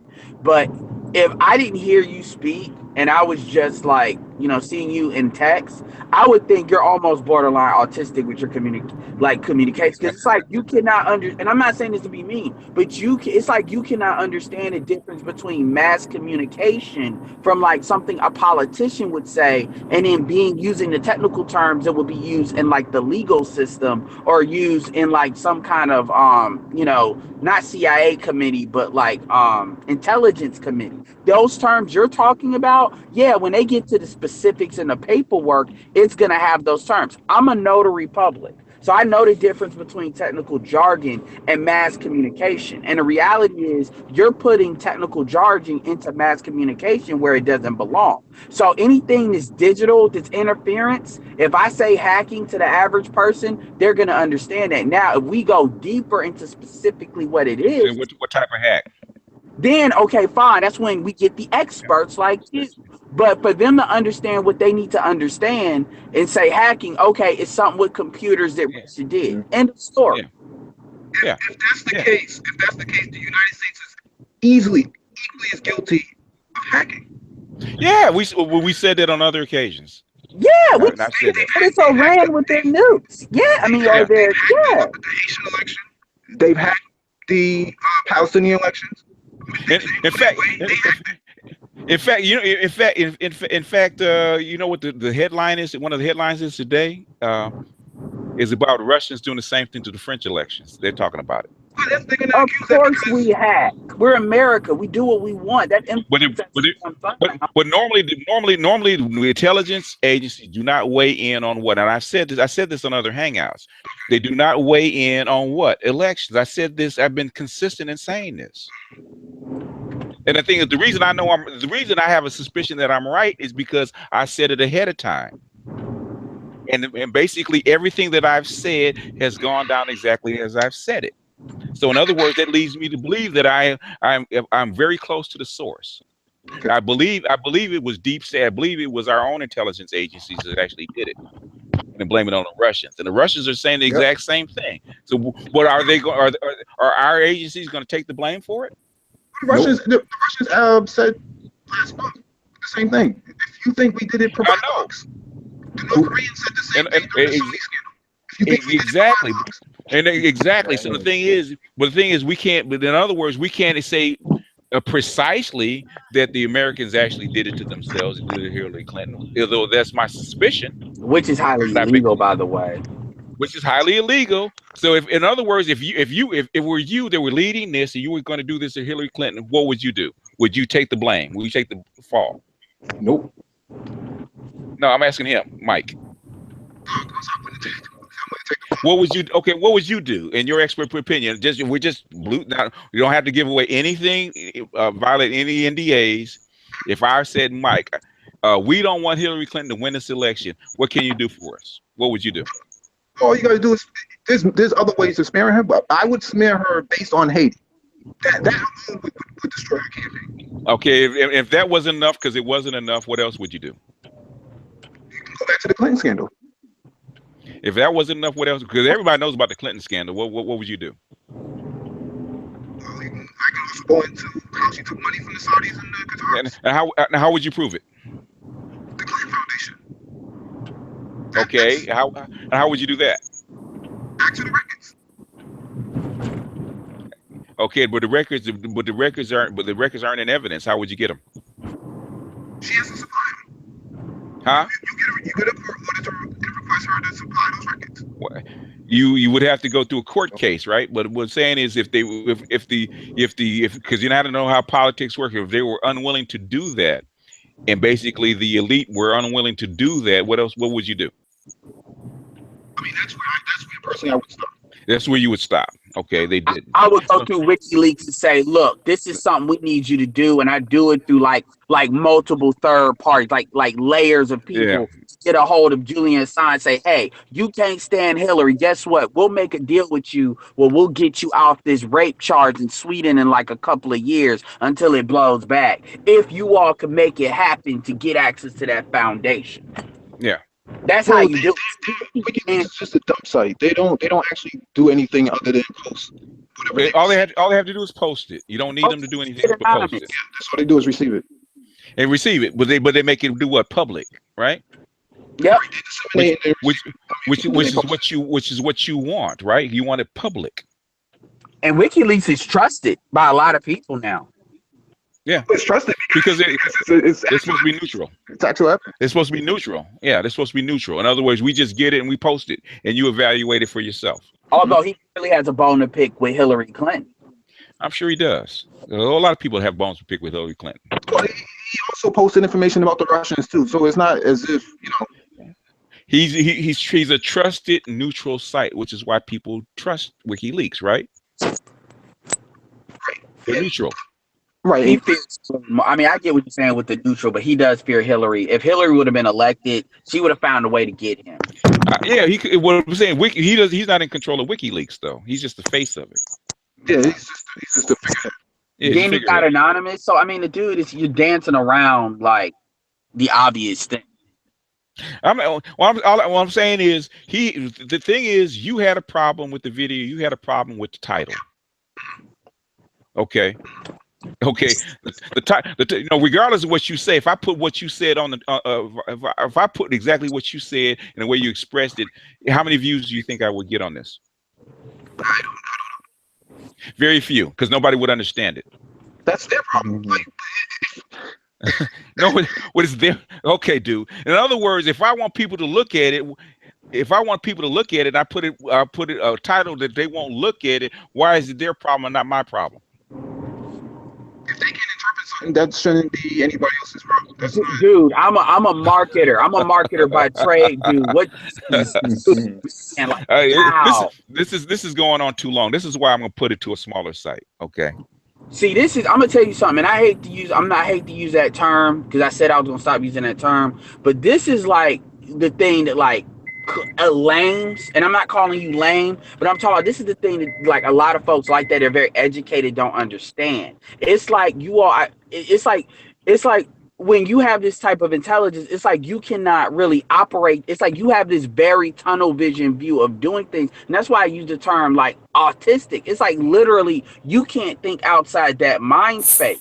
Information is useless if people don't engage in it. Well, part of the reason, and let me actually jump in. Let Duke respond, and then you might. And I'm just saying this is an aside from everything that has been discussed. One of the reasons why a lot of individuals are like that is because there is so much bullshit information. And this is nothing to do with BGS or anything to do with Mike. Just saying there's a lot of BS information and a lot of people going off of faulty information. You almost have to have that tunnel vision in the modern world to weed that kind of stuff out. So a lot of quote unquote lames operate on trying to get as near to the truth as possible. Now I understand what he's saying, but the issue is, and now I'm going back to Mike, the issue is you have to put this information in ways that people can process. I think like when you look at this kind of information, because it's just like anybody who's taken organic chemistry and looked at the TV show Breaking Bad, you saw in the first like 20 minutes that they had tons of errors with chemicals. This is not how chemical reactions happen. No. But if you're going to look at that TV show, you need to put that kind of stuff aside and actually look at what they're trying to convey. I get what you're saying. You had a problem. I absolutely get it. I'm saying this as a scientist that I absolutely get. Like, you get frustrated when people misuse information. What I'm saying is when people misuse that information or whatever, that information was not meant for you. It wasn't meant for you as a cyber expert. I respect your opinion. I'm just saying it was not meant for you. It was meant for the layman. That's my point. I completely understand what you're saying now. I went to Secure World last year, and this was a big topic. And one of the, on the panel discussion, one of the things that they discussed was that you have to be careful in who you point your fingers at inside, in terms of these breaches.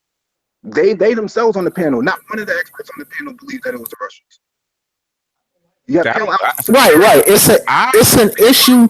It's an issue of legality. I mean, I understand that. But the standard that BGS is held to, he is not held to the same standard of legality as two governments pointing the finger at one another.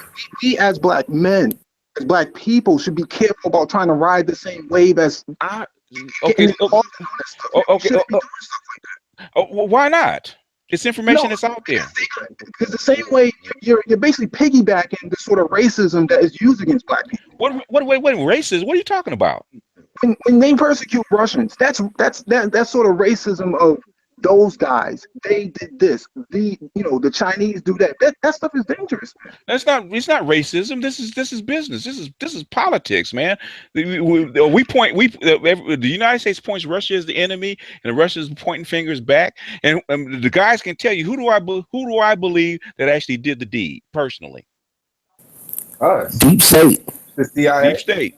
The CIA. What I'm saying, the intelligence agency. We don't know exactly who because they're all in on it. 17 of them. I mean, it's too many of them to really. They're all in on it. They're all in on it, basically.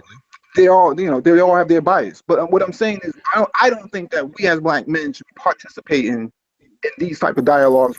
Why not? You think we should get the information as close to the truth as possible? In other words, if you're willing to provide your sources to come in and tell my guys exactly what went on, man, I will open up a platform. I will basically have a hangout 24 hours, man. If you're willing to do that. I don't know if they'll be willing to do it, but exactly, they won't be willing to do that because they will lose their jobs. You can go on meetup.com. I'm on there, and you can go into any one of the security meetups. I'm there every week, and you can come and have an open panel, open for discussion. We do this every week. In other words, from because I've been tracking this. I've been tracking this stuff and studying this stuff geopolitically, man, since 1994. I've been tracking this stuff for a long time. The reason that these hangouts are so popular is because I talk about stuff that nobody else will talk about. And this kind of information we do need to see. If Malcolm Nance says something, he has expertise, we have to take into consideration exactly what he's saying because everybody else is. So us being careful. We're not babies. We should be. This is shepherd training. This is not sheep training. You should be able to evaluate both sides of the stories because I've given my side about the deep state of basically the intelligence community doing this, and that's who I actually believe that does it. Mm-hmm. But we have to give the other side too. And we have American intelligence saying that it's the Russians, so we have to look at that. We don't have to believe them; we have to look at it. And he's a credible source. Okay.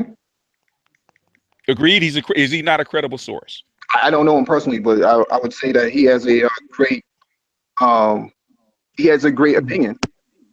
In other words, if looking at his background, looking at his track record, him being on the inside, is he not a credible source? Former insider, yeah, he will be credible. He'd be a credible source in terms of opinion. Exactly. That's why I put it up there. However, his analysis, you disagree with. I disagree with that. That's fine. I challenge him. That's fine. You challenge. But somebody like Edward, who says, I sound like I was raised by a single mother, or it's a single mother tactic, or it's the product of being raised by a single mother. In other words, you know what? We don't. What Edward and everybody else doesn't like is tunnel vision. Isn't that what he has? Yeah, I mean, to an extent, but I'll say this. On this channel, you absolutely have the right to have an opinion, but what I think, from what I'm understanding of the conversation, what you said is that the Russians categorically did not hack, or there's unequivocal evidence that they didn't hack. I mean, that was based on my. No. We asked you point blank, period. Could they have done it? And you said yes. Possibility that the nation state could do this? Yes. No. You point blank said that they could have done it. And my point right now is that you're giving us your opinion. You don't know this, and you're entitled to your opinion. Absolutely. Yeah. But other people, wait, sir. Other people to their opinion based on the information as well. I think that's the point. Right, and I know not everybody in here is an IT person or a cybersecurity person. So when I give my opinion, it's like there's some pushback, there's some deflection, and I'm like, well, okay, so because it's gonna be hard for you to understand where I'm coming from. No, because you said out of your own mouth. Out of your own mouth. Did you not say that the Russians could have done this? Yes, I said anybody could have done it. In other words, so the Russians could have done this. So you can't say they did not do it because you can't prove that they did not do it. I'm not looking to defend the Russians. I'm saying we're only taking what is in the media, and I'm saying let's look at it further. Let's examine this further. Right. So bring on your source. Bring on your source. And based on you're flanging, Duke. They said I think we talked about. I'm out. No. What I'm saying, I think we talked about this too much because now we get interference. This is, whoever my handlers are probably saying it's time to leave this subject alone. Okay. Yeah. Because they will come in because I don't want them to cut the stream prematurely. So basically when we start getting issues like this, it's probably letting us know, okay, we beat it up enough, we went through it, time to move on. Okay. Because I don't want them to cut the stream off because they will, how they will cut the stream off. Okay. They've done it before. You guys been witness to this, so it's probably time to leave this alone. In other words, we're back where we started. Okay, you gave credible evidence. That's why I asked you on. You give credible evidence of why you believe that the Russians did not do it, and you don't have unequivocal proof that they could not have done it. So you don't have a definite opinion, but you don't have a definite fact. And we'll take that.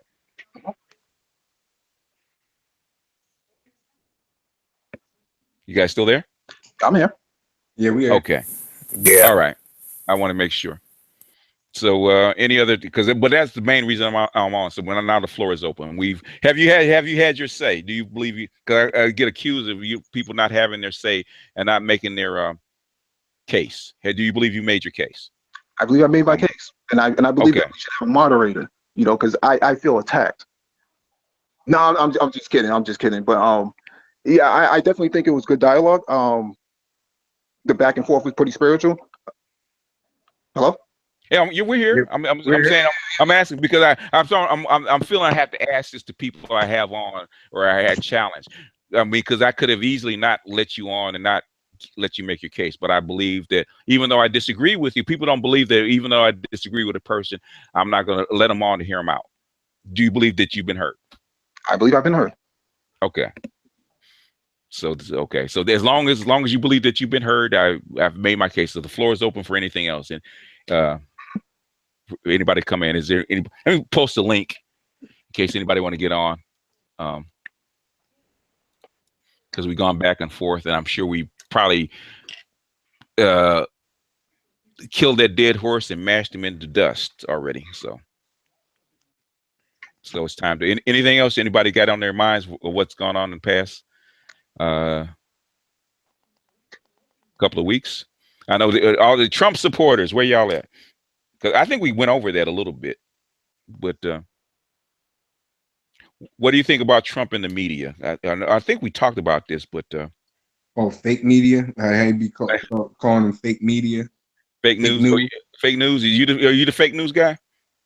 No, I'm just saying. Is that what you're talking about? Like how done? Well, any opinion, because I know I want another guy who's talking about Mika Brzezinski and how she was a lightweight. I told the guy she might be a lightweight, but her father definitely is not a lightweight, and her Rolodex is far bigger than most people that we know.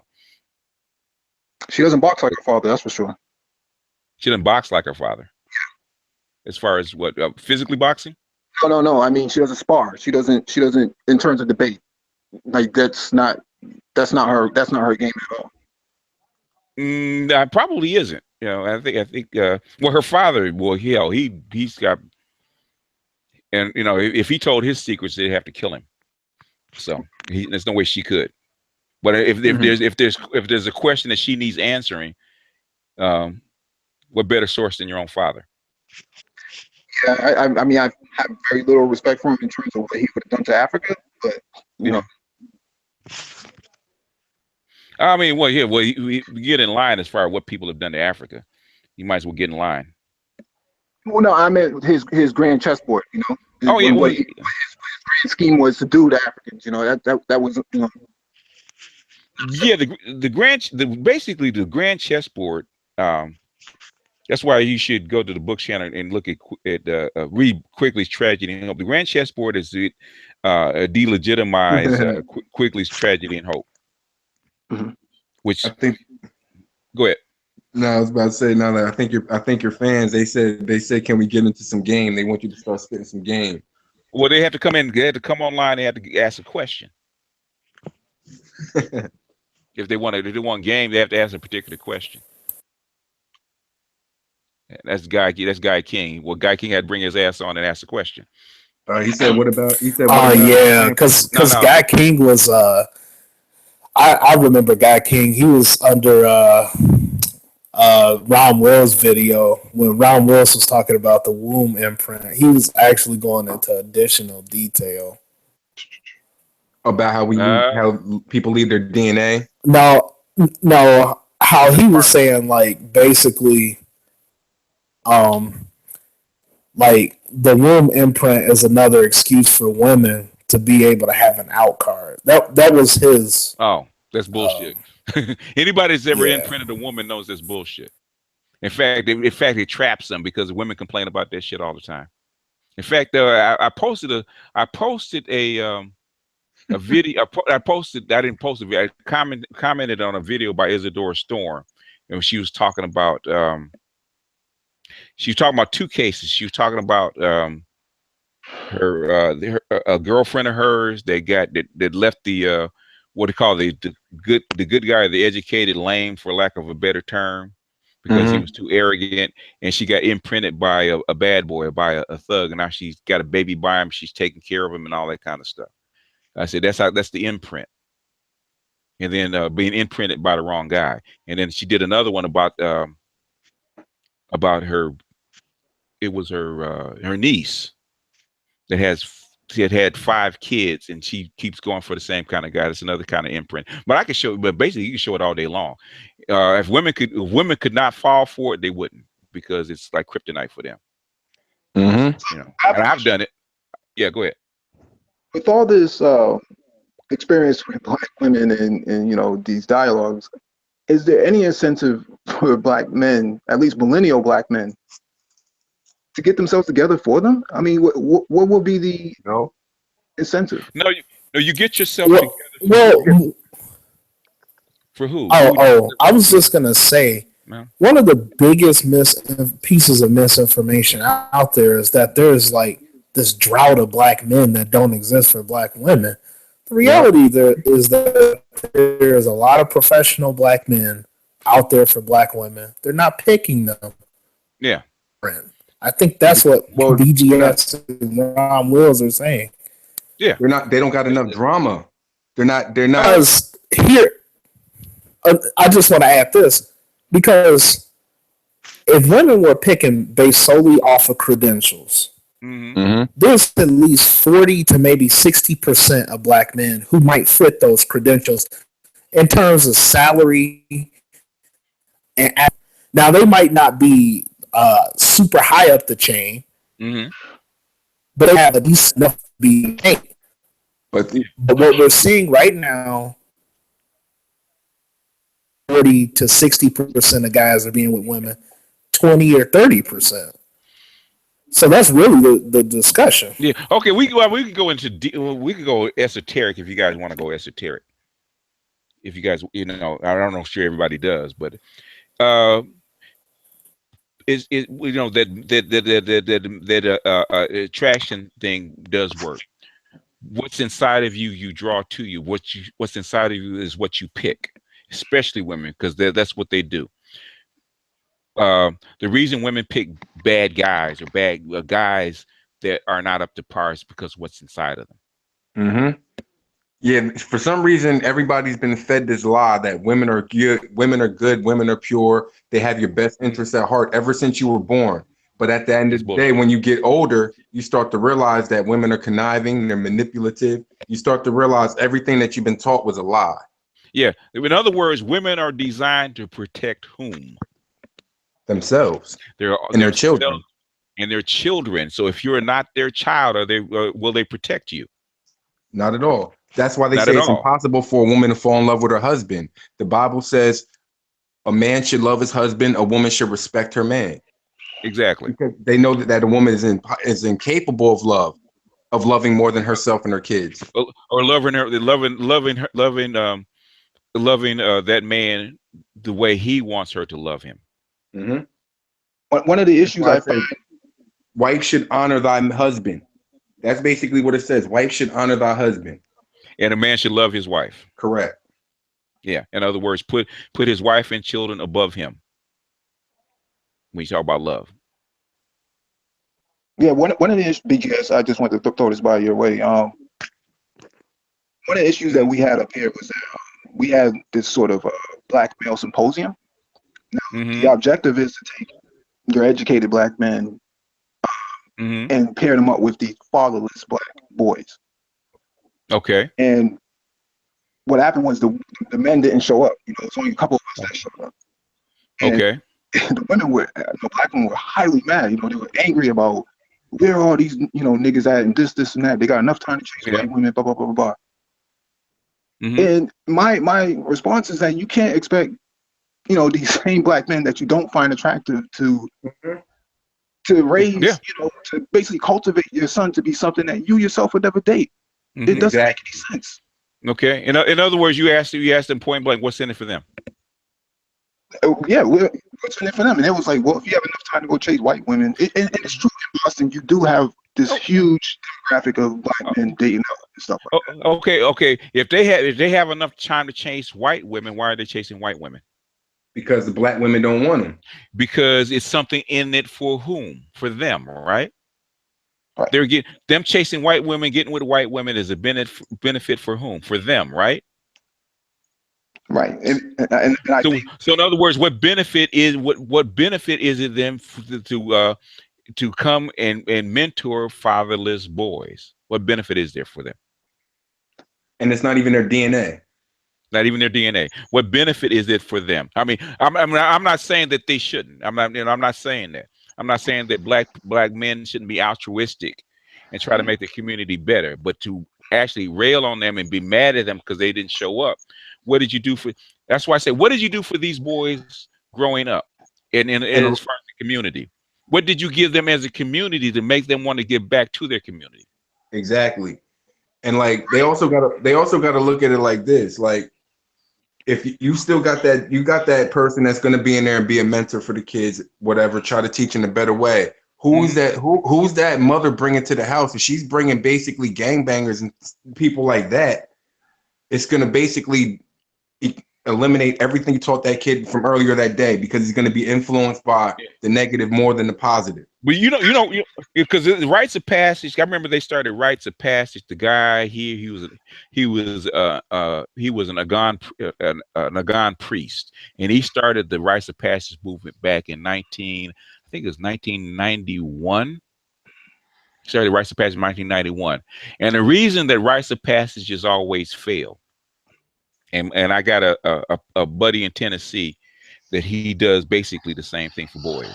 The biggest problem he's having is that these mothers these single mothers have boys come there and they dump the boys off and they go someplace else. That's what they were doing at the mosque. So they were taking their sons up there to the mosque to try to get these Muslim men to try to cultivate them to be more stern and more cultivated. And it wasn't working, because every time they would send the son home, you know, it just went through one ear and out the other. So one of the 15-year-old boys said that, because you're supposed to stand up as the black men and say who you are, where you're from, and what your background is. Yeah. The boy said we don't see this type of stuff at home. Mm-hmm. And the mother sent their sons to these good schools, these white schools or whatever, and the sons do well, but they're missing that black male, that cultural fiber. Yeah. So bringing them back around. Well, the swagger, right? They're looking for the swagger. He's basically not even that masculine energy. It doesn't even have to be swagger. They just need to see a positive masculine energy. Like they can't just be around all that feminine stuff all day.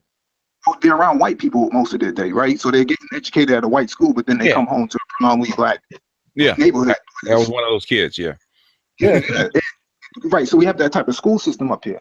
And one of the mothers was upset that the 15-year-old was having these Snapchats and Facebook pics with all these white girls, and she's like, "What's up with that?" And the boy said, the black girls have too much attitude. Yeah, I said, how can a 15-year-old have the same experience as a 35, 40-year-old black man? It doesn't make any sense. Because they're learning from their mom. Because once a woman reaches puberty, for the most part, okay, it doesn't change very much. And I see, because I know women, I know teenagers and I know women in their 60s. Okay. And they have experience in their 60s, but the attitudes are fairly consistent. I mean, you can tell the difference in generation, but overall, the core is still pretty much the same.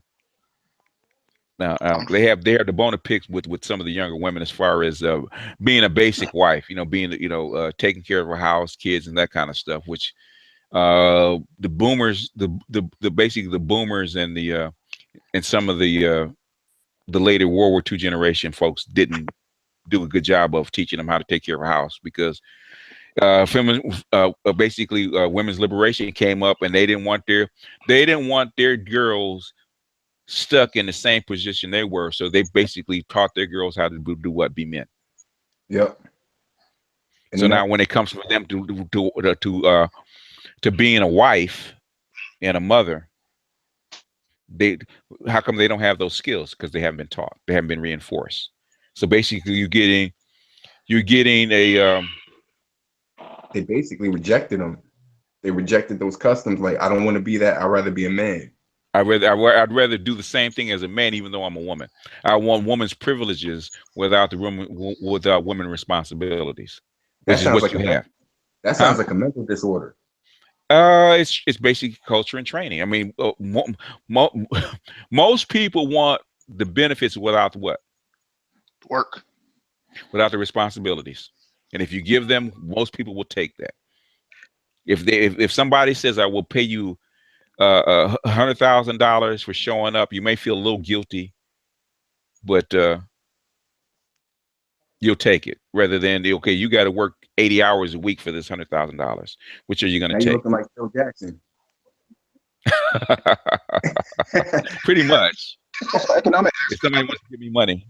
Also, economic aspect I wanted to bring up was that they did an evaluation of black households versus white households, because the question was, how come Apple and Whole Foods doesn't open up in predominantly black areas? And one of the I think one of the regional representatives said that they look at household income. So they look at black household income that's led by single black mothers. Their income is somewhere between $20,000 and $35,000 a year. No, they don't look at that. They look at the income. Like I was in, like they'll look at the target market of the area that they want to put their business in. They're going to look at the area and look at the level of education. If they say the level of education isn't even a high school level, they're not going to put that business there because it'll fail. Exactly, it'll fail. Right. So they put that white women's income as well, and they said, well, how come white women's income is somewhere between $60,000 and $28,000 a year? Well, because they're married, for one, and two, they have more assets. Yeah.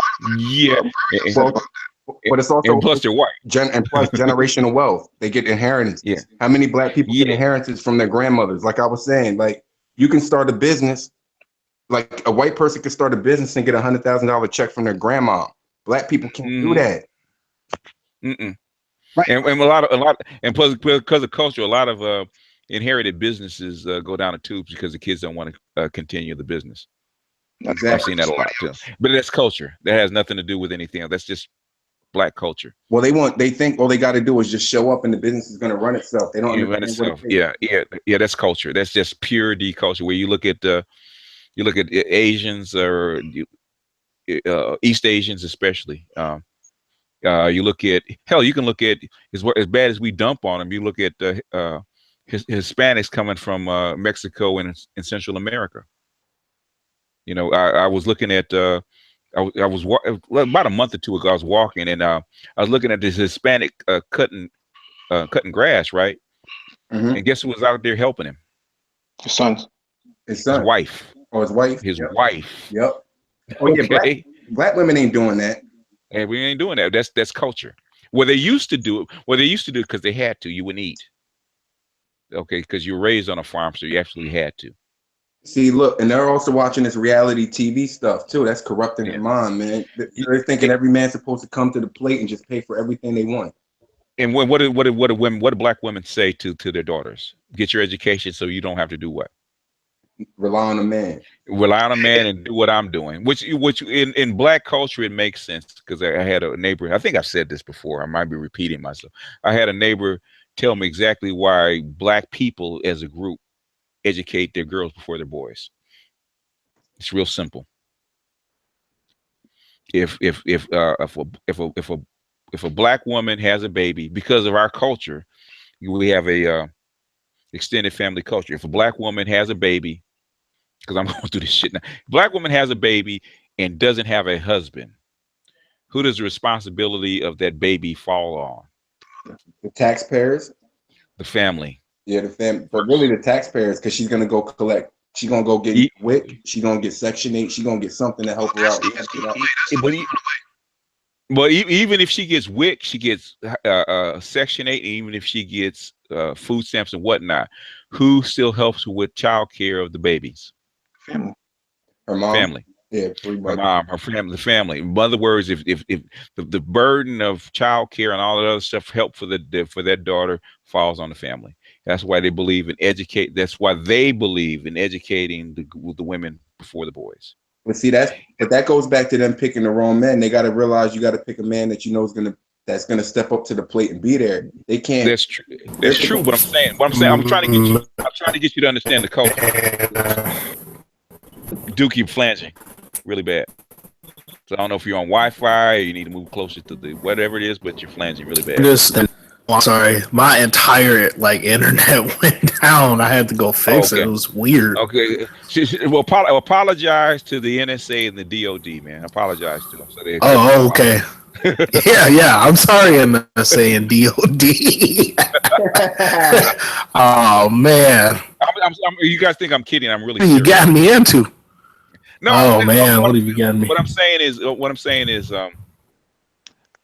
because we used to do a show a long time ago, man, back in 2003, man, and we were doing like a marathon. We were fundraising, and we were talking about something, and this lady, she called in, and she was so excited and so passionate about the topic that we were talking about the difference between Africans and African Americans, or African people, Africans in America and African Americans that looked at themselves as Americans. And she got so enthralled in the conversation, she actually called up, right? And it came up, the number came up with zeros, right? On the caller ID. So we automatically said, okay, who is this? And she got on and blah, blah, blah, blah. She said it's a blah, blah, blah. And I said, well, she said, I said, well, what?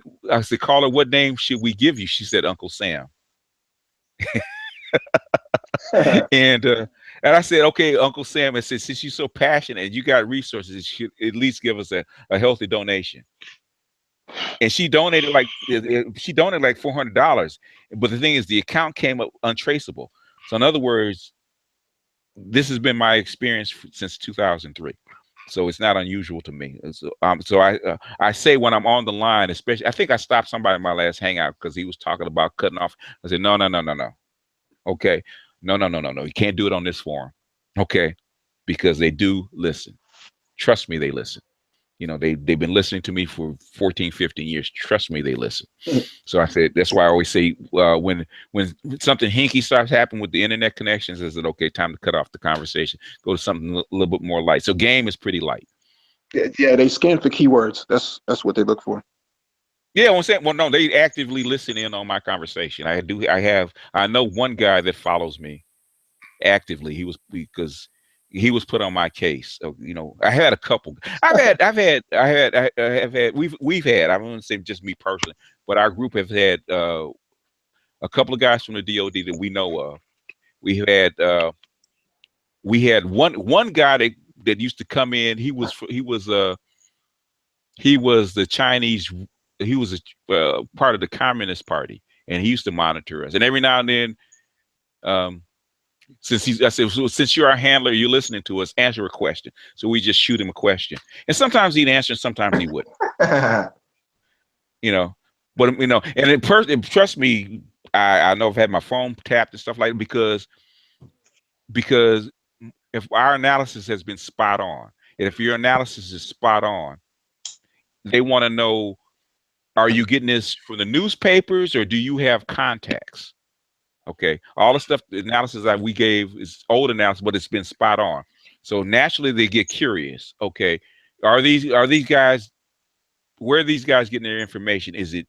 Are they getting fed to them, or are they really doing the grunt work and just getting lucky or coming up with good analysis? And I'm still alive. I'm not in prison, so they haven't found anything because if people are contacting me, I don't know who they are. Like Mike just happens to contact me. I don't know, you know, I have no idea who Mike is or what he really does or who he really is. I accept for face value, he is who he is and he is what he says he is. And above and beyond that, because I know adapt and overcome just by what he says. Okay, he's military intelligence. He was arguing with me for whatever particular point because he started going to his history a little bit too much. I said, okay, dude, that's enough of your history.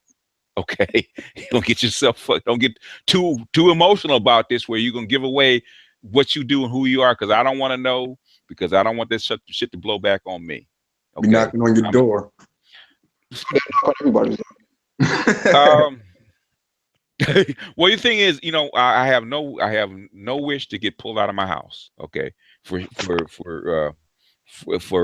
stuff, to contacting some source I shouldn't contact. I refuse to contact sources that I'm not supposed to listen to because I got enough trouble.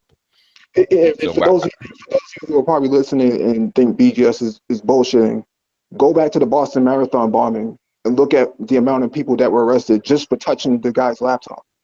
Yeah. Mm-hmm. Yeah. I mean, it just happened to Boyce Watkins because the guy the shooter that was in, what was it? Dallas. No, Dallas. The other guy, Louisiana. Oh yeah, I see what you're talking about. In other words, just because he emailed them, not because they responded, because he emailed them. Mm-hmm.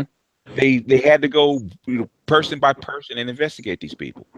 And notice what happened with him on Facebook. Maybe like 5 months after that, that's when he started getting Facebook jailed and stuff like that. Yeah. But the funny thing is, man, the weird thing is, you guys think I'm bullshitting. Well, you in LA, they love contacting y'all in LA. Zoe Williams, Tariq Nasheed, they done actually knocked on their doors. Oh yeah. Well, they have to. That's their job. If their act of terrorism or violence like that happens, they automatically go back to everybody that they go through the guy's emails and all of his contacts, and they investigate them one by one. Do they? Because it's amazing when it's white terrorism, and we're not supposed to call it that. We're just supposed to call it white people with mental illnesses. But as much as white men do the terrorism, they don't be crossing their I's and dotting these T's on these white. Oh yeah, they don't announce it. They don't make it public. Okay. Right. Put them in jail. Huh? Or they don't dragnet a lot of these white dudes. Like, they will dragnet. That's one thing. That's another big issue when it comes to black men working together too, is if an organization gets too strong or too focused, they'll try to dragnet everybody in the same thing. You look at what happened to David Koresh, man. They've been on the militia for a minute. No, I understand that, but at the same time, I'll see you what they did with all that land up there. No, I forget what it is. The ranch. They let Oh, the them ranch. go. The ranchers, they let them all go for the most part. No, what is who? Somebody said they came back and actually arrested these guys quietly. That's what I heard. Somebody said that. Oh, go ahead, Mike. What, were you saying something? No, they couldn't arrest them. It was up in Oregon that that those same militia guys that were working for Bundy went up there and occupied the federal land. Yeah. Those are the guys they went after. But they I mean, they can do what they want to do. So this thing about what they can and can't do, it's just a matter of what they choose to do. Well, it depends. Okay, it's a balance of what of how to do it. What's going to cause a bigger reaction? Like in Ferguson, when they rolled out with those armored personnel carriers, those mini tanks, for lack of a better term, it caused too big of a reaction. That's what they did. They pulled it back. Because it's Yeah, but it's a bigger also a problem. thing where it's like white privilege, where white people, Sarge talks about this a lot with guns. How, if white people, Wendell Pierce talked about this too, where if a lot of black men started really getting guns like that, they will change these gun laws. Or they'll start trying to They already did. They already did. In California in the 60s when the Black Panthers started like running into like government shit. Well, I mean, they'll reorganize these laws like even more. I get what you're talking about nationwide. Is what you're talking about. Oh, my bad. Yeah, that's what we're talking about. No, but that's a good example. Yeah, they'll do that. Oh yeah. So, that's why I get mad when people talk about like white supremacy doesn't exist or white privilege doesn't exist, and it's all about reputation. I don't want to beat that dead horse up, but that's why I get annoyed by that. I mean, it's not as bad as it used to be. It's changed its form, but it's still there. It never went away. It's more sophisticated, but it still is potent. No, it's still there. But the thing is, that they don't. It doesn't. That brutal face. That in other words, they put a glove over that iron fist. It's still there. Got a question for you. Go ahead. For me? Okay. Now after that, well, just a general question, everybody, because everybody's in different parts of the country. After all that stuff went down, did anybody notice what they stopped selling at Walmart? I'm not a Walmart. I know. I found some bleaching cream at the grocery store. No. I'm saying what they stopped selling at the. I know they don't have it out west, but at least down here they took all the 223s and all the tactical stuff out that they had. I mean, they had 30-round magazines and 200-round boxes of ammunition. They took all that out the store. I'm not surprised. Out of Walmart, huh? All of it. You can't. If you go there now, only thing you'll find is a $200 shotgun and nothing remotely tactical. Nothing over a certain caliber, and not a lot of the ammunition and stuff that they used to have. Okay. All of it. I'm not They surprised. put it on clearance, and you don't see it there no more. Okay. Well, because they can get, there's a lot of different reasons for that. I mean, as a private company, they can be sued for a lot of that stuff. I mean, the point is the only people you really got to worry about when it comes to armed weapons, are the main people, white people. And they don't want to admit that because white people have the boldness to formalize these attacks. It was the same thing with what they were doing with running around, terrorizing black people, and those white kids or white folks they were crying because of the time they were given. Yeah, I'm just saying, if you look at what was in the store, because I pay attention to this, that was in the store in 2013, 14, and 12. You could buy 223 or was it 308 style M16 or M16, but you know what I'm trying to say. Yeah. Style weapon. And then if you go there now, only thing you're gonna see is you might see 22s, and you might see hunting and home defense, shotgun and shotgun and rifles that have like four rounds in them, as opposed to you could have got something that had 30 at least 2 years ago. I think the CEO came out and said that he was going to take those out anyways. Well, if Walmart's told to do something, they do it. Yeah, I mean, but they pretty much came out publicly and said that they were going to remove those. Yeah. Yep. I mean, if the government says we don't want you to sell them, they're not going to sell them. Okay, in other words, they weren't making a huge profit on them anyway. So it's a fraction of what Walmart does. There's no sweat off their nose. Did you see that that latest article about Buffett divesting from them? From Walmart? Yeah. Really? Oh yeah.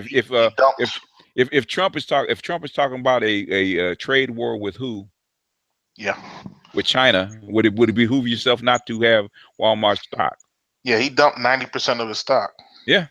If Trump if I haven't looked at the stock, but I'm saying is if it were me and I had that much stock, and basically they're talking about putting a tariff on Chinese goods to make American goods more competitive, what's going to happen to my my business model?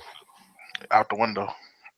Yeah, well, it's going to be strained if it's not out the window. You still have your reputation. And that's smart. I'd probably be nervous and do the same. And they also probably feel pressure from Amazon to open up stores very soon. No, not really. The thing is, okay, Walmart, I would say, what would you say, Albert? At least 80% of Walmart stuff comes from China? I would go 90s. We go 90s? In other words, the reason you go to Walmart is because the stuff is a lot less expensive, right? Yeah. So in other words, if 90% of you, in other words, if 90% of your goods are going to go up 20%, whatever tariff Trump taxes puts on it, what's going to happen to your profit margins on that stuff? Out the window. It's gonna be strained. Your profits are going to be strained if nothing else. In other words, if you're an investor, it's probably time to think about headed for the exit and stand on the sidelines till this gets resolved. He probably will go back in if it doesn't. Well, the spin that he put on it, or at least the spin that the article I was reading put on it, was because of Amazon and no more point sales at the store, just straight delivery. Well, yeah, that's part of it. But the thing is, what's more credible, tariff on Chinese goods or Amazon? Amazon's been around for a long time. Well, they're getting into the straight to home delivery. With a lot of that stuff. We have same day delivery at Amazon in Boston, so I know what he's talking about. Yeah, I mean, yeah, but I'm saying we got Walmart and Amazon in Los Angeles coexist side by side with no problem. And Walmart is still full. I was thinking about what you were saying about the fourth industrial age, and I started looking into how easy it was to do the automation. Let me ask you a question. I got about 3 or 4 articles I need to read into the record. Should I do it here or is the Books channel? What you guys prefer it on? Put it on the Books channel so they won't be whining. I don't mind either. I like the information being public, but I get what you're doing. Going. I think it's silly that you have a platform that you're putting your time and energy into, and people are crying about what you decide to do with your own time. Yeah. I think it's silly. Yeah, it's got downright, it's ridiculous. I mean, Mike was at least respectful, which is why I brought him on. He was respectful, and he actually, gave a good. I think it went on too far, but I'm saying is, he was actually at least respectful. A lot of these guys aren't even, But yeah, I saw one guy calling you idiot. I thought that was a little too much. What are the 4 articles? Huh? What are the 4 articles? Excuse me? What are the articles? What are the articles on? Oh, shucks. One is on, let me pull up my Evernote. You use Evernote? Yeah. Okay. Let's see, where is it at?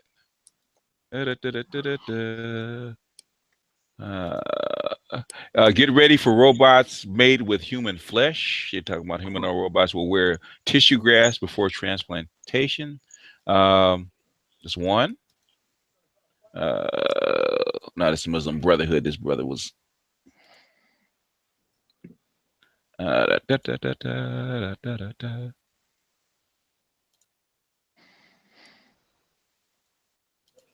see. That's one. One was on. So they don't have them all in order. You got to find them. Robots or automation, and it's not. Robots or automation, not the problem. There's another one. They're talking about. But this is more about worker co-ops and how they use robots and how they need to have more jobs, which is the biggest problem. I might put that one up. There's another one. There was another one talking about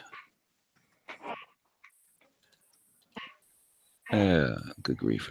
Let me sort through this. I think I saved them here. But there was another one talking about they were talking about Chinese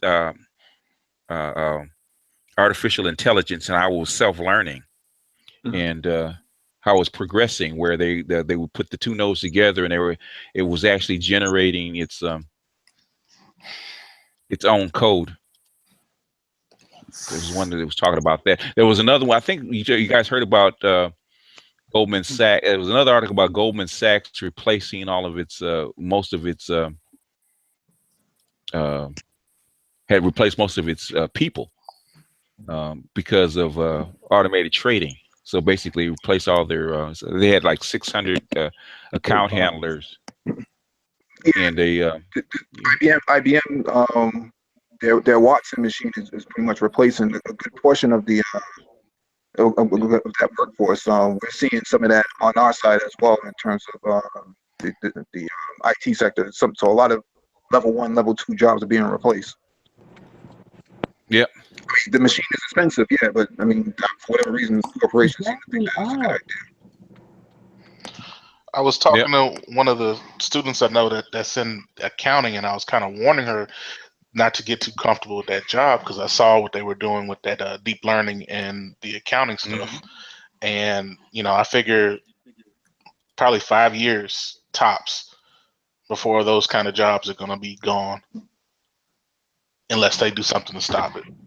Not gone, but diminished. I'm just saying if you have a 200,000 workforce in the country or 400,000 people that specialize in that, going down, you don't need as many CPAs. You could go from 100 down to 10, kind of gone.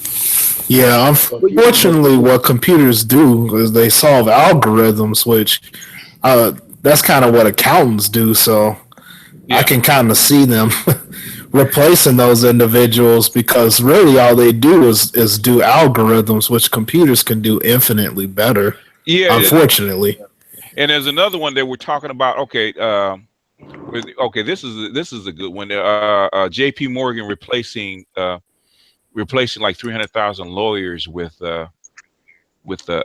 computer algorithms because they said a lot of that stuff is repetitive and cut and paste, and when they're doing contracts and looking over contracts and they're writing contracts and stuff like that, a lot of that stuff can be automated. So they said they're cutting off like 326,000 lawyer hours per year by doing that. That was another one I was going to post. Yeah, and it's the same thing with the drones where they were talking about. It was this one, I forget where I saw it, but they were talking about like if they could shave like 1 mile off the 66,000 trucks and UPS using drones, like, it saved them like $50 million a year. I want to point out something that I think is very important to this topic. Did anybody see recently Elon Musk was advocating for humans to join machine intelligence? Like, this is something that he just did 2 weeks ago. Oh, they've Kurzweil and a few other people been talking about that, man, for like 30 years. Kurzweil's been doing it, but I'm saying Elon Musk has now officially put his own thing behind it. Yeah. And then did anybody else see that Facebook manifesto? No, I don't think I did. All right, where they guarantee an interconnected world. All right, yeah, this is just what, the Matrix on steroids. Scientists reveal a new super fast form of computer that grows as it computes. So I got one for you. If anybody's seen the movie Logan, it just came out. Oh yeah, don't talk about it. Don't talk about it. We ain't see it yet. I'm pretty sure a lot of people ain't see it yet. Okay, so I'm not giving nothing away. But what I will say is relevant to this, because obviously that sounds like that's a very jerk away from what we're talking about. Mm-hmm. But Logan takes place in the future. It's like 2025. 2029, brother. Okay, 2029. The point is the immediate future, and it shows a lot of automation in there. It gives a strong visual, like it shows it shows like the trucks, and it shows like automated in agriculture. Right. That's as far as I'll go, but it shows that, so it gives you a visual understanding as to what it would look like in. I think Terminator was like that too. The new Terminator. Yeah, but it, that's a lot more in the future though. We're talking about like 30 years, 15 years. Around it can happen the Terminator. Terminator was 2029. That was actually the date of it. It was, yeah. I feel like this is more accurate. So they're telling you something about 2029, guys. Just be ready. Yeah, that's called the what do they call it? The singularity. Singularity. Yeah, it's already we're already on the launch pad already. I was looking at a YouTube article about the automated tractors, and looking at the different farmers that were doing the DIY hacks. And basically, this guy took Arduinos, which are like $100 computers, and automated his tractor so he could not have to pay people to drive the tractors that they have for catching the grain and whatnot. Yeah, he set it up to where the tractor would basically do the runs on their own. Yep. Once you the biggest thing is not the computer. Basically, is the linkage to the steering and stuff like that. That's a pretty simple task. He set it up for about $1,000. Yeah, it's a pretty simple task because it doesn't have to avoid very much. There was a company that they were taking forward sensors and LiDAR and whatnot, and they have a tractor that they're releasing in the next year that does all of it. It has it all integrated. Doesn't even have a cab on it. Yeah. Thank you, Edward Snowden. Okay, because they wouldn't release this stuff as fast if they didn't know that the competition was coming. That's what Snowden did. The reason that the Chinese used to be so begging of the United States is because a lot of this technology and research was already locked up in silos, right? Couldn't get to it. You had to buy it or barter for it, and that was the United States. That was one control that the United States had on basically on China, because they were desperate for this technology, and the United States was parcel it out a little at a time, right? But what did Snowden do? He said, "Guess what I got for you guys? Merry Christmas! I got all the keys to the back door, to all the research and technology you ever could want." Boom. So now you have a technology arms race. Who's going to develop the stuff first? That's the fourth industrial. That's excuse me. I said they got a lot of that stuff from Israel. So Israel, the Israelis got it from the Americans, and Israelis just basically transferred that technology to the Chinese. But the thing is, what I'm saying, if you have keys to the back doors, where are you going to get it? Directly from where? The source, right? Yeah. So in other words, if okay, well, I know you haven't followed me for a long time. What Quigley says is that the periphery, a lot of stuff that a lot of technology they can't develop in the core, the center where we are, the core. The periphery will develop because they don't have any restrictions on it. In other words, it's all new to them. So whatever works, sometimes whatever doesn't work, they'll develop because the ideas don't have a restriction. So in other words, if they can come into the back door and get all the research and technology, guess who's going to develop it first? They're going to develop it first. Yeah, and that's what's happening. So you have two choices. Either United States has two choices. Yeah, they either join in. That's what Xi was saying to Trump when he was at Davos. You can either get with this globalization and get in and fight it out with the rest of us, or you can actually silo yourself off and fall behind. Because basically what he's saying is we have all your technology. We got all we need to develop. In fact, they're expanding the stuff that the stuff that we wouldn't let go, as far as biotech, artificial intelligence, all that stuff, all the restrictions that we had on all that stuff. Nanotech, nanosuits. Yep, everything. It's coming. I mean, fast and furious. So if the United States doesn't develop it, doesn't get it going, that's how come you have this big push. You know what's funny? You remember Captain America with Winter Soldier? Like basically Buck, they got that technology to make super soldiers. Like not like Captain America, but with the robotic, like how they can put robotic arms on people, give them robotic suits and give them super strength. They already got that. They can make a bunch of Buckies, Winter Soldiers. Yeah, because I was listening to Sir Charles I think Sir Charles Schultz, I think his name is, and he's in the UK, and he's been developing this kind of stuff for eons. He's an expert at this stuff, and he said back in 2000, what was it, 2004 or 5, that they learned how to attach a micro circuit to a silicon circuit to a nerve cell. See, and you know what? Did you ever watch the 100? The 100? I don't think so. It's basically sci-fi like that.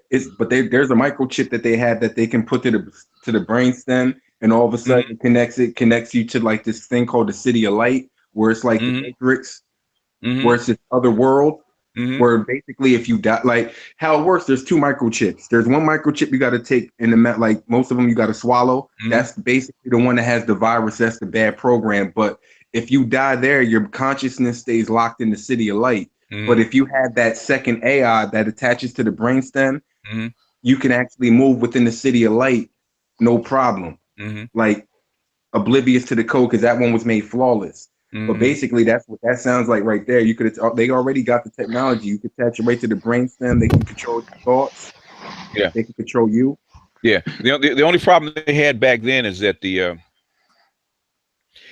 circuitry, the electricity coming through the circuitries would burn out the nerve, the cell eventually, the nerve cell of it, nerve attachment. But see, that's why lithium ion and all that stuff is important, because like when you have those liquid core things, they're actually cooler, so you can actually keep them at a cooler temperature. So they're gonna perfect it eventually. Yeah, eventually, yeah, if they haven't already. And this is 13 years ago. There's no telling what they've done since. Because they don't sleep. Like you might go to sleep. We take a week. They don't take a day off. 365 every day. This is their goal. They got 1.5 billion people. Okay. And they had a state sponsored where where an engineer that can work on this stuff would work $150,000 to $200,000. Man, guy working for $20,000. How many people can they hire? Tons. Yeah. And they work 12. They don't work 8 hours a day. They work 12 to 14. Yeah, they don't believe in intellectual property either. Nope. They take their work home because they're not really capitalists.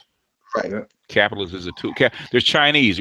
People say, okay, they're communists. Communism is a tool to them. Capitalism is a tool to them. They're Chinese first. That's how they brought down Nortel. So, excuse me? No, I was saying that's how they brought down Nortel. The company Nortel went out of business because Nortel Networks. Yeah, they went out of business because of the Chinese. Oh, really? Yeah, the Chinese hijacked all their IP, all their intellectual property.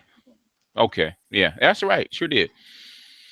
But they do that constantly. Now basically they're developing their own. So but all the chips are made there. So basically it didn't make any difference. They could have reverse engineered the doggone thing anyway. Right. Because all the stuff is made there. All the chips are made there. Right. That's how they created. Which is a mistake. That's how they created the company Huawei.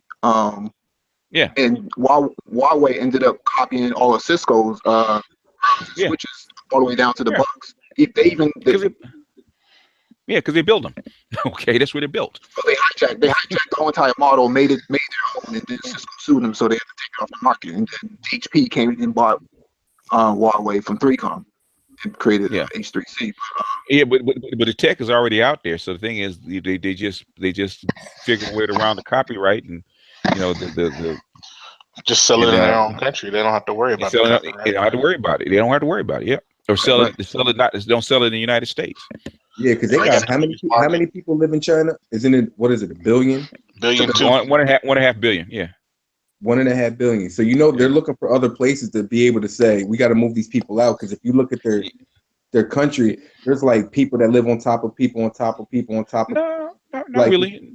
No, it's actually in the cities, yes, but they got plenty of land. The thing is, I think 60% of their land is non-arable, and 51% of their water is bad, and the pollution is terrible because of the way they industrialize.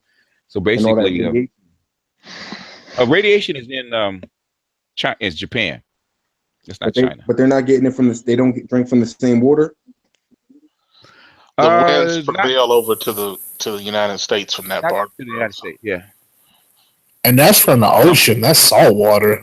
They're not drinking salt water. Yeah, but the polluted water comes from all the factories and stuff, industrialization, and all the chip factories and stuff. Yeah. Well, they could be dumping, but the thing is, all that stuff goes up in the air. It comes down. Yeah, but there's also chemicals that they were dumping into the waters, which made it undrinkable and unusable. Yeah. Over time, I mean, they probably rectified that now, but the thing is, it's too late. The water is just basically putrid, and then basically, they got a mega project where they're redirecting the water from the southern region of China all the way to the northern region. Mm-hmm. Yeah, that's probably going to destroy their water table, but we'll see. The Three Gorges Dam destroyed their ecosystem as far as the water and the natural flow of things. Well, that was only the Yangtze River, though. They're talking about taking all the major rivers in China, which China has 4 or 5 major rivers, and redirecting that all the way up north. Yeah. But that's the thing. But the problem is not enough water. The problem is they have a water problem, but it's not enough water. The problem is that the water is polluted. It's undrinkable, and there's no way to like filter it. It's beyond repair. The thing is, only time. Yeah, time. That's the only filter. They basically every technology for cleaning water that's out there they're using. Every technology for filtering water that's out there they're using. So they're experimenting with everything. So to me, it sounds like that's what people should be focusing on: is how to clean up this polluted water. You can make money if you have a good way of cleaning polluted water. China will cut you a check. No questions asked. Yeah, that's if it works, they'll cut you a check. That's what people should be researching. That's like how to because that's going to be the next problem. Like figuring out like once you start like overpopulating, you're going to need to drink some of the salt water. So figuring out how to be able to filter some of this ocean water to make it drinkable. Yeah, exactly. The thing is they had tons of technologies how to do it. They could do it, but they're spending money on bullshit like wars. What do you think about the whole situation in Fukushima? They're dead people walking, in my opinion. Yep. This is my personal opinion. I mean, you might not see it to the next generation either. Like the actual effects of what happened. Yeah, it's going to shorten their life. Yeah. With those reactors having melted down, though, do you think it's a China syndrome where the groundwater is going to be affecting everything else? It already started. Well, they vented that water out to the Pacific Ocean. The big issue is going to be that what the water that escaped into the local water table, whether or not that was impacted, and that's difficult to say. Some of it has, because the thing is they know, but the thing is they're not telling. But the big thing is all the milk in Japan, like up north, they can detect radiation in it. Yeah, cesium. So clearly, like the livestock are consuming like irradiated, like grass and all that stuff. Yeah. Oh yeah, they said. They said most of right around the site, within I think say 30 miles of the site, you can't consume any of the animals. They're all too radiated to even think about consuming. All the pigs, everything. In fact, they a lot of the people that were in the city basically that left, they still have losing their hair. They got skin spots, stuff like that. So they're basically forcing them to go back to their homes and if they want a pension and die, basically, yeah. To keep it quiet. Japan is screwed because Japan economically they're really primed to really go on a rapid decline. To be honest with you, I think they're going to have to eventually. They won't have to admit it, but I think they're going to have to move. If I were me, if I was in Japan, I'd be planning on moving and getting out of there, man. I couldn't live there. Especially like the wealthy. One of your videos that you put up that said that they were moving to Brazil. I think that's China. One of the videos. I thought it was one of your videos that you put up that said they were that Japan was going to move down to Brazil. It's a large Japanese population in Brazil. Yeah. But I think Boy, that's I think the biggest I think what's going to happen. I think eventually what's going to happen if they get it fixed is that all those mega cities that they built in China, I think Japanese are eventually going to have to start moving into those. In China, wait, in China, the Japanese moved to China. Yeah, that would be very interesting to see. Yeah, I mean, I'm saying this is just an opinion because now they have a lot of mega cities that they built that are empty for the most part. Yeah, but one of the things it'll be interesting to see. Have you ever heard of Spetsnaz and Sea Milk? I've heard of Spetsnaz. I haven't heard of Sea Milk. Okay, they have Adventures in China, and they go from place to place in China. And I heard them. Yeah, I heard of them. They talked about in their video was the quality of the buildings. So even though those buildings have been built up, the quality is not that which would be, they would last for more than 10 years. Oh, okay. So it's not like those are high quality buildings like they're pretty much bare bones and not finished.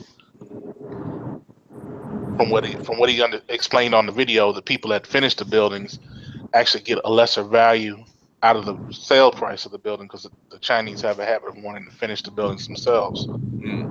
So those buildings are like, if you can imagine, just boxes, concrete boxes. So it's not like they can just move in and ship them in quick. They have a lot of tailoring that they'd have to do to finish it, even though that is China and they got all that stuff there to do it. But it's not like they're not move-in ready. No, they probably wouldn't. It wouldn't take that long to finish them. Yeah, I think Japan is gonna have a very tough time coming up. They have a looming debt crisis, and once that bubble pops, you think that the birth rate is low right now in Japan. The birth rate might end up going to like 0.3. Oh yeah, staying there for a good 100 years. Yeah. Their women are primed to like other dudes to infiltrate them if they really want it, man. Like real talk.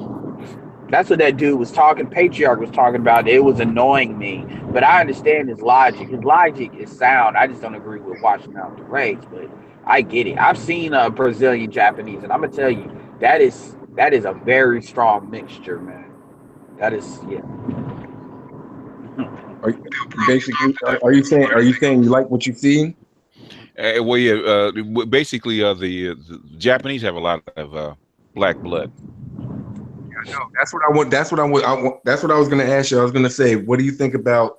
Because like for some reason they keep saying that the first ever black samurai was in like Japan or China. What in that Asian region? What do you think about? Yeah, well, exactly. If you just look at the Jarawa tribe in right off the coast of India, the language is pretty much spot on. The first inhabitants were black. That's why not even a question. Yeah, they said that's why they say the Asiatic black man. Yeah. I mean, I think Indians. I think a lot of indigenous Indians are like a mixture of black and Asian. Yeah. Have you ever met some of the Dalits or some of the folks, the black Indians? They look just like people here, just with straight hair. Yeah. Yeah. If you can't tell them they black. If you look at South Africans, say like if you look at South Africans and how their eyes are slanted, and look at the Chinese, if it wasn't for the skin color, you couldn't tell them apart. Mm-hmm. Yeah. Have you seen some of the Kenyans? Yeah.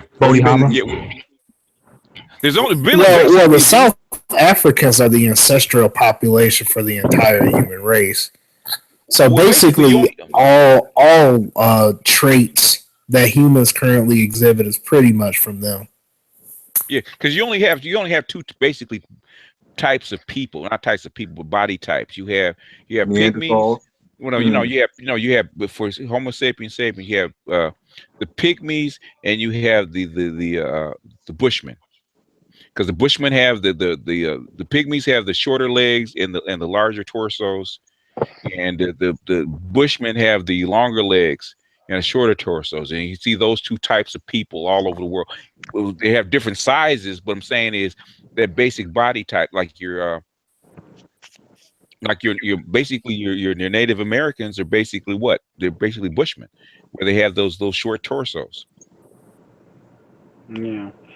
But and this is another reason too why when people, when I talk about things like washing out the race, I mean you already see evidence of that in Asia because people act like the original people are black and they just did that over a lot more years. I mean when you go and you look at stuff like Genghis Khan, like that's another thing too. By the way, when I talk about a minority of people being able to like control like a majority, Genghis Khan is actually what I'm thinking about, and they were like Bushmen. Yeah, but the point is they were more melanated than like the Chinese and stuff you see today. Yeah, the Hans, it's like 98% Hans. They're like almost like a monoculture. Yeah, it happened over time. So when people think that can't happen, like black people can't get washed out, it only really takes like 2-3 generations to do that. They already wiped out a whole race of black people at one time. Like that nation, what was it? Tasmania, what was it? Tasmania? I forgot what it's called. Tasmania, yeah, they killed them though. Yeah, they went over the whole race. Well, I'm talking about through appropriation though, but I definitely hear what you're saying. Yeah.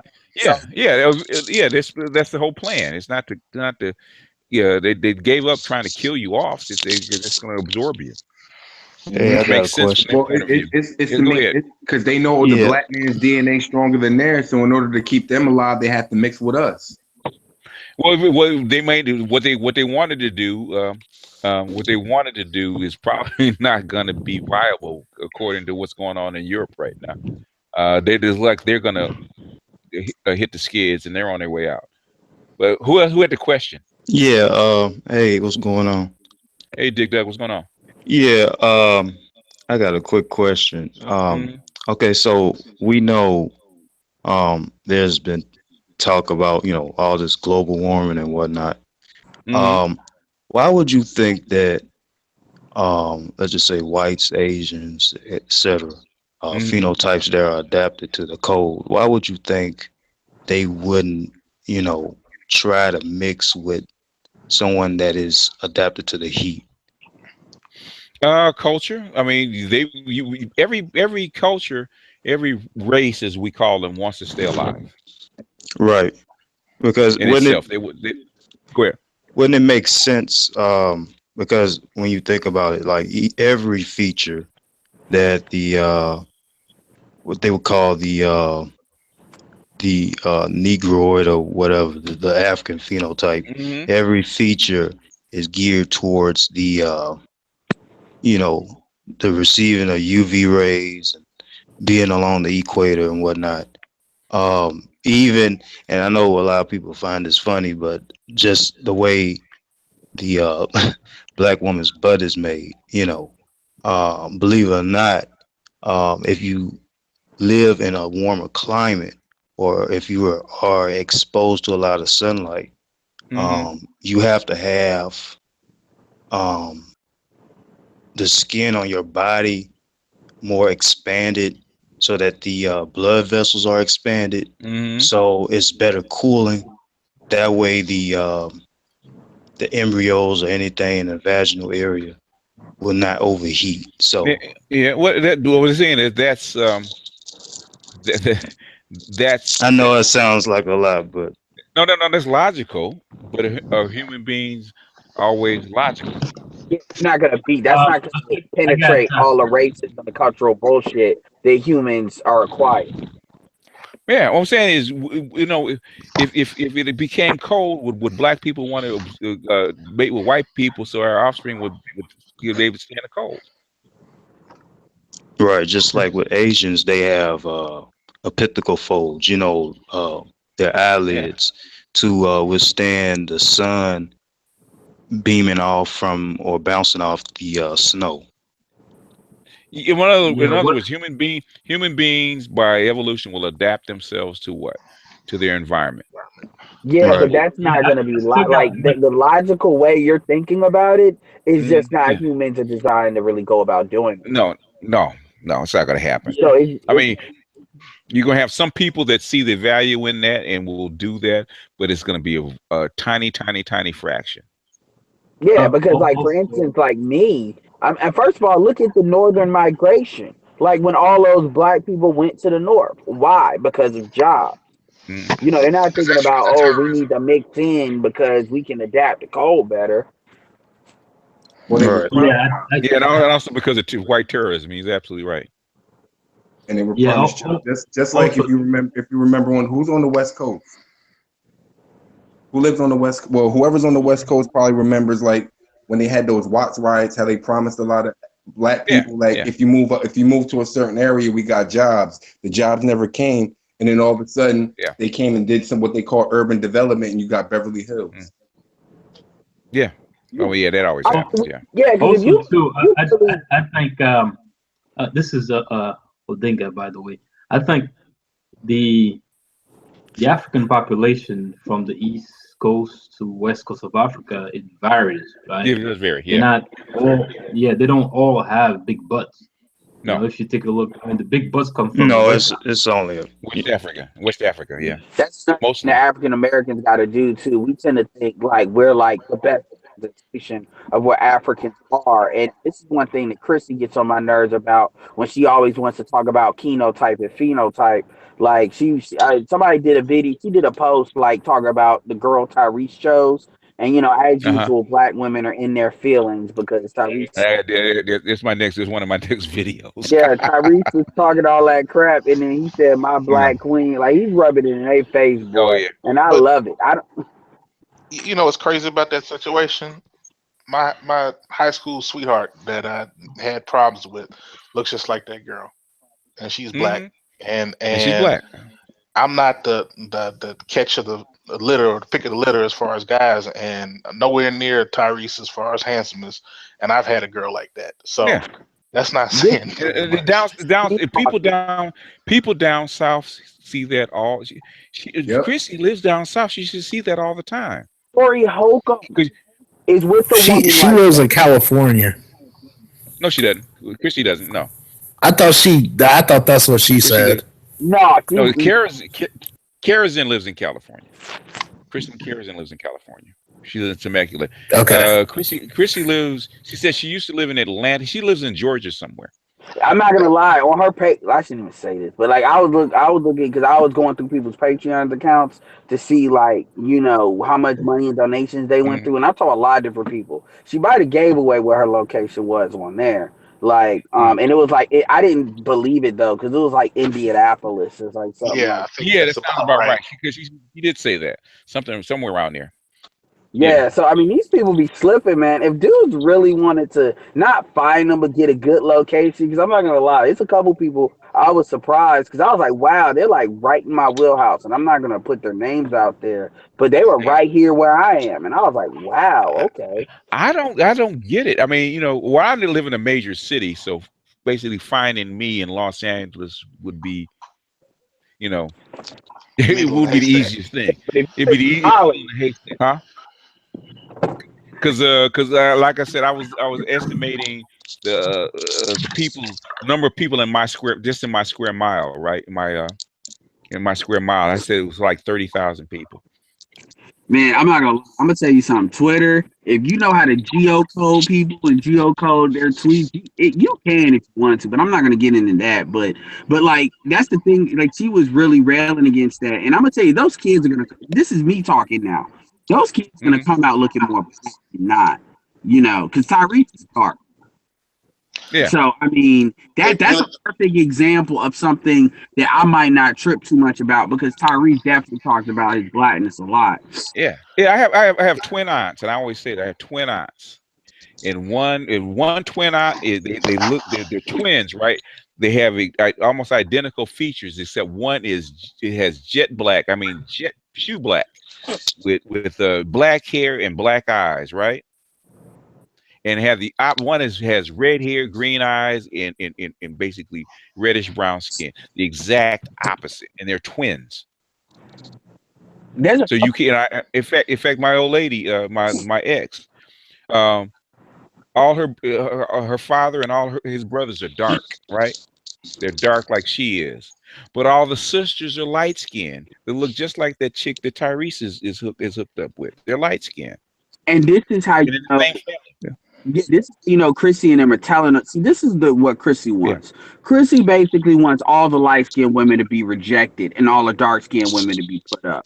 And she tries to act like that's not what she wants, but I know that's what she wants because when she knows, she even has people like this in her family, and she said it, and she kind of tells on herself when she focuses so much on phenotype because it's the phenotype. So she knows that her phenotype. And here's the thing: the dark skinned women, and not to say that it's just dark skinned women that do this, but it's generally a lot of black men get more feminine vibes from light skinned women because society kind of reinforces that because they're Yeah. light skinned. Nah, they get more feminine vibes because they are more feminine, unfortunately. Okay, yeah, I don't want to go that far, but okay, Maybe you said nature. it. We don't know whether it's nature or nurture, so we have to give. I'm pretty sure I believe it's more nature. I believe it's more it's reinforced because they get more goodies for it and it starts young. But anyway, Yeah. that's me. But what I will say That's is what I think also. the dark That's nurture, brother. what Chrissy does not understand is a lot of black they're their own worst enemy because they reinforce that masculinity part by the way they act when they Yeah. adopt that I'm Yeah. an independent woman, black Yeah. feminist. Yeah. Yeah, my daughter does that, which I doing that. try to break. Yeah, and my daughter does it. I know it's pretty much nurture because I have a lighter skinned daughter who's she's yeah she would be she would look like Alicia Keys. What Alicia Keys has on makeup, because Alicia Keys without makeup looks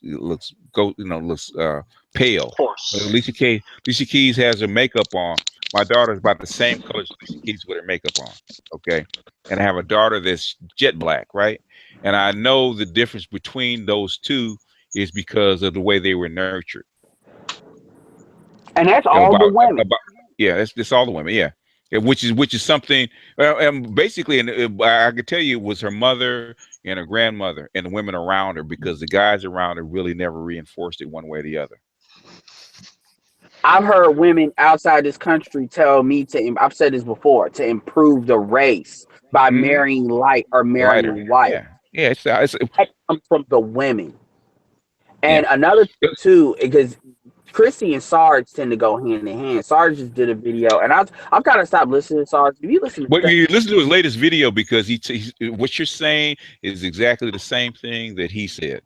Okay, because I know the video he was talking about. Well, I'm gonna tell you that video you're talking about. I've kind of listened to it on and off, but as a lighter skinned male, I'm like a shade below Michael Ealy, a shade above like Derrick Rose, and this crap what Sarge says that like there's 3 people in the black community. I'm gonna tell you, I know I'm very passionate. I get very like really angry about few things. That's something that annoys me when he says that there's light-skinned black women, there's dark-skinned black men, and dark-skinned black men, and light-skinned men are like on the side. No, what he's saying is that that women, according to women like Chrissy, they don't include you guys as in other words, what he was saying as an explanation. Somebody like you could marry a dark-skinned woman, or marry a light-skinned woman, or even marry a white woman, and probably nothing would be said.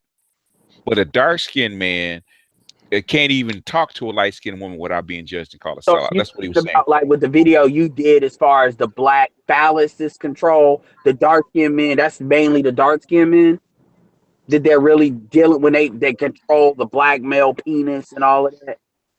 That's a lot more subject, because another thing that annoys me too, and does a lot of people do this, by the way, but Sarge and Chrissy do this, is when they lump biracial men together with light skinned men. Light skinned men and biracial men are culturally completely different. It's like me comparing a dark skinned Indian and a dark skinned African.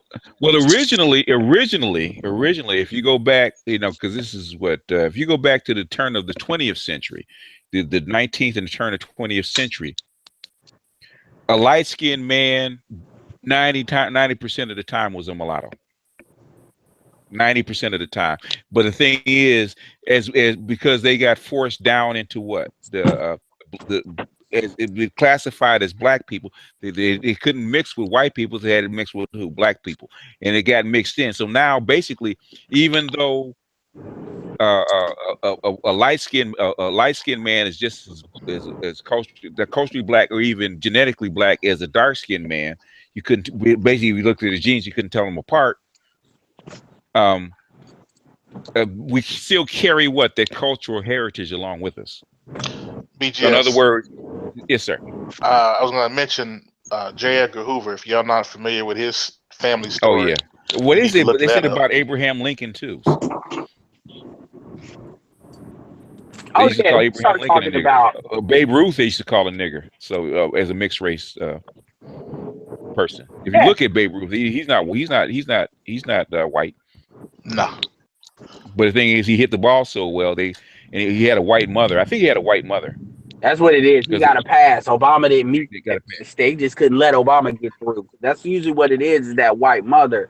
And but my thing is, like, I hear what you're saying. Politically, Obama couldn't run as a mixed race person.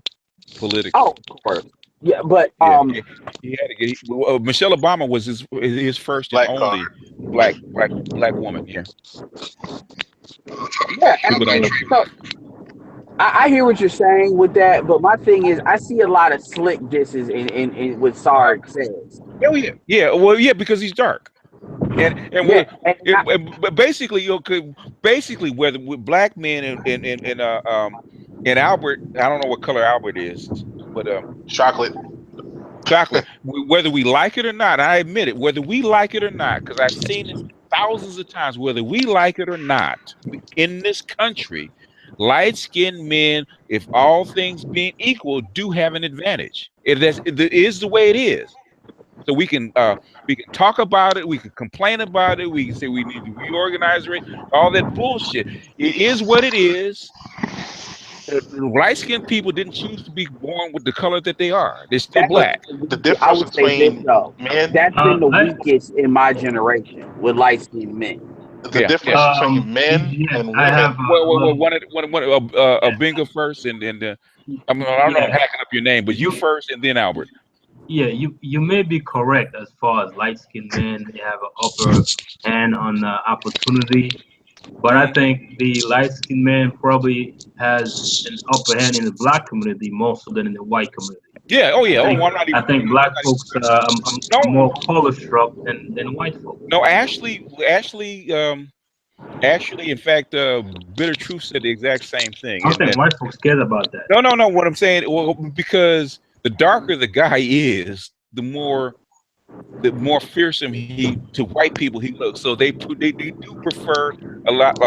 In this country, lighter skin will give you more favor. It is what it is, So people dancing around the subject, and basically black mothers reinforce this. That's how come they choose a dark-skinned woman.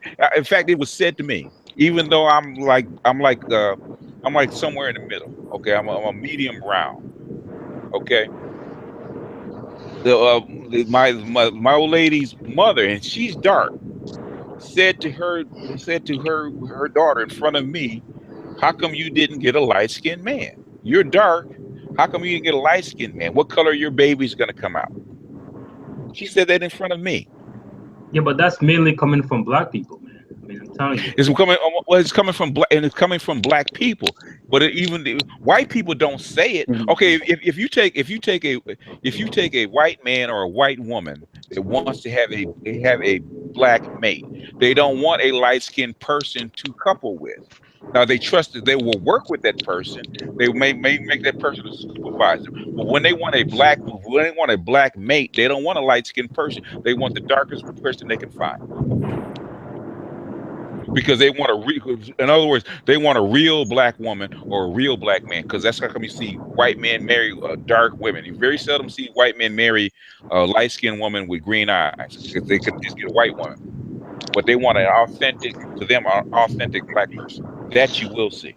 If you see him with a light-skinned woman with green eyes, she's gonna be the baddest thing walking. Yeah, a Vanessa Williams or something like that. What I'm saying is, if they had their druthers, you probably seen this, Albert. If you see a white man, normally he's with a chocolate woman. But I mean, they Down don't here, give people like it's dark women, or like I said, it's gonna be that 9 or 10, the 10 that anybody would choose, regardless of color, regardless of race. Yeah. regardless of race. Yeah, did Chrissy do a video on Serena Williams marrying a white boy?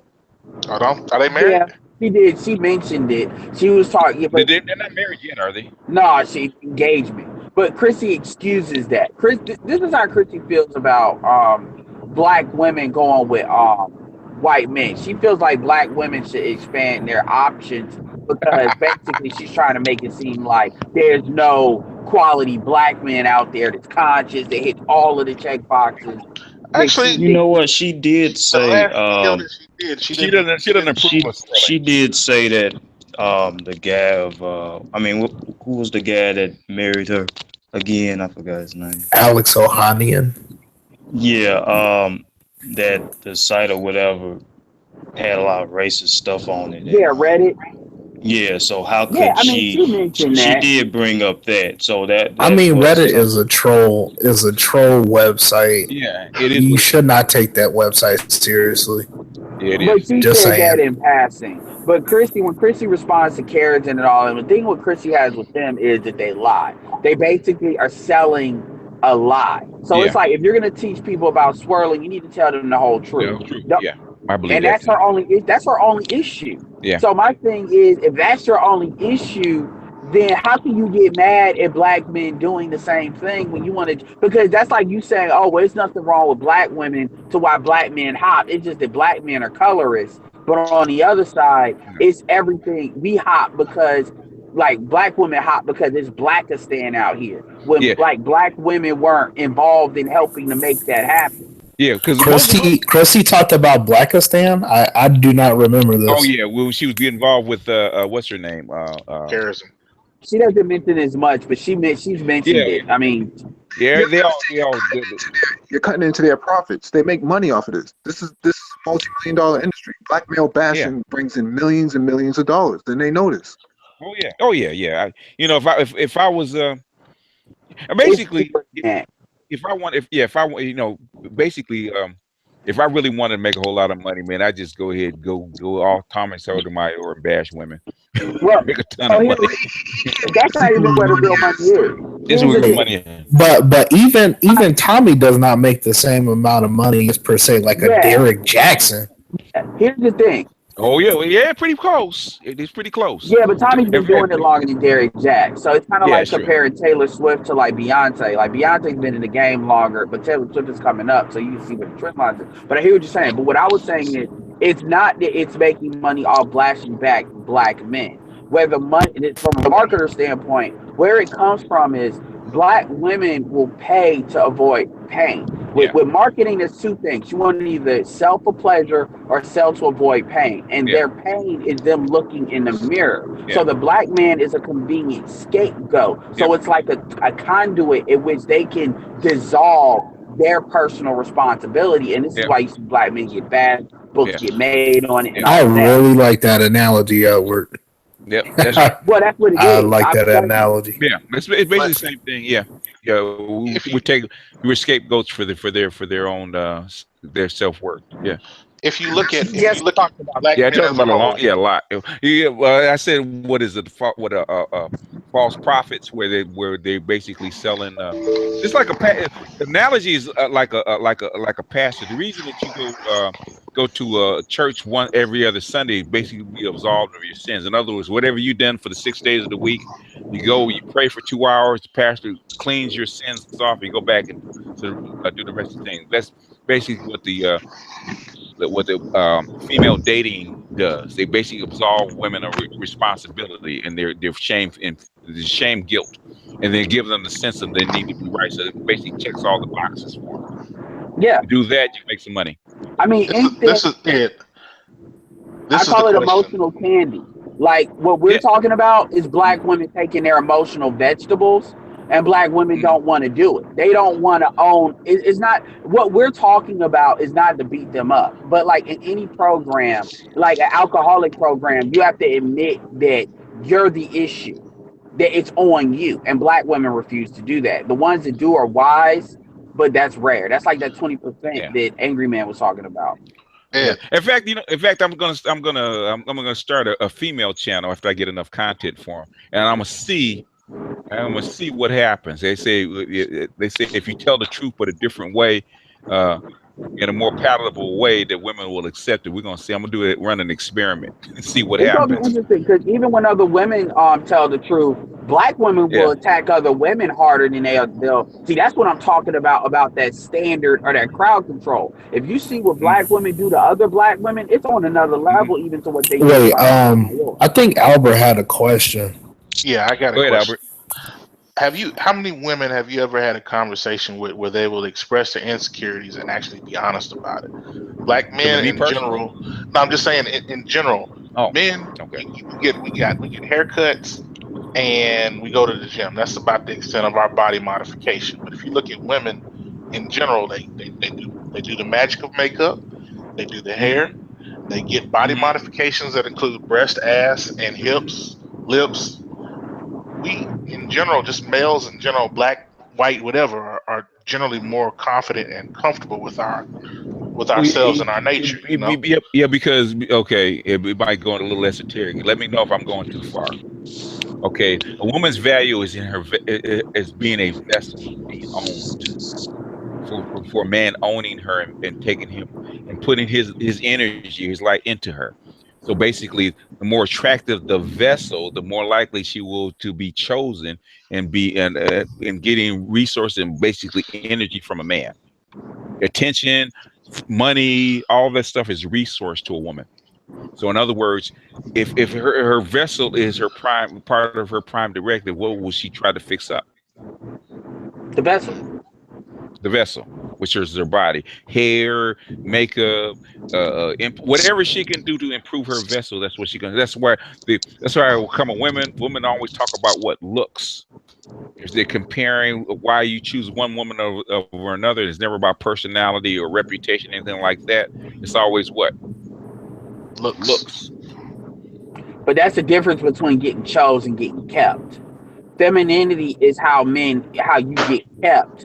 Like this is the problem. And then when you look at how the laws are structured and a lot of this gynocentric culture, it's all structured to manipulate that to where men are not making a logical decision. This is why you don't hear people talk about imprinting in Western culture. Because if men understood that, then men would understand they're not the problem a lot of times. It's the problem is you're dealing with bad material. So I mean, it's a lot of stuff. Like it goes. That's how come me and Rom extend each other's work, because Rom knows a lot of shit. Okay, Rom knows a lot of shit, but the thing is, sometimes I have to say things to bring that stuff out of Rom, because I say some things and Rom will go back and forth. But the thing is, and Rom, I know Rom gets mad at me. He said, "Okay, man, you should be selling this. You shouldn't just giving away secrets." But the thing is, it brings stuff out of this stuff, so you guys get more information to work with. I think the womb imprint. I'm sorry. I just wanted to add. I think the womb imprint conversation is so important in terms of politics, because it really does determine the limit to which we can actually use local material to fix the problem. Now that it's clear that the vast majority of black women have been negatively imprinted and do have these negative experiences, it is reinforcing the idea that we most likely will not be able to use black women to rebuild the community. That's just the simple truth of it. Yeah, we'll say you can, but the thing is, it's a hell of a lot more difficult. It's a hell of a lot easier to start fresh, like you say. Hell of a lot easier to knock down the building and start over sometimes. Yep, and a negative imprint is almost akin to taking wood that's been infested with termites and trying to build a home with it. It's just. If you look at my esoteric SMV video, I don't know if you ever looked at it. What I'm saying, if you look at my esoteric series, especially the esoteric sexual market value, I talk about that, about the material that's used. That's how come it's important. Purity, is more important as important as anything else because of the imprinting. My thing is when these dudes are settling and getting married, like a lot of times these dudes don't understand that there's a difference between being desired and women making kind of like a business decision. And a lot of dudes are falling into that business decision, and then they're not desired, and then they get frustrated. And when you look at like the financial losses that black men take because of family court, Oh yeah. this is the type of thing that really needs to be understood, because what happens is now that like black men that understand this imprint, it's like understanding the complete equation. So when women use the shaming tactics that they do, we're looking like you are so full of shit. Yeah, because they say well, you guys, they get men, black men out there running around, have multiple baby mamas and have all these kids. And at first they said, okay, so why do you think, I said, why do you think these women are having all these kids for this one man? And they give me all these reasons. Have you considered that they're sexually addicted to the guy and they can't let him go? And then they shut up and go away. Even you heard me first time when she said, well, why do black women give money or take care of black men? And I said, well, it ain't their mouthpiece, baby. Got to go lower, because they always leave that. They always leave that out. Huh? But it also explains why black women tend to have a type.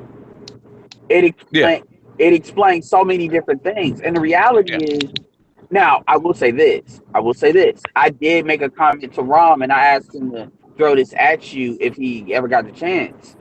Like, because he was talking about potentially beating the imprint, and you was saying that's like a developing technology, that information. But what I said was, okay. I think I've explained it one time, but one you have to have the tools to do it. Okay, depending on the technique. You have to have the tools to do it, and it depends on how deep her imprint is, because every guy, she could have been imprinted by a guy that wasn't that good, okay, or didn't have the particular tools that she needs. So in other words, it helps if you have a bigger penis. It just does. Okay, it's just like being 7 feet tall rather than 6 feet tall. If the taller you are, the easier it is. But I'm not saying that you can't bypass that. But the thing is that what you have to do is give her a stronger orgasm, a stronger sexual experience. If you coming behind a guy that's a swordsman and what the fuck he's doing, that's a tough imprint to break. But if she got imprinted at 15 and she's never really had a strong orgasm, and you know how to bring her to that strong orgasm, then you have a better shot at breaking that imprint. Okay, so in Rom's defense, he said exactly the same thing, but he was talking about as far as greater awareness. But my question is this. I've seen in previous things that I've done, I've seen that there are men that can elicit orgasms through like trance and through hypnosis. And they would sell material that would teach you how to learn how to do that, not with just straight doing. It was like a Master for Lover series with the guy by the name of David Shade and Mark Cunningham. And I'm telling you, if did you try it out? Did you try it out? I tried it out, and I can tell you it can work. I never pursued it as strong as I should have, but I can tell you it can work. And my thing is, my question to you was, would it be possible if you knew how to do that to basically because my thing is, does it have to be physical, or can it be, if you can bypass that and induce it's two parts. Okay, it's two parts. It's mental and physical. But but for women, the physical side is stronger. It's easier to trigger too. In other words, how it's the 80-20 rule in reverse. Okay, with men get imprinted is 80%. It's 80% mental for men and 20% physical, and it's reversed for the women. 80%, I would say, it's 80% physical for women and 20% mental. But BGS, one at a time. BGS, one would think that what you just said there is completely, differs from what we grew up to understand. Well, there's a reason for that. With your experience, how do women lie about their own interpersonal experience? Yeah, they always want people don't understand that they're all mental. I mean, they see us from a mental standpoint before physical, but really, I've always disagreed with that because I've always seen myself as being an extremely mental guy versus physical. Well, the difference is, do you know? See, there's a difference with that because a lot of times guys, when they say mental, guys interpret that as like logical and intelligence in a Yeah, different way. yeah. Versus women, you have It's BJ. You talked emotional. about this. Yeah. Yeah, you talked about this. So yeah, it is. That is true, but it's how they interpret it. The thing, what I'm saying is, you can do both. Okay, if what I'm saying is you can do both. You can imprint a woman mentally. You know, if you are if you are her type and you fit her impressions of what a man should be look like, you can't imprint her mentally, but you still have to have the physical component. See, You still have the physical component. As a young teenager, you know, when I was a teenager, if I knew about this, what you just said there, I think my life would have been completely different in terms of my. Yeah, mine would have been too. You're not There needs to alone. be like this is something I would love to take to LG Algae. or somebody. You know, dude that's frustrated. Al Grease, yeah. Al Grease, my bad. But Man, this is something. you savvy, man. Make your own film. Oh yeah. I'm really thinking about putting something together. This is You something needs to make be your out. own film, man. You savvy. I mean, you're a good marketer, man. I'm sure you dabbled in photography and film, right? Not really. I mean, Okay. I've dabbled with it enough to make like smaller videos, but when it gets into technical stuff, like really that type of stuff. But if you can find anybody to do the filming. If you can interview people and you can persuade people and interview people, that's really all you need, because even a guy that is good with a camera, he's just good with a camera. He can't do the on-camera talent or pull people together. If you're a good interviewer, that's just half the battle. Yeah. Oh yeah, not to plug Black. Jason Black did a 3-hour series on how to do an interview when he was going after Vlad based on his own experience. So yeah, he did talk about that. Another video I want to get done is I want a video done really talking about how to bring Black women or bring foreign women back to the United States without them getting corrupted, like things that guys need to know, because I think that hasn't been talked about. Almost impossible. Yeah, that's going to be an issue. Yeah, it's going to be impossible because they're going to be corrupted. I mean, you don't control the society. Yeah, they're going to get corrupted. But the thing is their basic cultural programming is already set. And another, so it's very difficult to break it, because even Obsidian said the rate of foreign brides coming in, of divorce rates, like 10%. Yeah, which is like 40% below the normal rate, and basically 60% lower than the black rate. And another thing too that a lot of y'all not taking into account is this is the type of thing that if you work with a pack of dudes, like a group of dudes, like in business, and you have your own it's kind of like, you know how in networking there's the local area network. That's how I think of sub communities when you create a local area network versus a greater community. Yeah, you know what? You know how that works though. How that works because I live in a highly not integrated, but a highly diverse area, which is Los Angeles. How that works is there's a barrier called language. Okay, that's how come all the Hispanics cluster together. Is because there's a language barrier. There's a cultural barrier and there's a language barrier. Whereas and this people don't have that. Oh, I'm sorry. Go ahead, Duke. No, go ahead, Duke. Yeah, I was having this conversation with Edward and PM, and I was basically telling them that the cultural and linguistic barriers necessary to even do that don't exist. And I asked him how he was going to prevent, because the issue is not going to be your wife, actually. That's actually not going to be the biggest issue for you. The issue is going to be your children. When your children view these other communities and other groups, how do you prevent?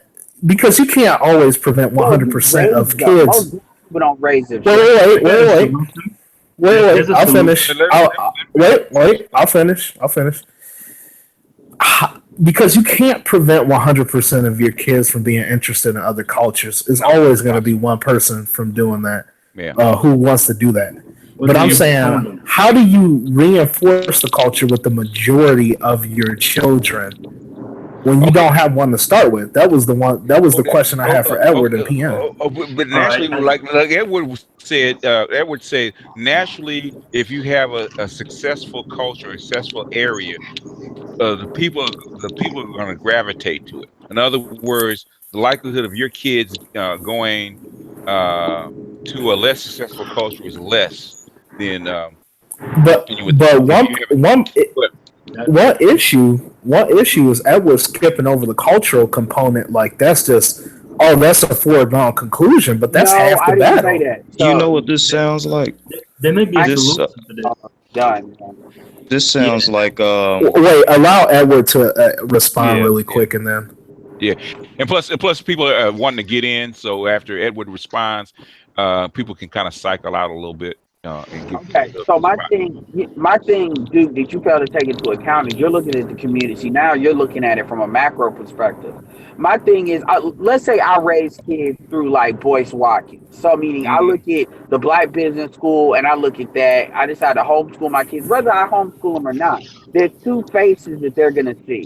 They're going to see the front stuff, which is all lives matter, diversity, all of that. And then it's going to be the stuff I tell them, where I tell them what power is. I tell them what wealth is. I tell them how this stuff is built. And then I show them this is what happens when you don't do what I'm saying. And you show them the poverty. You show them all that stuff. And when they see that, they will gravitate to what you're talking about within a certain percentage. And then if you reinforce that with a group, and this is where being a godfather to people or having extended family can work to your advantage if you deal with people that are on the same page. So you can build that culture within yourself. Most Black people are not taught about Black Wall Street. Most Black people are not taught about Madam C.J. Walker. We're given this kind of Disney-fied issue of where we come from and who we are. If you introduce hidden colors and all that stuff to these kids early and you show them the power of their Blackness, they will gravitate towards that. And Black parents don't do that. They pawn their kids off to the public school system. They pawn their kids off to the television and hip-hop, and then wonder why these kids come back fucked up. Okay. 10-second response. Go ahead, Duke. 10-second response. Yeah, 10-second response. And then you got, don't the Hoteps already do that? No. They're already no. There's already people like Brother Polite who are trying to do the stuff. Right. Yeah. They don't have the power piece. So it's like religion. When you just tell people just listen to this just because I say so, and you don't allow people to challenge that. So what people tend to do is they rebel against it. That's where the Hoteps get it wrong. So when it comes to all these people having power, wealth, and influence, these Hoteps will tell you capitalism is bullshit anyway, so you shouldn't want that. That's what. But if I recall, there's something called the Zulu Nation where they actually had security guards, they had money, they had all the people and all the groundwork, and they've been talking the same stuff. The Hoteps ain't doing that in the United States. Yeah, no, small village. Zulu Nation is in New York. Yeah, that's like very small area. Yeah. Several little small, what do you call it? Little small groups.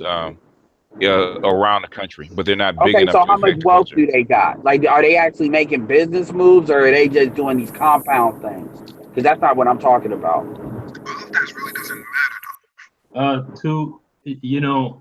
matter. I got a quick response, or maybe a comment. Go ahead, Ben. Yeah, I think to Edward's point is possible. I think, but you definitely need land. And BGS, I'm asking you, do you think the Southeast, folks have been thinking about having the Southeast region of the United States being Black, kind of like 16 from the state. That's what the Nation of Islam has been talking about for good grief, 50, 60 years. It's not going to happen, but you don't think it's going to happen? But you don't need it at that massive scale. That's what I'm talking about. Like, we need to talk about this it's like a social science. It's like a concept called, I think I placed it in the comments before, called memetics. You heard about it? It's No, I've never heard of it. yeah, basically, just as genes spread, Yeah, okay. over time. Yeah. Yeah, you probably heard of this. Well. Information does as well. So the culture, the reason why it expands the way it does is because somehow it's been latching on to, let's just say you have a whole group of ideas, or you have one idea, and over time it latches onto another idea that supports that, kind of like your body parts. Well, the thing So is the same way English latches on to commerce. exactly. Yeah, So so culture follows commerce. Yeah. to get rid of this functionality we have, especially in our women, we have to ascertain what elements are the most enduring, and we have to destroy it pretty much. And what is not being spoken of is these elements and how they collaborate. They may do it unconsciously because they're just ideas, What it's but saying, what it's saying is it's been passed down for so long, and it's so ingrained, and then the United States reinforces it. To blast it out of these women, even over the next 2 or 3 generations, is almost impossible.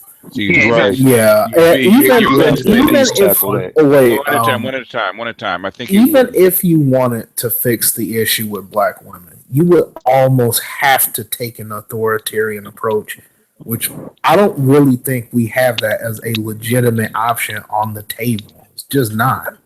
No, because black men don't haven't given enough power to take away from black women. That's the How can you gather enough power and be a state within a state? okay. It's never happened in history. Talking about you're taking that. See, you take what I say, you take it to like a level beyond anything I'm talking about. Like this is what No, I'm no, no, talking about. no. That's how it's going to be interpreted, Edward. Ed, I'm just being honest with you. That's how it's going to be interpreted from outside. What I'm saying is very simple. What I say a black men need to do is this. Now, I don't agree with hopping the fence. I really don't. But I can use that advantage to a certain extent. If the top 30% of black men do what Tyrese did, or they go overseas to get a wife, that will create and we create a velocity of that in which these young men are pushing to do that, and which that's in our reinforcement. Black women cannot fight that. Black women are not going to be able to. You can't change the laws. You can't do anything to stop that. And if the top 30% start doing that, then what's going to happen is black women, because black women can't hop the fence. It's not enough of them to be accepted. Yeah. Edward. Yeah, yes. Go ahead, Albert. I'm going to say this, and I'm going to drop off for a little while. But right now, I understand what the other brother was saying. We have a situation where bad behaviors are reinforced by the state. And until we are in a situation where the state is not reinforcing those bad behaviors, the fact that in our generation 40% of the guys don't have any kids and have never had any outside children, and 80% of the women do, is proof enough that the plan won't work. Okay, no, I disagree, and here's why I disagree. Thank you, Albert.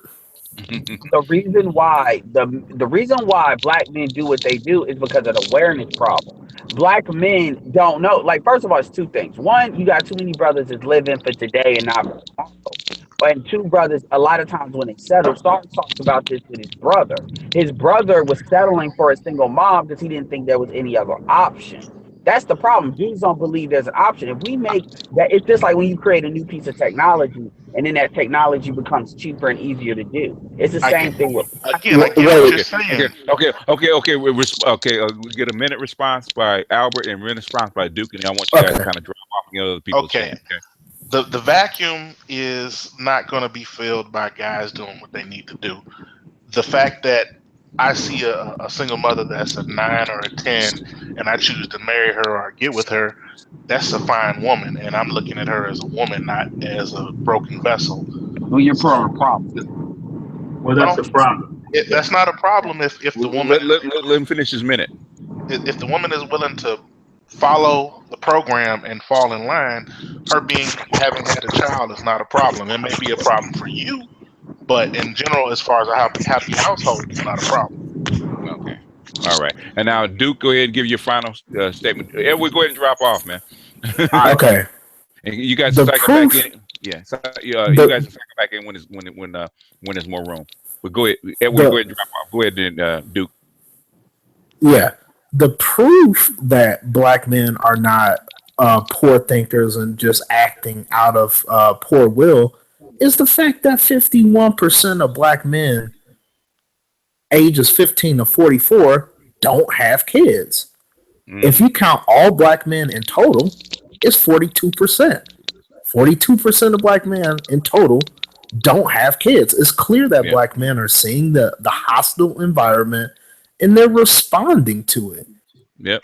So my thing is, I know I don't. Right. I don't have kids. Right. Surprisingly, a lot of millennial black men do not have kids.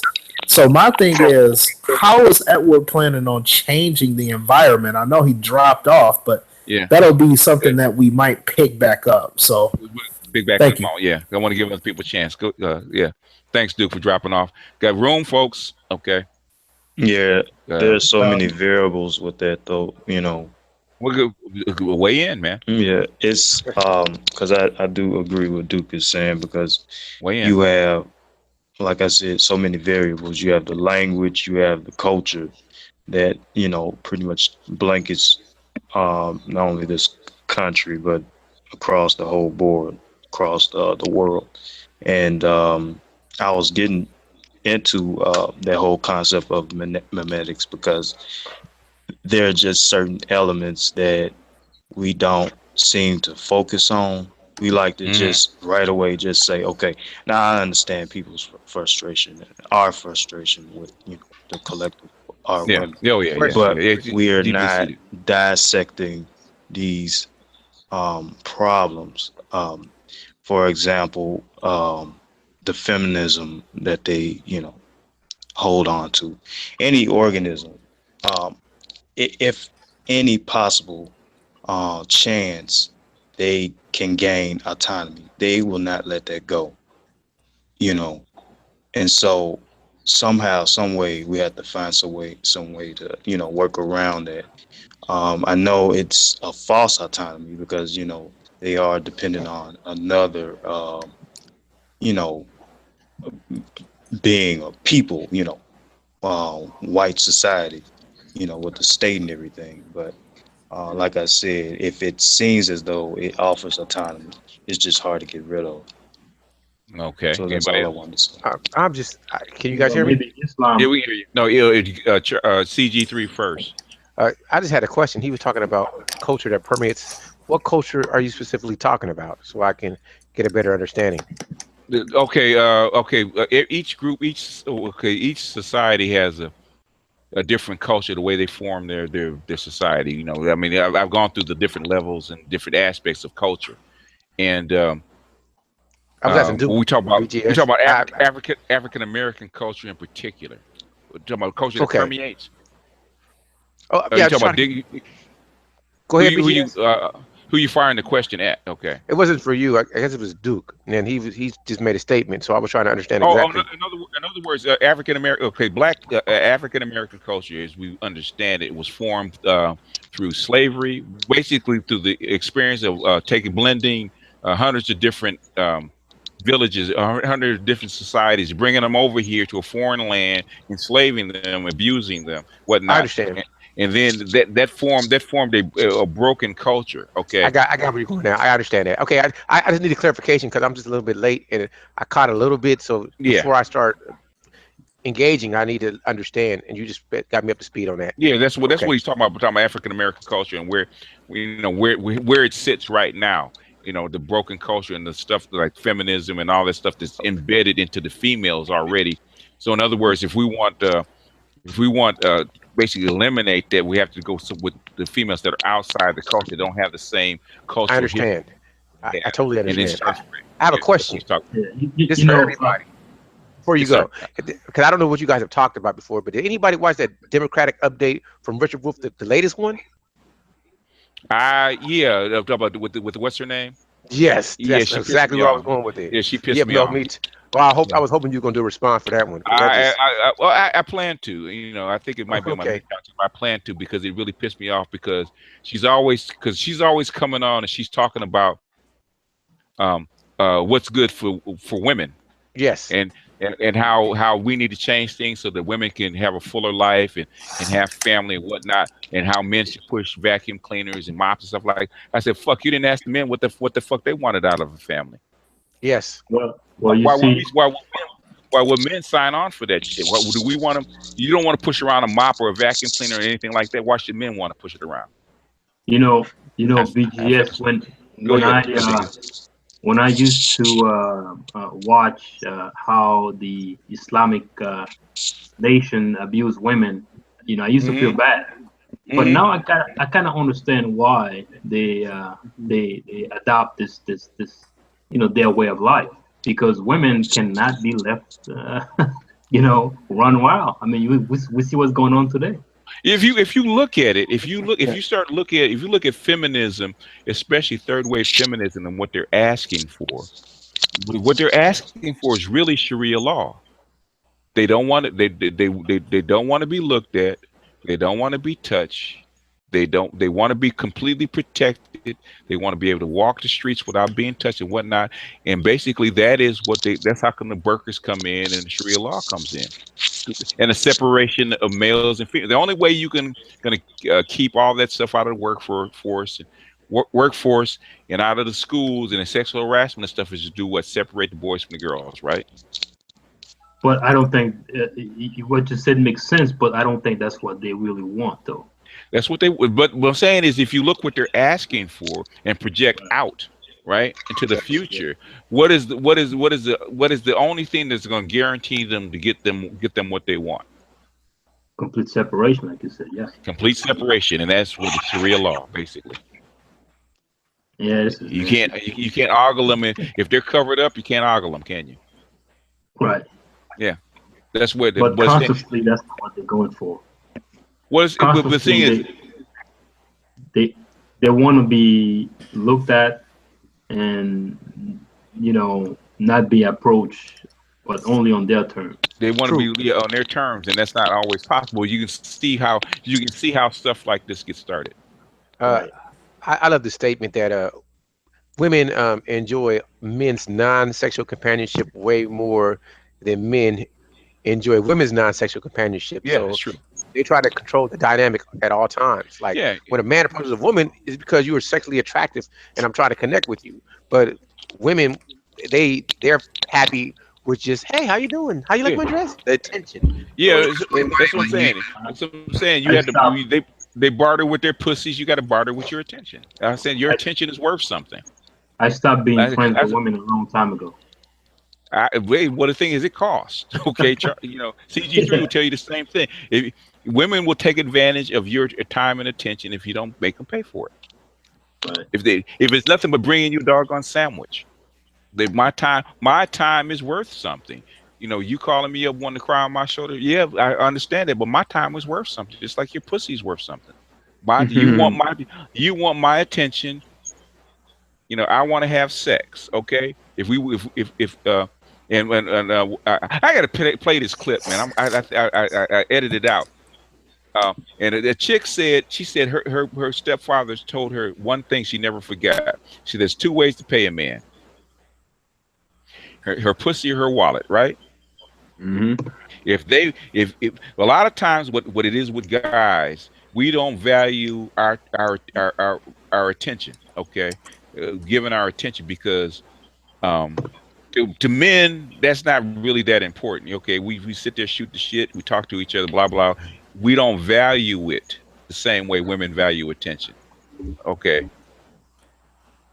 so basically, don't undervalue your attention. Even if you're an orbiter, if you're a beta orbiter, God damn it, get something out of it. If she gonna friend zone you, get something out of it. You let her know that if she wants your attention, if she don't want to give up sex, she got to give up something else. She got to pay you some other way.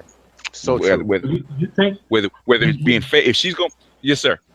Yeah, you think the feminists are going to succeed with this whole thing? See, we sort of think about what? In terms of their entire agenda, meaning no. Trump is going to kill that. He's already started killing that stuff. The agenda is not sustainable. It's unsustainable, but I say Trump has already started killing that stuff, man.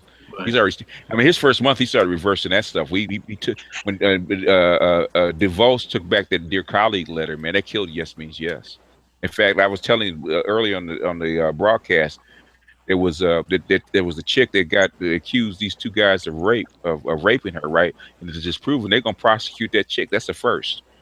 But the whole mood has changed. Yeah, they should throw the whole book at her.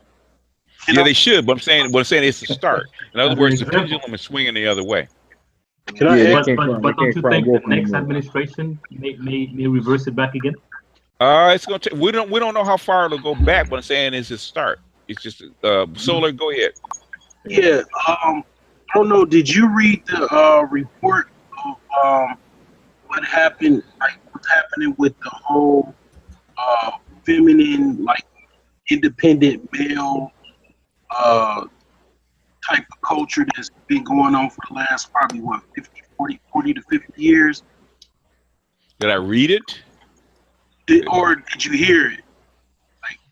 Like on they were talking about it on it's coming from multiple sources, but NPR was I caught an NPR report. Okay, is it recent? Yeah. No, I don't think I caught it. I have to look for it, but I'm sure it's nothing that we haven't talked about. Yeah, basically what they were saying is a lot of like the mortality rate for women is declining because they're working longer hours. Yeah, a lot of more stress. Yeah. Suicide rates. Yep. And that's what happens when you take on manly duties and you ain't built for that. Yeah. I'm gonna say something. This is subjective. This is my opinion. A lot of women they're not honest, and because they feel they go off of emotion much more than men do. Like if they see men doing something, they want to do it too, even when they can't. Because they're not. I think it's hard for a lot of women to be honest with themselves about their inability to do the same thing. So that's what feminism is about. You know, they want to do what we do. Yeah. Penis envy. Yeah, it is. But see, if they want to do what men do, they know as men we're smart enough. We know what we're not good at. That's why when we go to pick out furniture, who do we take with us? We take a woman. Yeah. Well, because men are what? Logical. Yeah. Efficient and practical. Most men are. We just try to get it done. They're pragmatic, but they're not emotional. Mm-hmm. Men have problems. Men have problems expressing their emotions because they don't have a huge emotional side like women do. Women are not men. So basically, you get in it. It's very difficult for men to get in touch with his feelings because he's not built for that. Especially black men, because they're stripped of their emotions when they're younger. Yeah, well, that's. I would say, basically, you have. I would say, compared to say my generation, millennials and Gen Xers are probably more emotional than the previous generations because you've been forced to get in touch with your emotions. Yeah, you're right about that, especially in school. Yeah, but that may be reverting, right? I hope like. Well, I'm saying we can only go so far. I think. Beavis and Butthead. I think they stretch the limits of men getting in touch with their feminine side. I really do. Yeah, I think this is a lot of revolt. I think this is what MGTOW came about. Yeah. And all. Yep. I'm not a bitch. Okay, you can't make me a bitch. That's what we're saying. I'm not a beta. Can't make me a beta. Men are revolting. You got to blame that on Beavis and Butthead. Wasn't they the ones that would like share your feelings with the group? I mean, that's part of it. But it started they've been talking about this for a long time. If you read a book called Iron John, which is printed back in 1993, he said it. He said feminism was there to breed the fierceness out of men, basically breed the masculinity out of men, make them more docile. He said that a long time ago, 1993. That's why women can't handle when a man speaks his mind. They think you're supposed to just agree with everything they do, co-sign it. Yeah, they're not used to it. I They're not used to being checked. But like most of the women that I have problems with at work, they're like hard nosed pants wearing like she-male. Yeah, they've been trained to be. They've been trained to do that. Yeah. Young M. Yo, what's that girl's name? Young M.A. Young M. Oh, Ma. What's her name? Yeah, I listen to her music. It's all right though, but it's not like people hype it up way too much, especially the girls in Brooklyn. Can I? Okay. I'll make a statement. Go ahead. I believe that most women want to have a family, but they don't want to be family. You understand what I mean by that? Yeah. They want to have a family to say people are connected to them, but they don't want to do the work. They don't want to do the work. Yeah, and my daughter's going through that right now. She loves having my grandson, but she doesn't want to raise him because it's a lot of work. Yeah, I think men must really make the choice for them. Only choose those who want to do the work, and let those who do not want to do the work just let them die by themselves. Yeah, I agree with you. But the problem because he always talks about this, that, and other. I said, why don't you give your son to his father and let his father take care of him? She don't want to do that. It's an ego thing. It is. Hey, remember, having a kid is like a guy. For women, having a baby is like a man getting his bachelor's degree. So it's successful. You know, it's like marriage is like getting a PhD. So if they don't want to let go of their degree, that's my degree. Yeah. Oh, mama. I pay for that too. Well, yeah, but you know what? It's a really odd thing. And Charles, you probably know about this. When there's a new baby, all especially the older women, they can't have babies anymore. They all want the baby. It's like having a new car. A woman with a new baby is like a guy with a brand new car. It's like a prize. He shows it off. Everybody wants a new car. Yeah. It's like a teddy bear or some shit. I don't even know, man. No. The thing is, it invokes the maternal instinct. Because I'm having this problem now, man, with my grandson and my mother. Okay, trying to detach the two. Before this child was born, she got attached to this child, and I'm trying to convince her, that is not your child. That child belongs to his mother. You cannot be a surrogate mother for this kid. But the thing is, their maternal instinct is so strong, she doesn't want to let go. It's almost impossible for them to let go. Because CG, you can tell you, if you see a grandmother and has the grandchild in her household, after a certain period, the grandmother will not let that child go. You see it over and over and over again. The maternal instinct is so strong. Once that mother gets attached to that child, it's like I have to say that it's actually happened to me. So it's hooks. Yeah. Tell your experience, bro. Go ahead and finish.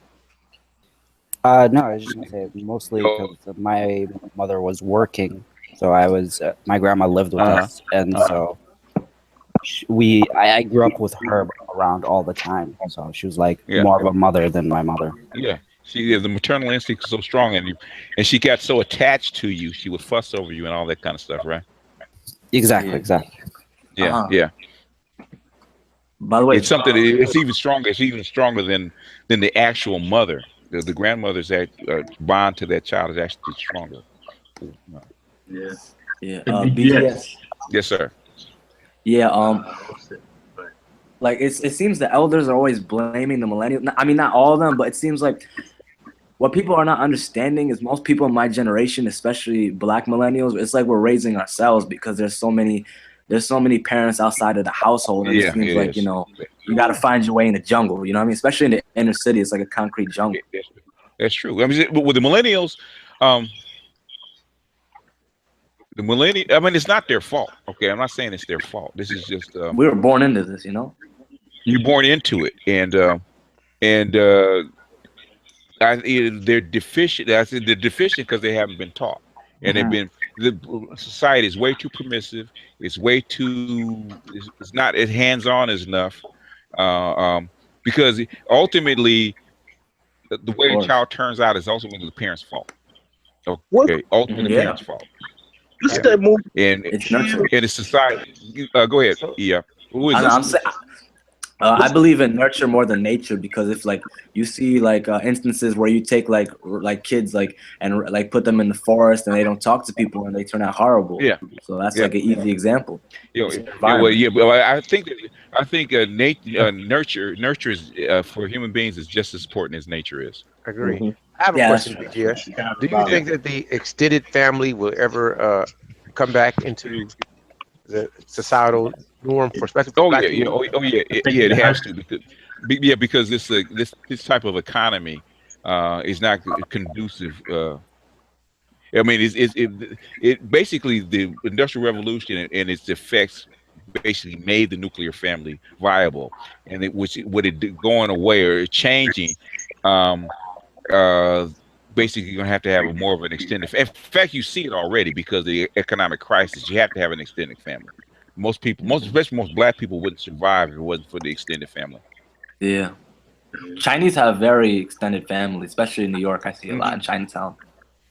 Yeah, that's normal. I mean, in fact, I put Alexander Micto's video up, especially because he nailed that. He absolutely nailed that. It said the natural form of a family is a tribe. It's not the nuclear family. The tribe is the extended family is the natural form of a family.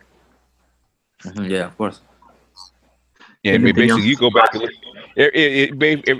Basically, it was because I was reading basically the nuclear family formed because of the feudal manners that formed in Northern Europe, right?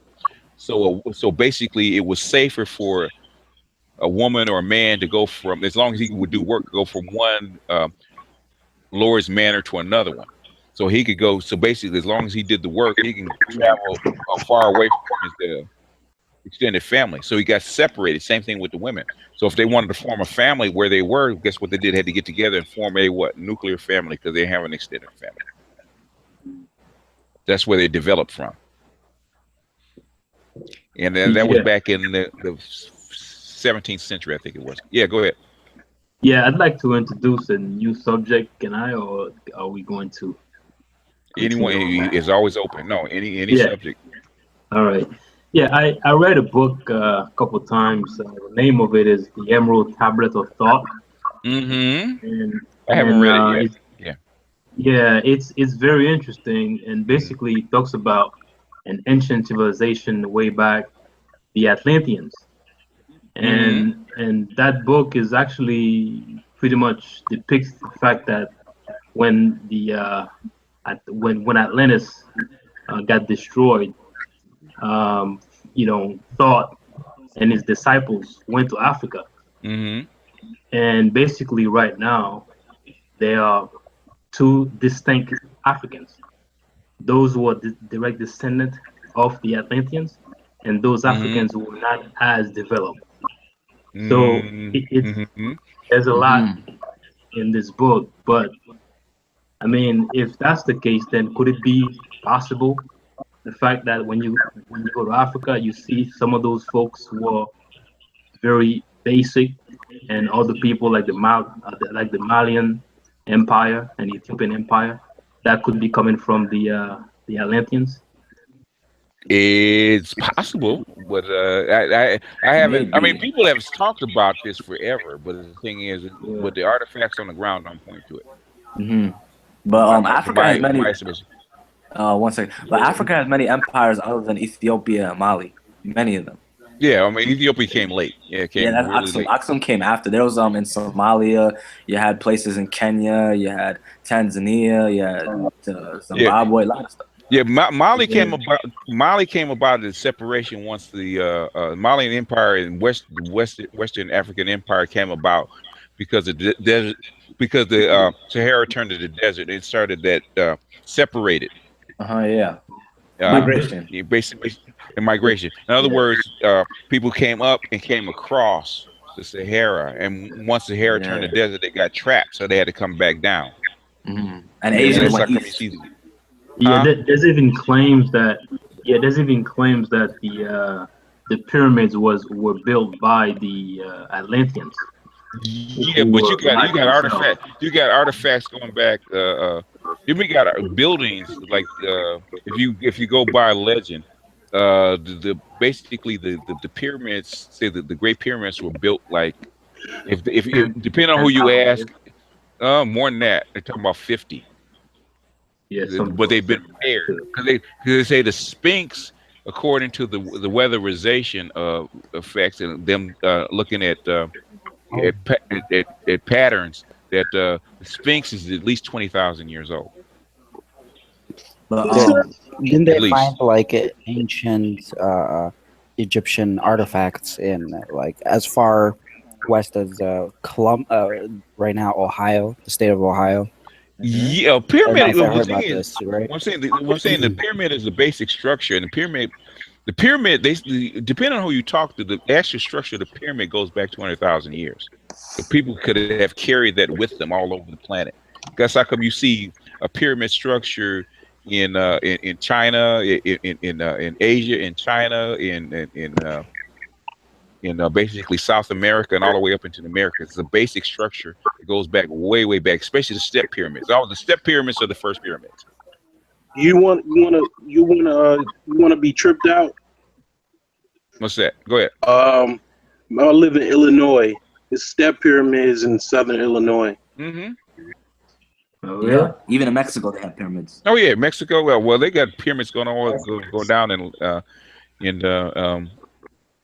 back down in Colombia and places like that. It's a basic shape, and the thing is, nobody knows exactly when the basic shape was formed or when the first one was created, because they got all kinds of step pyramids in Sudan, and even Kenya and parts of Kenya. Yeah, they have data.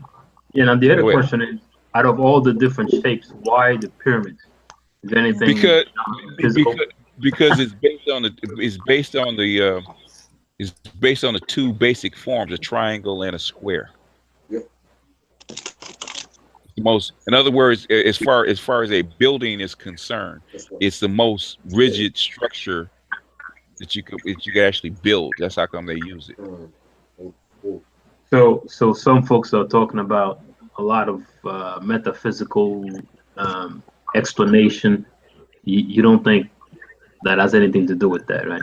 No, it's just mechanics, practical physics. Yeah. If you basically your first shape is what? 3 points, right? Which is a triangle, which is a surface. Your first surface is that, right? That is your basic elemental surface. So if you take 1, 2, 3, 4 elemental surfaces, put them together, you have what? Rectangle or square. You have a pyramid.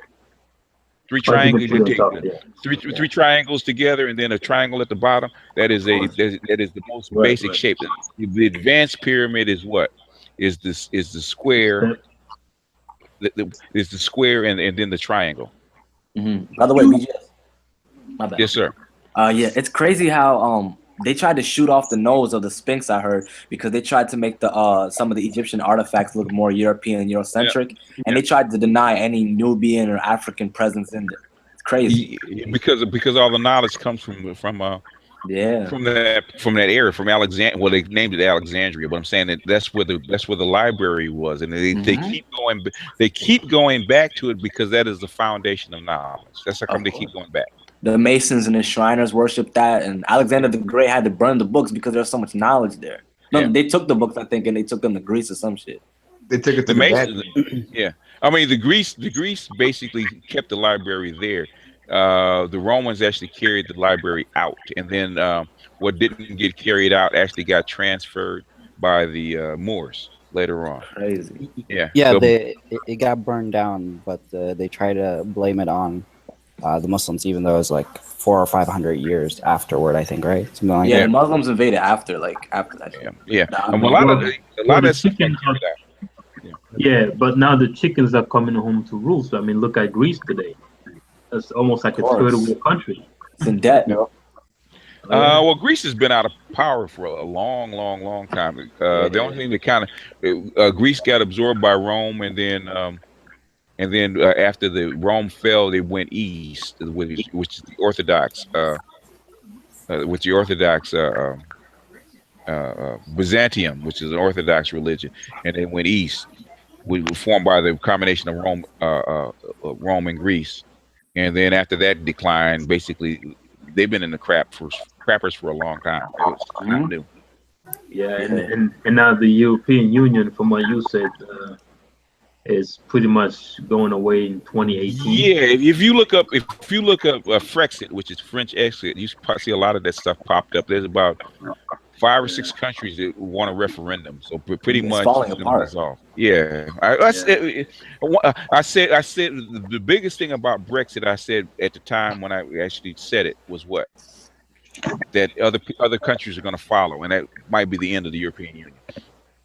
I wonder what's it going looks to happen. like it is. It falls apart. I wonder what's going to happen in that region if it falls apart. I mean, nobody knows because it hasn't happened in a long time. Russia could take it over. Well, you know what it really is that because me and my think tank, we talked about this 10 years ago. What would happen if once American power started to recede, because it's been the enforced peace of the United States that has kept the European Union together. Yep. So why would the U.S. Have so much interest in keeping the European Union together? Because the world war started where? Europe. So in other words, it was up to the safety and the peace and safety of the rest of the world to do what? Keep Europe. Keep them together. Keep them united. Keep them from warring. Keep them from fighting each other. Because so many alliances that if they go to war, somebody else got to go to war. Then it's like what's called trickle down, or it. Yeah, there's two things that kept the United States dollar. Yeah, entanglements. There's 2 things that kept the United States dollar alive after 1971. There's 2 things. What were they? The Vietnam. What do you say after what? No. After 19. Nope. What are 2 things kept it together? They went off the gold standard. The petrodollar. Europe's fear of the Russians, and Europe's fear of themselves. The Cold War. The United States withdrew NATO from like they were always threatened to do, like Nixon finally threatened them to do. Okay, if you don't want to accept the dollar, you don't have to. You're not getting any more gold. And to basically shore up our dollar, what we're going to do is withdraw all our troops, bring them back in. And that's what made basically Europe back down. But that's coming to an end. Yeah. So now a divided Europe will not benefit the U.S. It won't divide. It won't benefit the world. I think it'll benefit Africa very well. Yeah, because benefit Africa. Yeah. A broken up Europe and a broken up France. France can't extract all that wealth. China's next up in Africa. That's what gets me mad. They're gonna come and take everything almost. Not really. They want to manage. So. They want to manage. I mean, they want their peace, but they want to manage. They got the whole globe. True. They're going to South America too. I heard like Peru and Brazil. They're already there. They're already there. They're looking for world domination. Chinese. No, they've been there since like the 50s. They already have. You never want to overextend. You never want to overextend yourself. Yeah, they just want to have pockets like in each continent, probably. It's already done. That's why I said if Trump lets go of Mexico, who do you think is going to pick up the pieces? China. Without a doubt. China. BGS, Is it true say, one at a time. Yeah, is it true? Because I've heard China was once not dominating Africa, but they were a big partner in Africa. You know, they were dealing way back. So this is not a new thing to them. Is that true? Talking about with China? Yeah, China. Yeah, but they've been doing this for 5,000 years, and they've done it. They've never done it globally like this because a global civilization never existed before 1945. Well, for the most part. Can I speak to this a little bit? BGS, go ahead. I think I know a story about this. Well, while I was in China, I was working with a professor, and basically he told me that like after World War II, the Chinese entered Africa officially, but on a like a low key to make alliances and to buy up oil and different strategic resources, and not to tell any of the leaders what to do or what they wanted. Just Exactly. Yeah. the resources, and they've been doing that since the 50s. So they have a better relationship with a lot of the leaders than the Americans or the French or the British. Yeah, but what they've been doing since then. Yeah, because what about because China doesn't do what? China doesn't depend on eating from Africa, do they? Nope.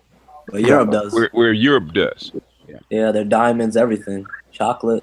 Well, every food. Yeah. I mean, if you go back to Rome, where did they get the wheat? Egypt.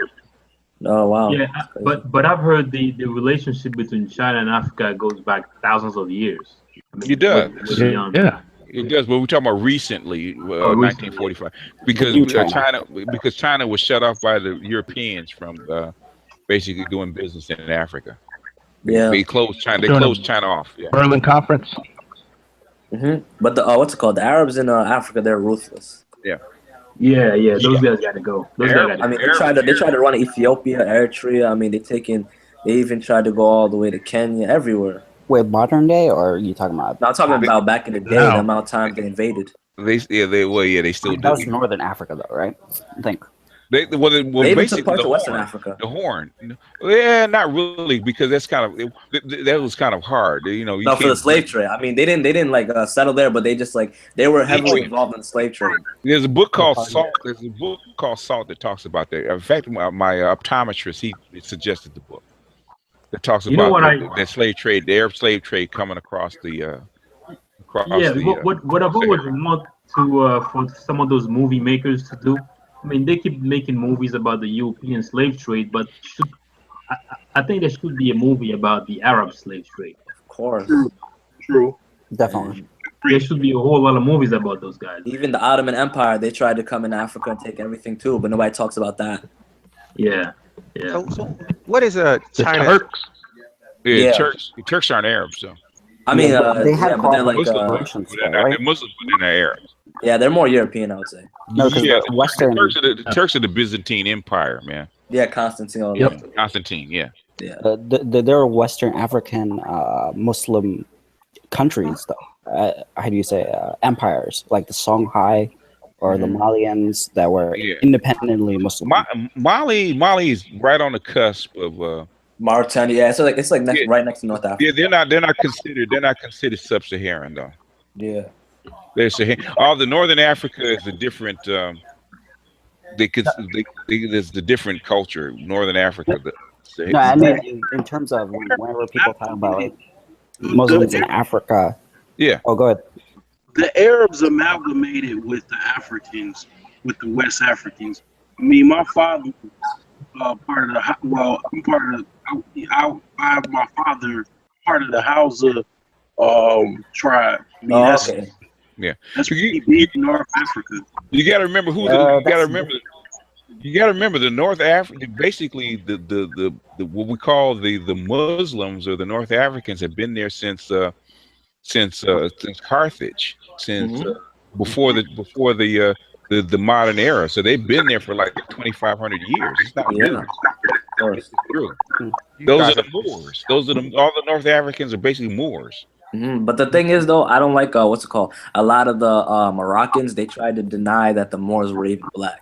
Like if an Ethiopian or Nigerian or Eritrean or anybody or Kenyan, they try to say, look, the Moors were also, they look like us also. They had dark skin, curly hair. Those Berbers, like in Morocco, they'll try to kill you for that.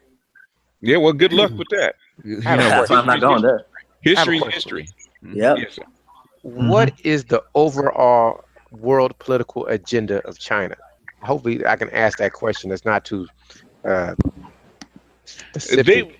Basically, they want to rule. Basically, they want to rule the global empire just like the United States did. They think they can improve upon the structure. That's the thing. They don't want to change anything. They just want the system to go along as it is, but with them in charge. Okay. You don't want to think. And what is the USA's strategy? To hold on hold on to the number one spot for as long as they can. Now, I have a question on that too. In fact, there's a bunch of articles. I might read them into the record, man, on my books channel, because there's a bunch of articles talking about the liberal order of the United States, and there's a whole. Basically, if you read, if you pick up the current volume of the Foreign Affairs, the whole book talks about this and how the changeover, how Trump's going to affect it, how liberal order is declining, blah blah blah. It's all basically, if you want to learn about that and talk about that, that's all they're talking about in the current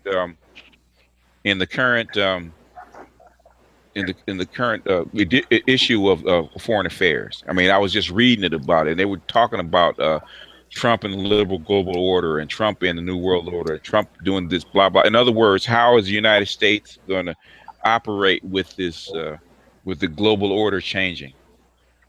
You said liberal global order. The liberal global order is probably, that's probably a deep dive, man. I don't know if I even want to broach it, but in other words, because China himself is they're not liberal at all. They're authoritarian. Yeah. Is Russia? See, but so I guess China is not going to be a part of that global liberal order.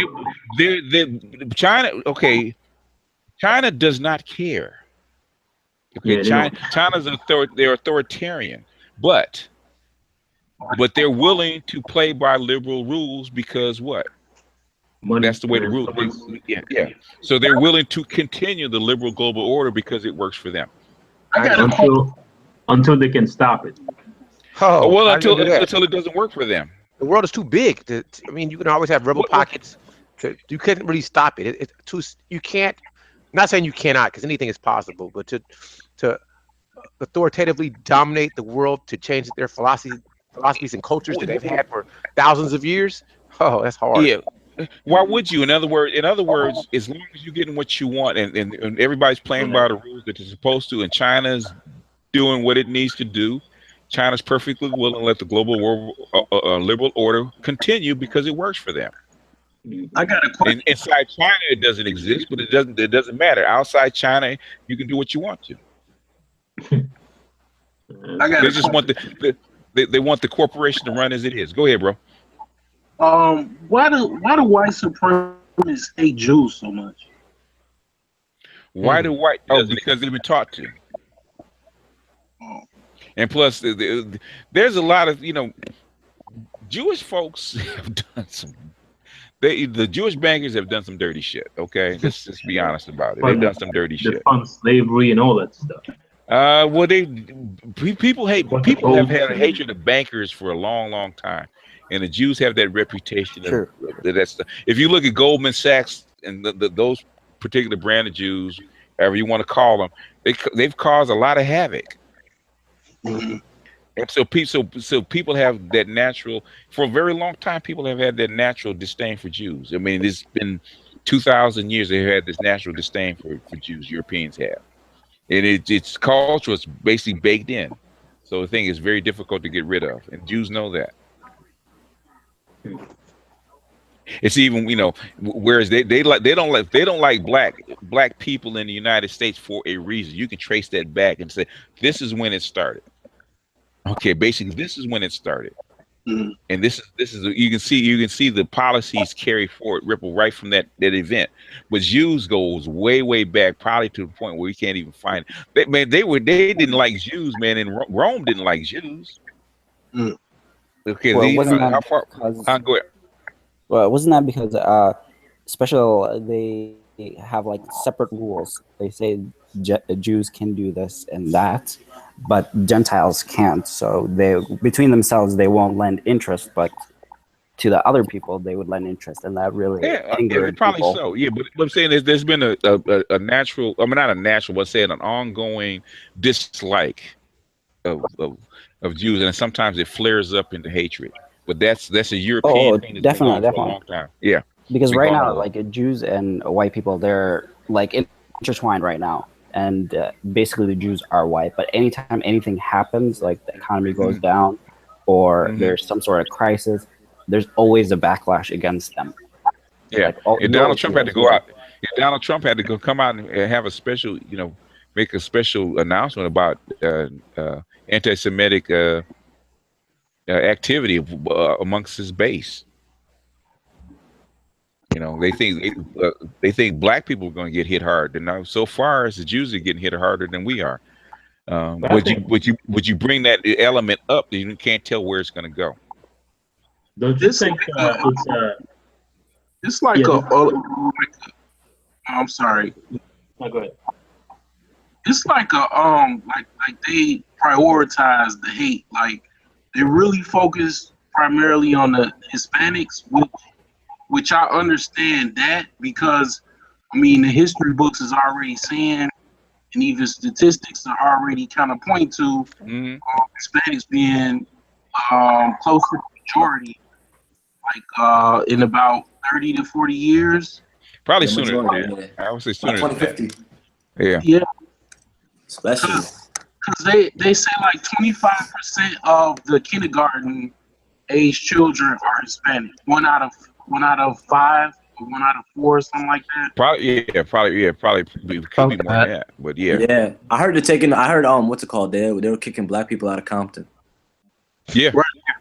There's an ongoing thing. Well, most of the black people moved out of Compton on their own. That's good. Then, yeah. To Bay Area and shit. No, they moved out to the hinterlands. They actually moved to they moved to the Antelope Valley and then the East Valley and stuff like that. But a lot of black folks went back to the South, believe it or not. It's like in Texas, a population grew so much, and Atlanta's population grew so much because a lot of black people reverse migrated. In fact, you still see it. Same thing happened. That's probably until the Hispanic goes to Texas also, right? I mean, if we keep moving, then where we're gonna go? We don't know. We have to see what Trump does. If he starts booting out immigrants, then that's going to change I know it'll change the balance in California. By the way, it's crazy. If you like in New York, if you look at the Bronx used to be mainly black borough, like back in the day, and now it's like mostly Dominicans and Puerto Ricans. Mm-hmm. It's happening everywhere.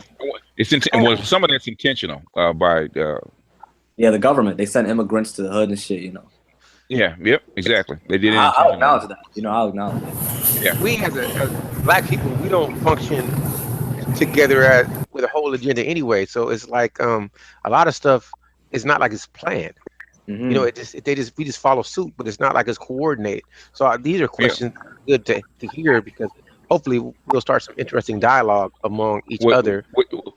Gentrification is planned. Okay. Yeah, I understand that. I understand that. There's no argument with that, but I'm speaking about black people in general moving out. It wasn't like they all coordinated. Hey, let's all move out to they didn't. No. Well, you in Los Angeles, Charlie. You saw it happen, man. Mm-hmm. You saw that they were escaping. They were escaping all this drugs. In fact, there was an article that my think tank posted, coming from a Mexican newspaper, talking about how the Bush administration helped out the Sinaloa cartel. I said I might read that into record. That was interesting that he posted. I didn't. Cartels. Most groups kind of plan. I'm sorry to say, but the Black American together as a consensus. Yeah, we don't really plan. We do. Yeah, we react. Yeah, this goes back to the unified culture that we were talking about earlier. Yep. It doesn't exist. No, it doesn't exist. This is why gentrification is working on us because we're not unified. BTS said it a long time ago. What is black culture separate from American culture? We're the most American, other than the people who came to conquer the lands in the original. Yeah, but we're not really attached to it. I'm saying we're attached to it. We speak it, but we don't have that legacy of being descendants from people from England and all that stuff. It's like we don't have that. Black people love America, but they feel ostracized from it at the same time. I mean, basically, we are connected to the Anglo-American culture because of slave culture. I mean, that's really what it is. And when I say it's a developed culture. It's not as long as there. That's how come it's damaged, because it's not organic, and they did because white people didn't let it become organic. They could have, but they didn't. They could have just. Black people are unified only like when we're forced to by survival, such as IE or World War I, World War II, Devil Dog, you know, Black Regiment. I mean, we were some of the fiercest fighters in World War I and World War II. We had to. It was survive or be killed. It's sad that we all see it, but we can't come together with a solution to put ourselves on a playing field where we all feel like we're equal with the dominant society. You know, It's because if the American government with trillions of dollars couldn't do it, it's really one, they did it wrong. Number one, and number two, it's that's heavy lifting. To change a culture takes 140, 150 years. It's really difficult, and it's with constant adherence to the culture. Yeah, but O'Shea Duke Jackson did a series of on different countries in Africa that who have dictatorship, and I think that's probably what we need as Black folks. We need a dictatorship. You know what? My one of my circle mates saying, they said the exact same thing. You need an authoritarian rule to make hard-headed Black people do something. Exactly, but it's not going to happen in a liberal state. Yeah. If you take a look at the I forget it's a website that gives you the crime rate of different countries, and then if you take a look at Haiti, the crime rate of Haiti when Papa Doc and Baby Doc was in power was like lower than the U.S. And most people would think Haiti had a high crime level, but it was not, and that was due to the fact that they were a dictatorship, and that works. This democracy stuff does not work for some people. Yeah, isn't America a republic? Authoritarian states have less crime because they have more police officers per how do you say it? Like per the population more. Yeah. Like my friend, she grew up in Libya under the dictatorship, and she said that she could go out. Yeah, she could go out at 2 a.m. at night and not fear for her safety. Yeah. Compared to now. Because an authoritarian culture, are self-regulating, whereas a liberal culture, they're not. It has to be external. So you need for whatever reason, you need a bigger police force because to actually herd the cats, because the cats won't herd themselves. I think liberal culture will eventually implode and completely destroy itself. It's an experiment because liberal culture is not that old. It's only like 250 years old. Well, it ain't gonna last that long. I mean, you can tell. You can see what's happening in the U.S. Right? Anyone does anything? Yeah. Well, what do they feel like we'll see. We'll see. I don't know. That's a good question because nobody knows. It's a question they've been asking. Well, the current incarnation of democracy is only 250 years old, but that stuff goes all the way back to Greece. You'll always have people who want democracy and freedom, but maybe not to the extent that it exists right now, where it's going to levels of the absurd. I can see that. Well, any decaying culture, I don't care whether it's authoritarian or liberal, you're going to see the effects. It might be worse than a liberal culture because we've never seen a liberal culture like implode before. But we're seeing on a mass scale, man. wouldn't that technically be Rome? Not totally, but Rome did have its 12 tables. It did have a constitution. Yeah, but it's authoritarian rule. Caesar was the final arbiter over everything. He was the guy. He was the guy. It was authoritarian. In fact, the fascists or the fascism was basically basically modeled after Rome. The sticks, the ironclad rule of the Caesar, basically is authoritarianism. That's what they're talking about. That's how come the word fascist came from the sticks of Roman Well, rule. originally Rome was democratic in the Republic, and the Republic lasted for about 500 years, but the it was military dictators did overthrow it, and that became the Roman Empire. Well, you can have democratic principles in an authoritarian country. Right. Japan, you have vote. You have the vote in where? China. It's one party, but you have the vote. That's actually true. In Rome, the woman couldn't vote. No, they couldn't.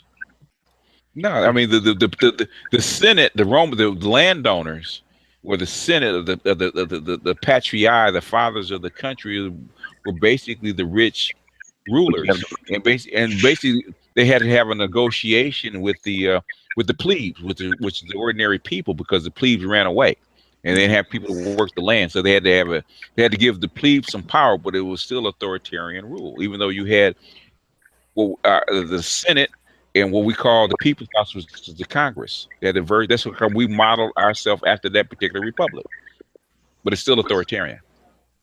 Duke, are you saying that Rome was liberal because of, all of the deluge that people partook in? I'm sorry, sir, I couldn't hear you. Are you saying that Rome was liberal because of all the deluge that you could partake in Rome? Is that what We're still getting half of what you're saying. You got to get into the mic. Are you saying that Rome was liberal because of all the deluge that people partook in, or? You mean all the immoral corruption, like the orgies and all that stuff? Mm-hmm. I mean, in part, but they also had a legal structure which they ripped off from Greece, which did partially back democracy. But I'll admit that proto-democracy was not the democracy that we understand today. It's not a liberal democracy that we have now. Right.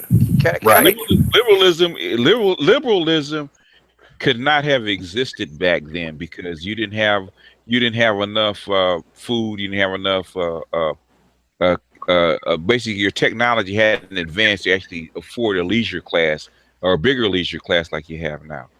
I want to make a statement. Go ahead.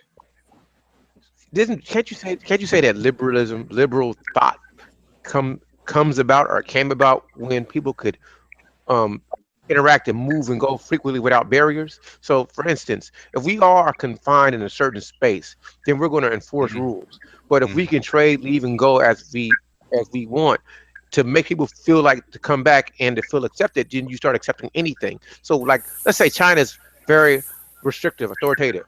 Japan, very restrictive, authoritative. Germany, Russia, all these places are not easy to get to and get out of. So you can exert more control. Just like you could say at one time, England was authoritative when they were confined. But once they started to be able to spread apart, then to keep their empire intact, they became more liberal in their view. The liberalism actually, the seeds of liberalism actually started with the Protestant Reformation, where they broke away from the church, and then once they broke away from the church and they had a different view of God, then they had a different view of the king that ruled over them. Once they had a different view of the king, and then the printing press actually started, where you started educating more people. Okay, once you start educating more people, people had more knowledge spread out. And then the second thing is, what really actually brought liberalism in, believe it or not, was the gun, the amateur weapons. Okay. Because then when you had amateur weapons, then you need ordinary people to be more educated and be more involved and have a vote, because you needed them to fight for you. I understand it, but I'm still state my argument that if you're free to come and go without real repercussions and you can escape, you're going to tend to be liberal. Like if you can't escape and you're enforced, then you're not liberal.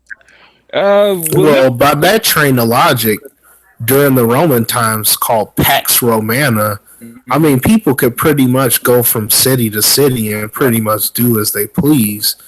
I mean, this is 2,000 or 3,000 years ago, so yeah. Yeah, but I'm saying is liberalism as is defined by a liberal order is not that old. And those are the reasons. You could go from city to city, but you didn't really have a huge voice like you do now under liberal states. Yeah. No. Even China is a hell of a lot more liberal now than it was back then because people have more of a voice. So even because of the environment, China's more liberalized. China's not as authoritarian as it used to be. Because of the technology. Because the technology. Yeah. The technology and basically the gun. That's how come white people cling to their gun. The gun and Jesus are the two things white people cling to most. Because the gun is not just an instrument; it's a religion. Yeah, gun culture is a religion because it freed them from the authoritarian rule of their kings. Of course. What's the other one besides gun? Jesus. Oh, religion. Yeah, Protestant religion, away from the Catholic Church. Would you say that's different from the religion, the Christianity that black people had?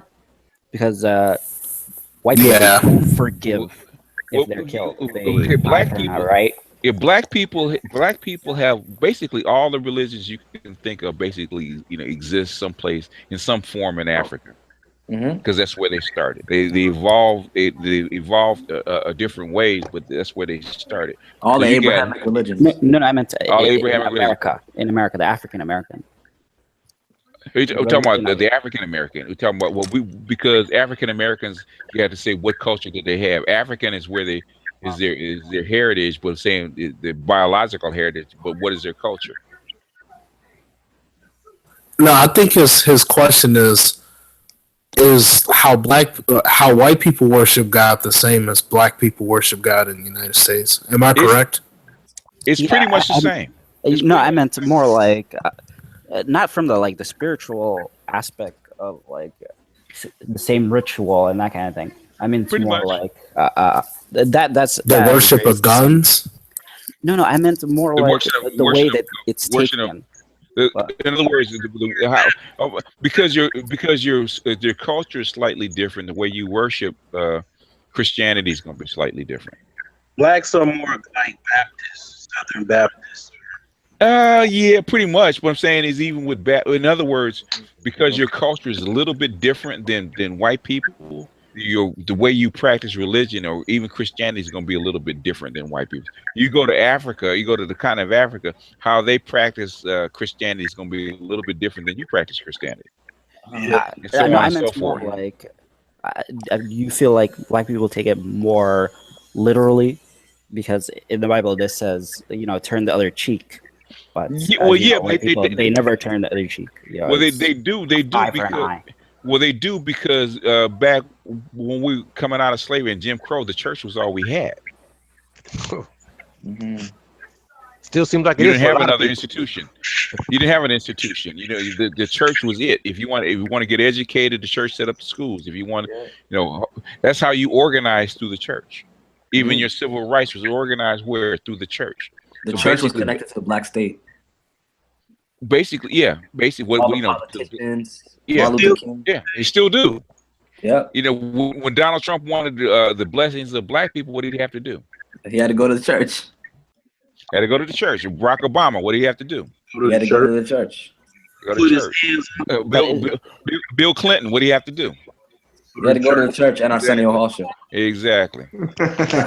Isn't that like for black people to move on? Do you think that's a disproportionately large control of? You're not going to root it. You have to reform the church. You're not going to root it out of your culture.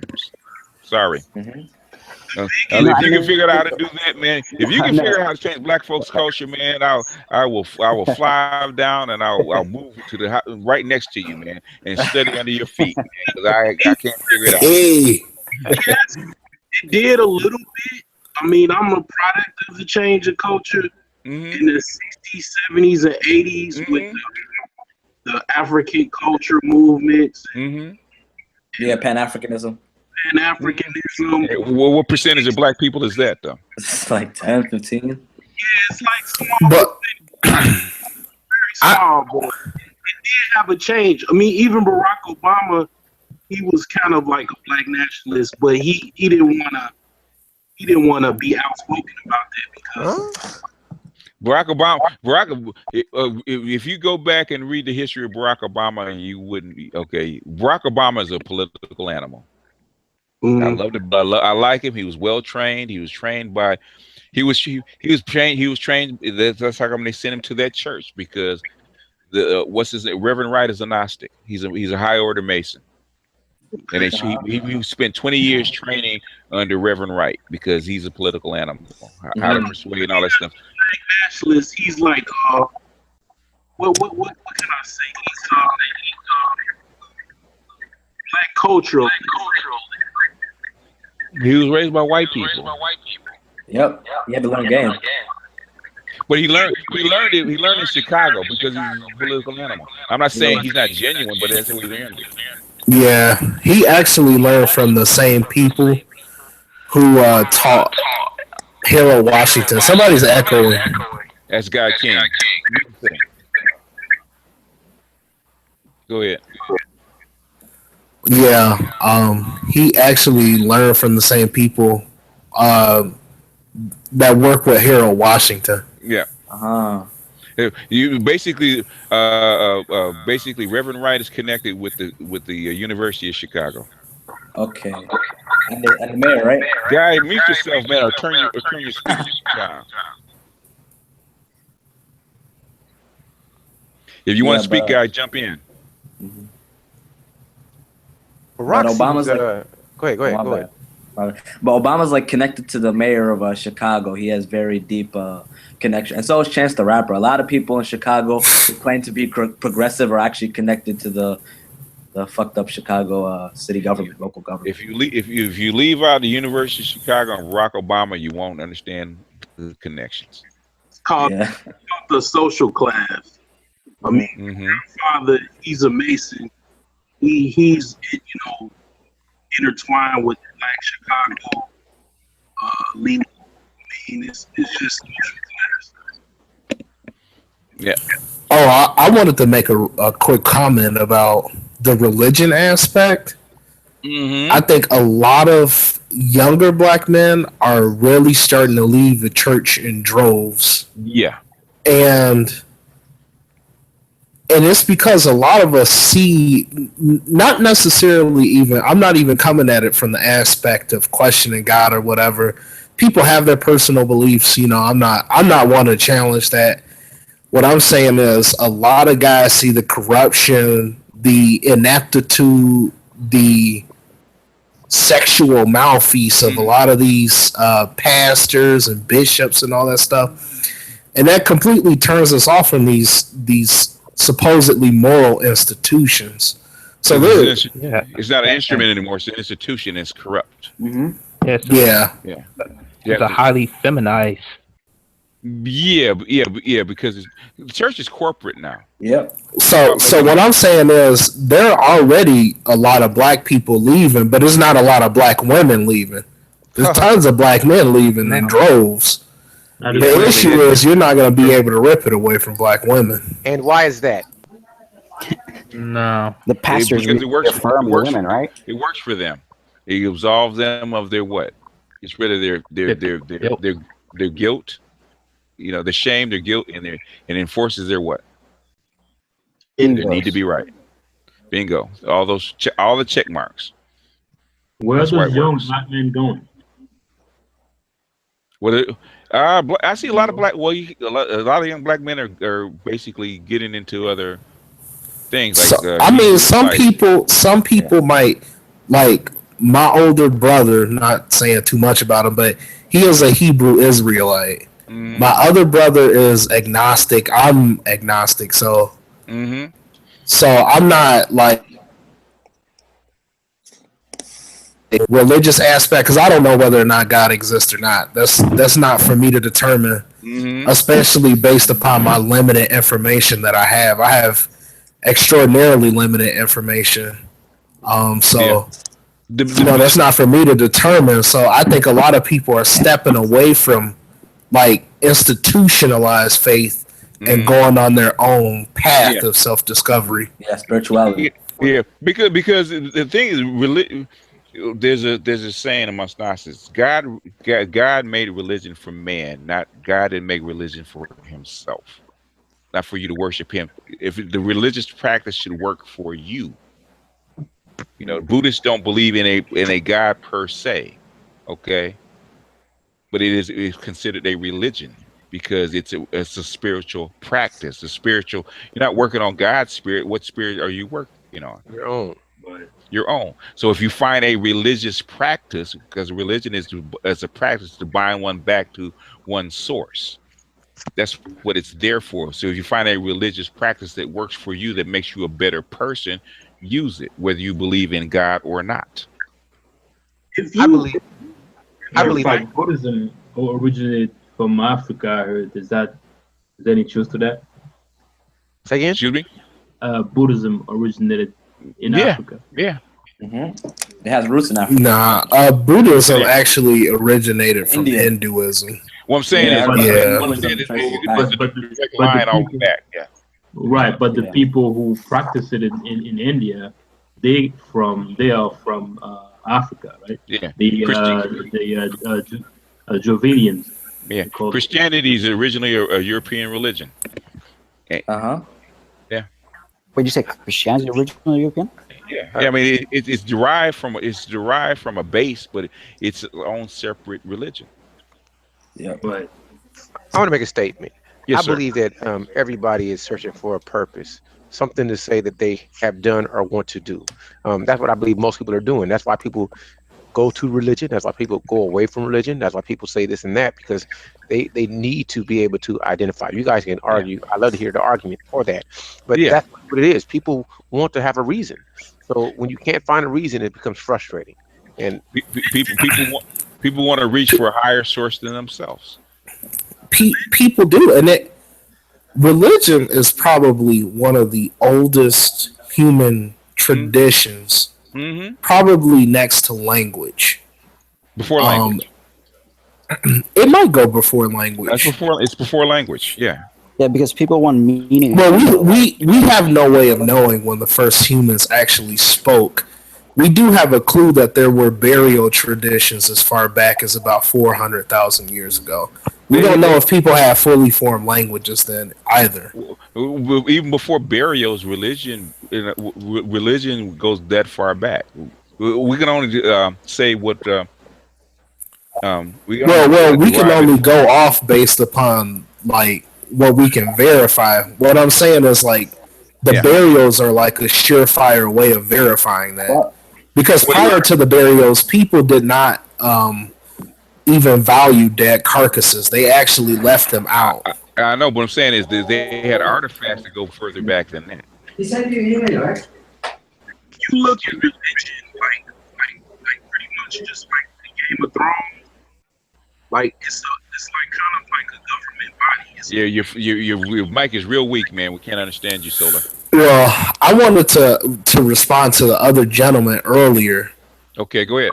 I think that religion will always be with humanity, and I think that religion just comes with intelligence. That's just the nature of it. I'm not saying that you have to be intelligent to be religious or anything like that, but I think that religion is a natural byproduct of wanting to explain the human or the sapient attachment to the universe. That's just how it works. Yep.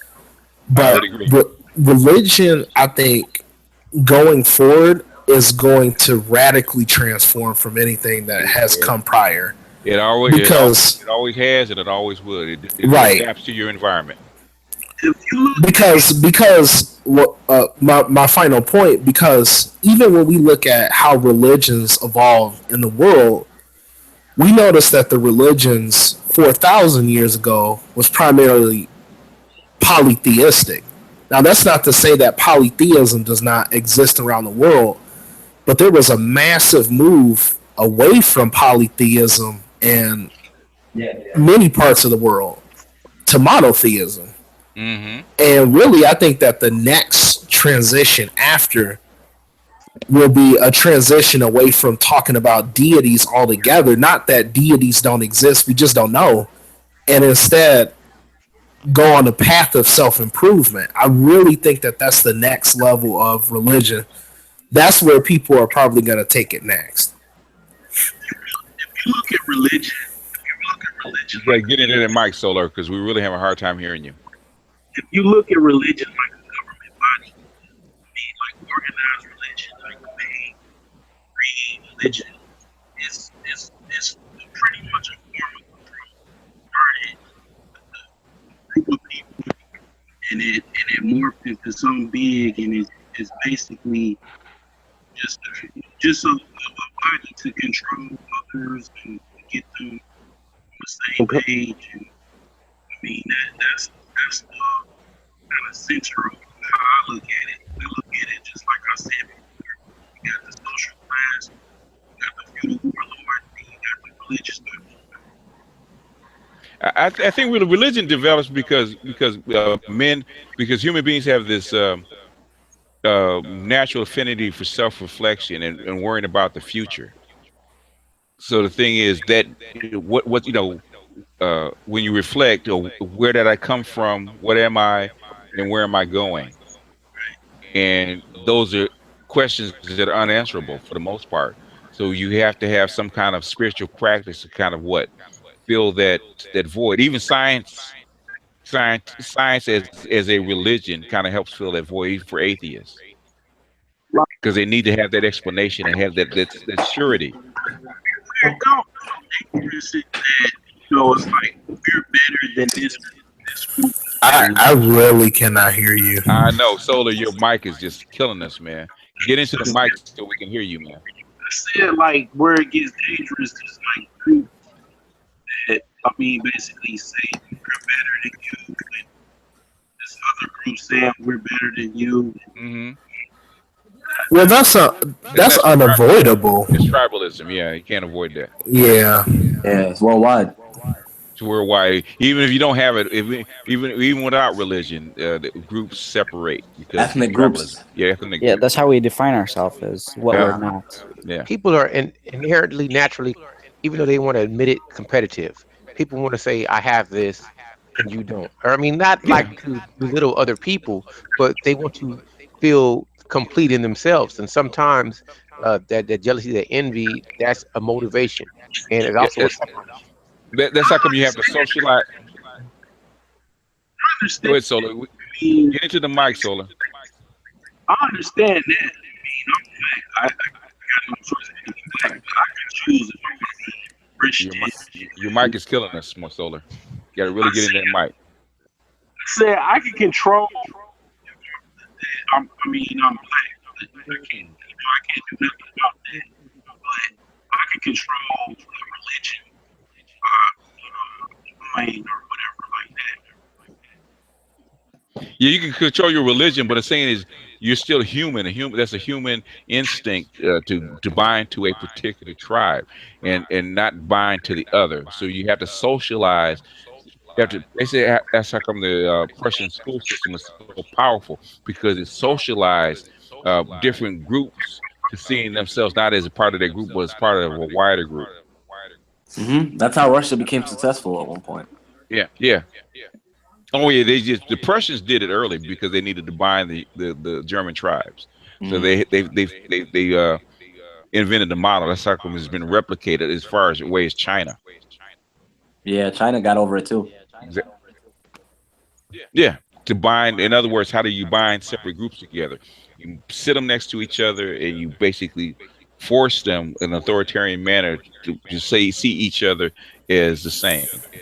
Yeah, isn't that what? That's actually did for their large multi-ethnic, multi-tribal cultures from Spain. White people all did the it way to China, Western China. Well, the Prussians did it first, and then The Americans adopted it, and then it spread out because it works. The first people to actually do it were the Chinese. The Chinese did it through their civil service system. But yeah, but the thing is first. Yeah. The first ones, and they did it by creating a universal language, because Mandarin is actually artificial language. It's not the natural language of most Chinese, but most Chinese speak it now because they have to communicate with one another on a day-to-day basis. Yeah. No, but if you actually, I'm sorry, what did you say? No, basically every town, has its own, distinct language. So yeah, they have dialects out the wahoo. They call it dialects, but honestly, they're really languages. Yeah. You can't really understand what they're saying. So that's why they had to make a centralized one, so they can all communicate. Because all groups are going to glom to the language of commerce. So if you have even Rome, once they made Latin official, an official language, then everybody that wanted to be part of the Roman Empire had to learn what? Latin.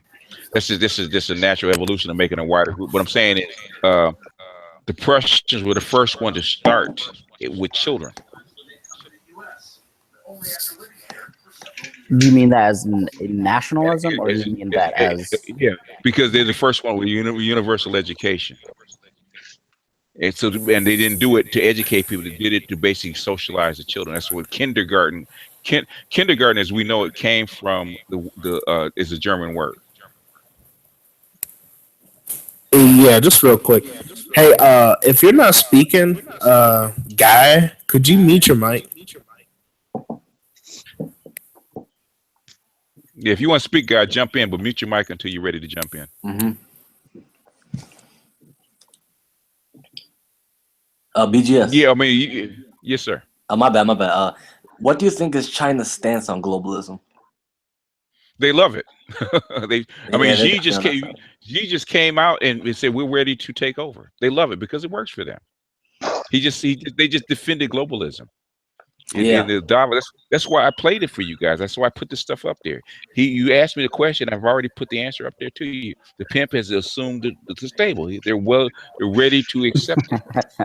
They're going to be the leaders of globalism. One of the main. They already are the leaders of globalism. Not going to be. They already are. It's just America doesn't want to report on that much because they're jealous. What does Trump want to do? Stop China from making more money. No, Trump wants to do what? As far as he wants to retreat, right? Yeah, it's the exact. So someone has to fill the void. Yeah, and that's what the question is. The question they were asking in the foreign affairs. Trump is talking about what they used to call isolationism or nationalism. And China's talking about globalism. They basically leaving globalism to China. Well, the harsh reality for the West, what the West really has to appreciate is that the West has pretty much had its run of the global economy, the global market. It has been number one for a long time, and there are new players. What the West is going to have to make a decision is whether or not they're willing to pass the buck. They're going to have to pass the torch. Mm-hmm. They're going. The torch has already been passed. Because I'm saying that they have the opportunity to pass the torch to a democratic country. They have the opportunity to pass the torch over to India. That is the only logical choice for them to pass it to if they want democracy to continue. No, it's too late. India can't do it. Yeah. China's the only country. China's the only country that is able to assume the responsibility of the globe. India it's too divided. They're too divided. They have too many problems. There's no way they can lead the globe. Yeah, they can't even. Actually, India has much better long-term prospects than China, and the reason why China's authoritarian government will eventually slow down its economy. It's just a matter of time. What are the four things? You know, it's interesting. What are the four things you need to lead the globe? What are the four things you need to lead the globe? I said this global civilization. What are the four things you need? I have not heard that, but I'll say power. I'll throw out power. Definitely, you need the ability to project force. Four things you need. You need discipline. You need the biggest manufacturing base. Okay. That's discipline. You need the biggest balance of payments. In other words, the balance people owe you money, right? Okay. That's two. You need the biggest cache of gold. Okay. That's three. The one thing they do not have that they need the Russia for is you need a blue water navy. Oh, okay. If you go back 5-6 years ago, what is it that they used to say that China does not have? A navy. Blue water navy. You need a blue water navy to basically secure trade. Okay. Those are the rules of the civilization. Somebody's calling my name. I can. Another thing. It's solar. It's solar, but his mic is so bad it sounds like he's outside underwater. And another thing too, Duke, I had to mute stop laughing when he's talking on his mic because it sounds so bad, man. you know how that old Hispanic disco music where the guy get on the mic and you can barely hear him and he's saying something in Spanish. That's what his solar sounds like. Yeah, get out. I was saying we can. I don't know what happened to your mic because at first you were okay, but now, man, you're really. He's probably on his cell phone. But BGS though, I think I think was it Duke who said I forgot. It, but I think okay, if Trump would to bring back kind of do a retrieve versus embrace globalism, I think Trump's tactic would have worked if the U.S. was still was not a liberal country. Right now, we don't have the knowledge base in this country to do anything. Yeah, well, the thing is, you've had your time. I mean, you're decaying, and because you're a post-industrial country, and there's a lot of entanglements that happen over time. As you decay, because you have a lot of different factions that are fighting over different industries and won't let certain stuff out, won't let certain stuff develop. Okay, we need to make a profit, so we're going to hold on to this, blah, blah, blah. China doesn't have that. And Quigley was trying to tell them back in 1965 that this would happen. And let me say this, I actually agree with BGS. What I'm saying is, if America wants to pass on the torch to a democratic country, I get that India does not have it right now. They can get it, but they all have to be aggressive. But what I'm saying is, if they want to pass it on to a democratic country, that's the only clear candidate. Now, the downside is India is not in the same position that the United States of America was in when basically the British Empire passed on the torch to us, because the torch got passed to us. In other words, for them to pass on the torch, they have to do what they have to have it. They don't have it anymore. That's what I want to say. Done. China already has the torch. They took it. China didn't get it passed to them. They took it. It was handed. Europe just handed them the torch. It's too late.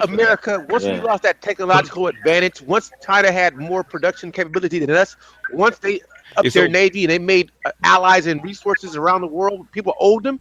What can America do? And then it's over. And then to make it matters worse, not to get on Mr. Trump at all, but once you alienate people from coming to your country, now they're not looking for your interests because they have no reason to. Before it was an opportunity for them, so they're like, okay, we'll still deal with you because we're benefiting. But once you take away the benefit, now we can ostracize you. You could slow it down. You could have slowed it down if you wanted to, but they wanted to hold on to it. Instead of slowing it down, they accelerated it. Because man, dude, I've been following this man since 1994. I've been watching this like a slow moving accident, and it just chunk by chunk by chunk, and basically Syria. The United States could have held on to the torch at least, I say until 2025 or maybe even 2030, if they had done one thing and one thing only, not done one thing, is not mess with Syria. If you had not messed with Syria, you'd had you could have had at least 10 more years. Mm-hmm. I think it's even farther. Excuse me? No. Basically, once they went into Iraq and they didn't come out of because the domino, out of right? Iraq, basically they allowed China to come in and basically snap up all these relationships in Africa and Latin America. Because the United States, everything is about the United States couldn't. Can you hear? Yeah. Solar, you're gonna have to really get into that mic, man. As it relates to India, India has a lot of problems. One of the problems they have a population of 350 million that are completely abject poverty, what they call the Dalit people, and what they call the untouchables. I mean, those people, I believe, they probably, that's the worst treatment, I think, in today's world that those guys are receiving. Yeah, India has a horrible corruption problem too. Oh yeah, and I think too, what China has that India does not have is the fact that China maintained their own language. India was colonized for hundreds of years by the British. You lost your sense of pride, which China still retained. And the British are suffering from sense of pride. Yeah, the British still Churchill said that after 1945, after China got free, they said we should have strangled the baby in its bassinet. In other words, we could have carved up China like we did Africa. We should have done it more. But in fact, they actually kind of tried to carve up China, but the Chinese had all those rebellions. There was no way that they were gonna be able to keep them divided. They could have. The thing is, the reason they opened up, the reason they came and invaded China is to do what? To open trade. To trade with them. So if you carve them up, how can you trade with a destroyed country? Yeah, they had to let them thrive for a minute.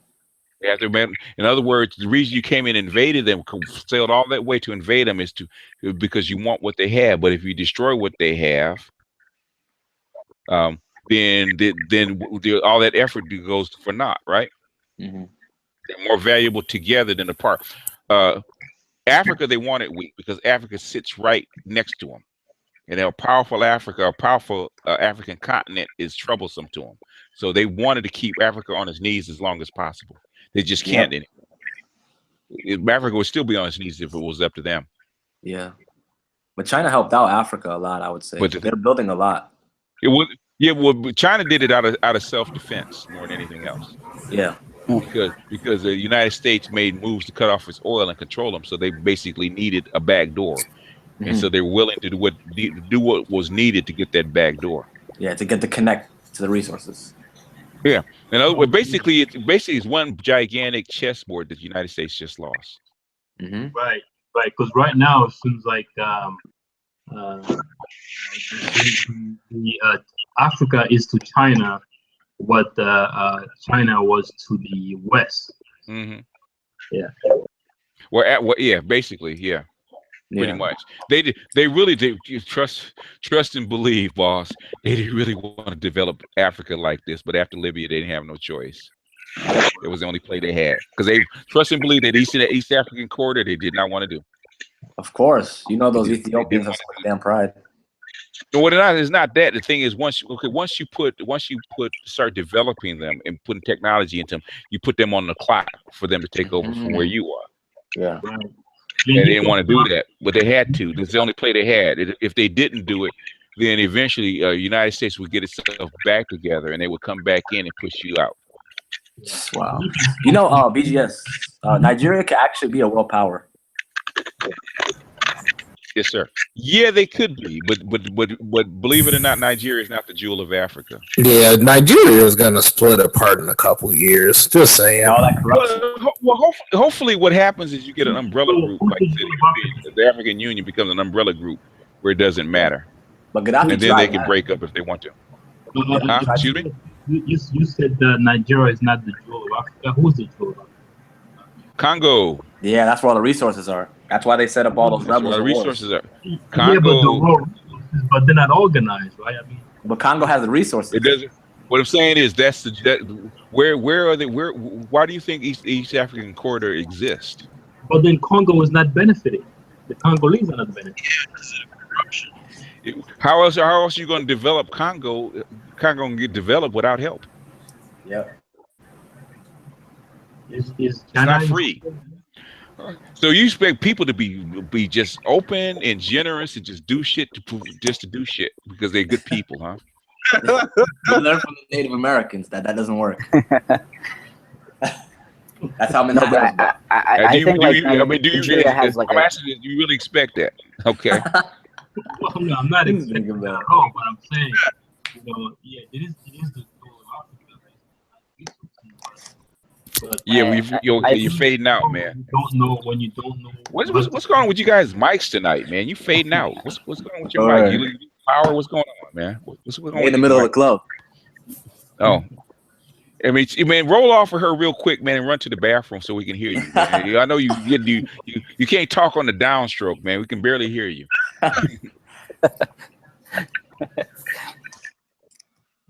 I studied this stuff 6 ways to Sunday, man. I saw this develop, man, because from 2003 on, we just saw this develop one little piece at a time. So basically, I mean, we're intimate with what happened. Okay. Yeah. By the way, BGS. Congo. Yes, sir. Oh wait, no. My bad. Congo is changing because they're going to get the resources out of Congo. They have to do what they had to build infrastructure, right? So Congo is going to benefit by building an infrastructure, putting these people to work. The easiest way to stop people from fighting is what? Give them a job, right? Yep. And eventually, well, that's not what's going to transform the entire continent. What's going to transform is for the Congolese and the rest of Africa to develop themselves, right? Hopefully, it's never. Where have you seen any country outside of Great Britain where it started to develop themselves? Well, China kind of did. No, they didn't. Who helped them develop?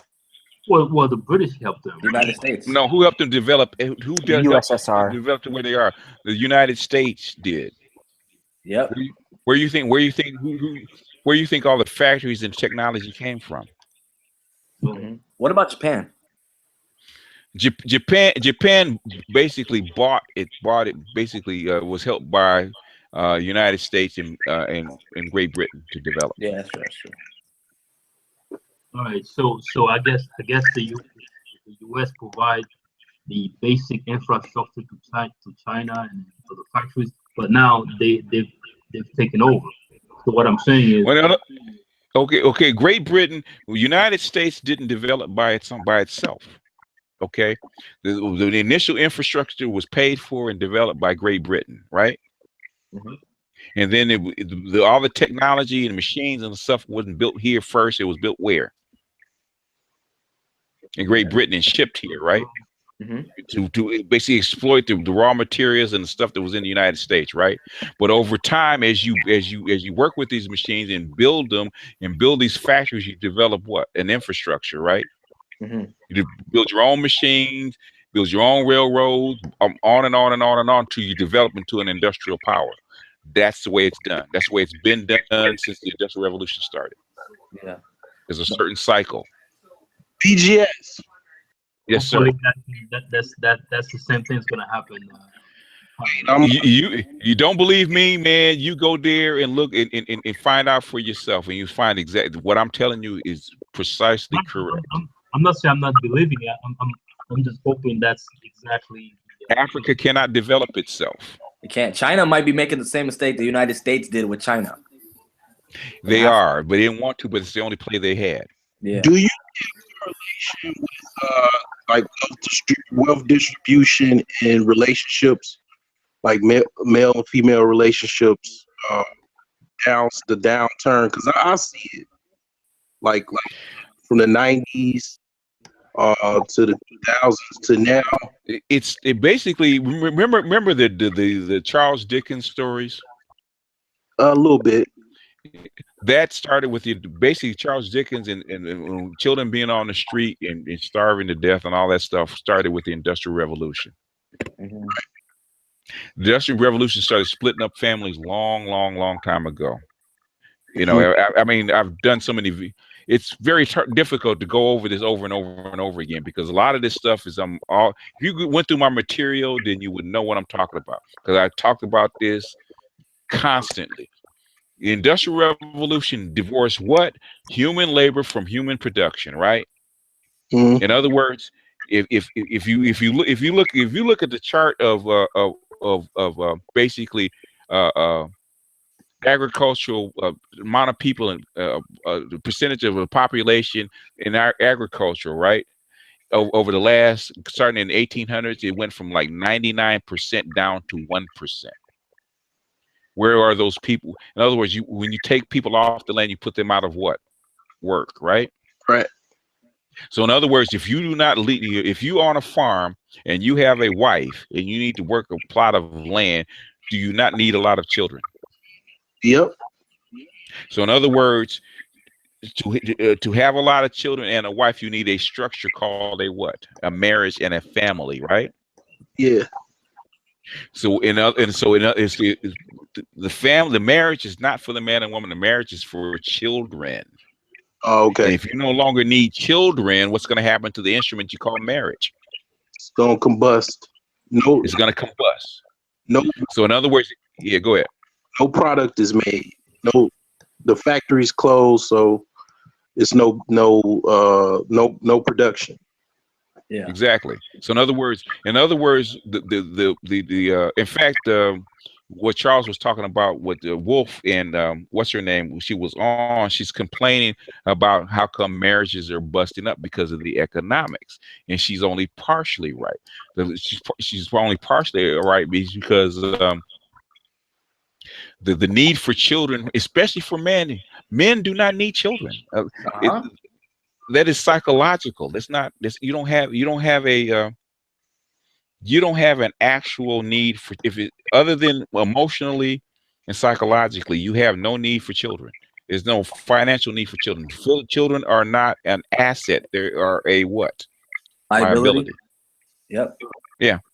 If you go back, children back in the 19th century were worth $5,000 to $10,000. If you multiply that, children would be worth. If you multiply that out to today's wages and whatnot, children would be worth about $150,000. Children are a luxury item.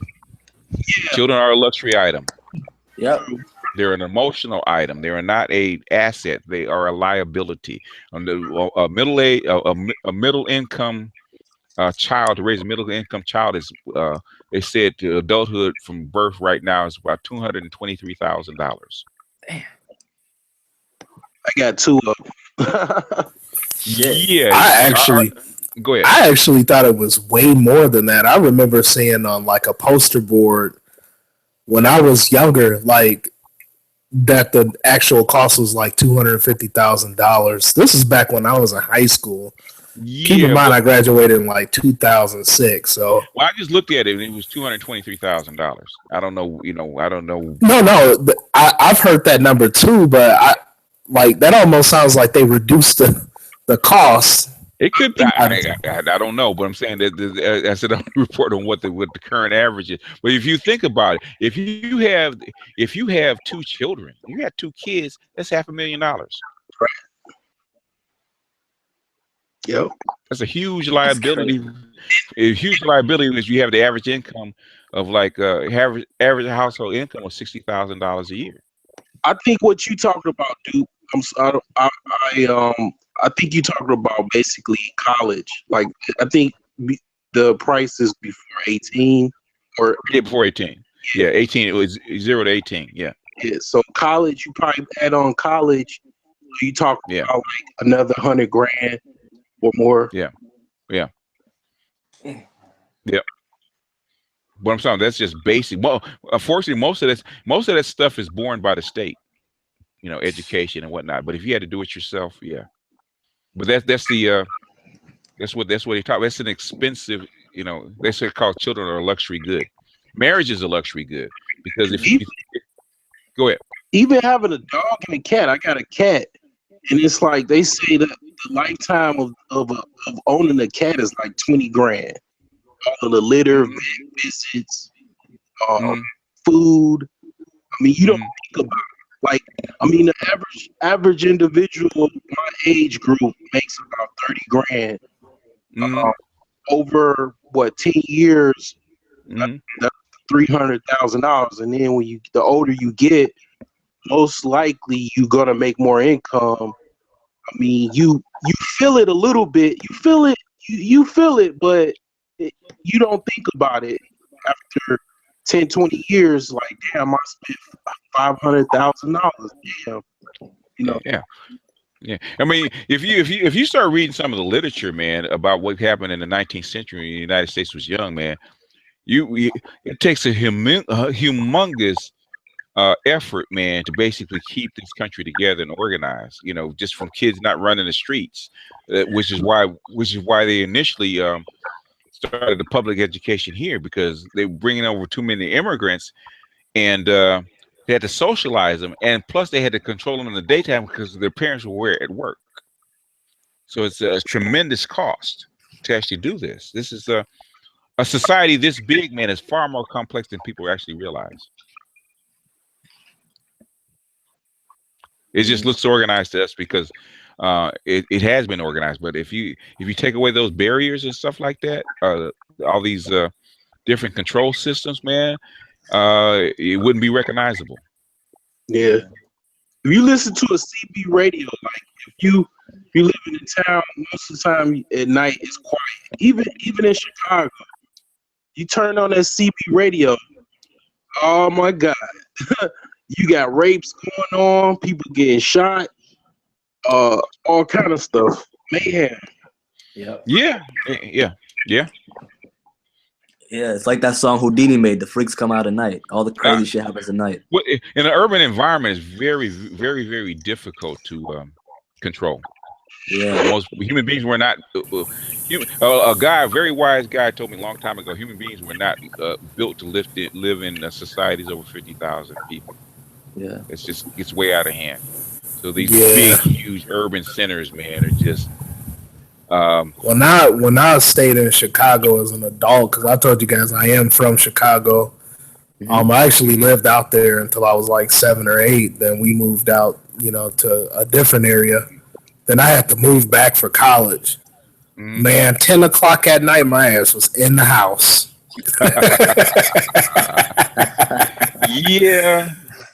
Yeah, Chicago, because Chicago, New York.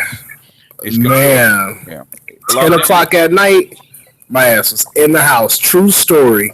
First night going to college out in Chicago. I'm getting out of my car. It's about 10:23 at night. A guy that lived in my dorm got shot on somewhere near the Pink Line. Anybody that knows Chicago knows where the Pink Line is at.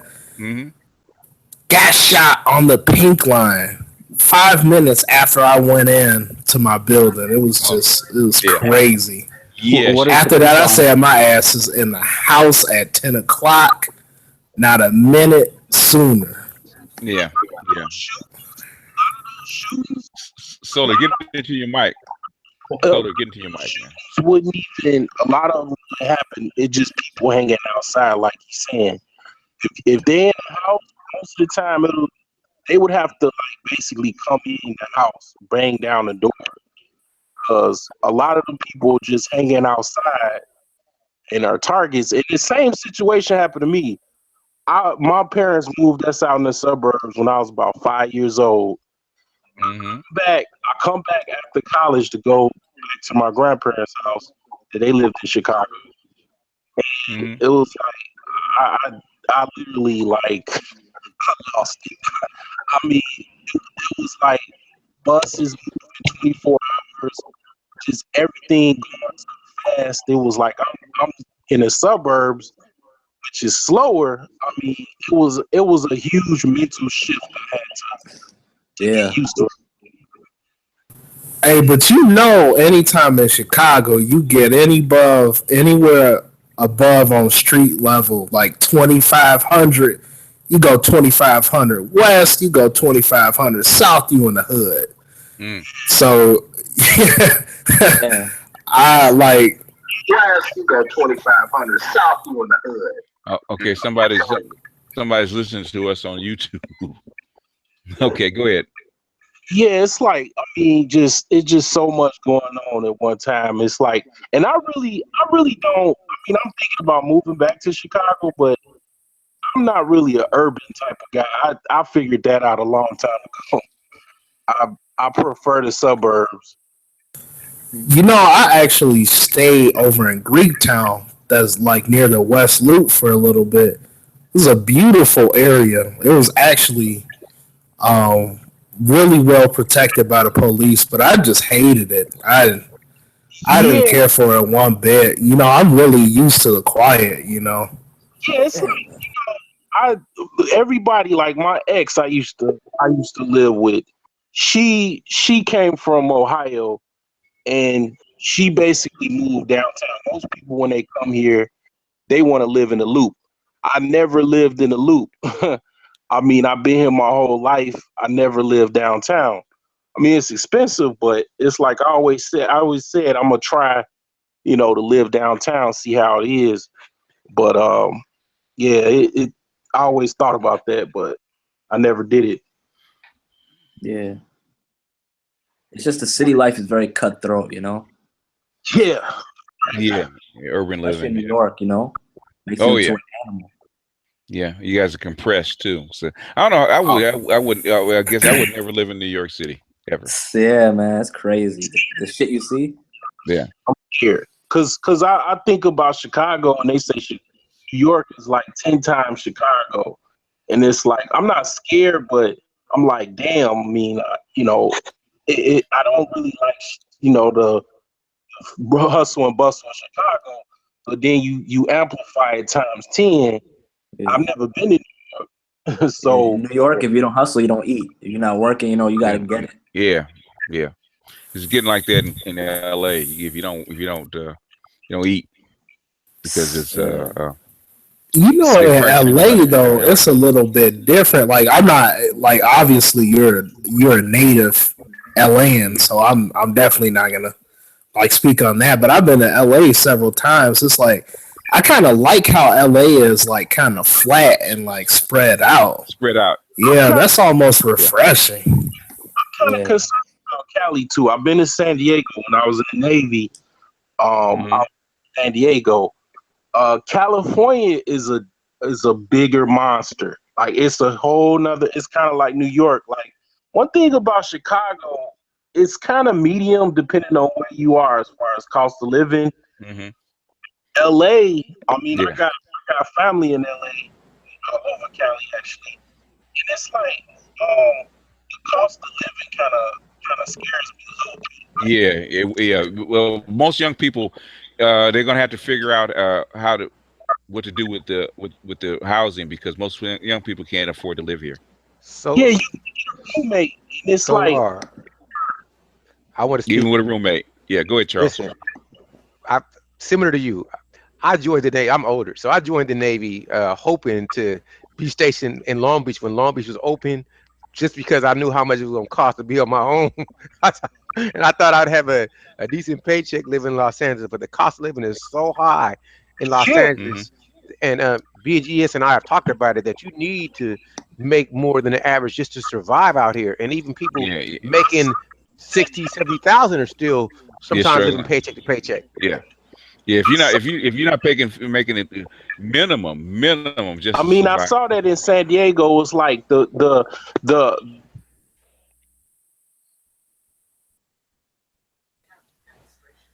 Hello? Is he still there? Did he get cut off? Yeah, most of my relatives, they the ones that stay out in California, they live in the Inland Empire. Yeah, they don't even stay out in LA. Nah, it's cheaper. You could make $30,000 in Chicago, probably even where Albert is in Mississippi. You could probably live like a king if you make $30,000. That's crazy. make it okay. You make 30 grand in the Chicagoland area. In San Diego or probably even LA, I mean, you probably have to Sure. You're gonna need to subsidize housing for 30 In New grand. York, you're gonna be homeless.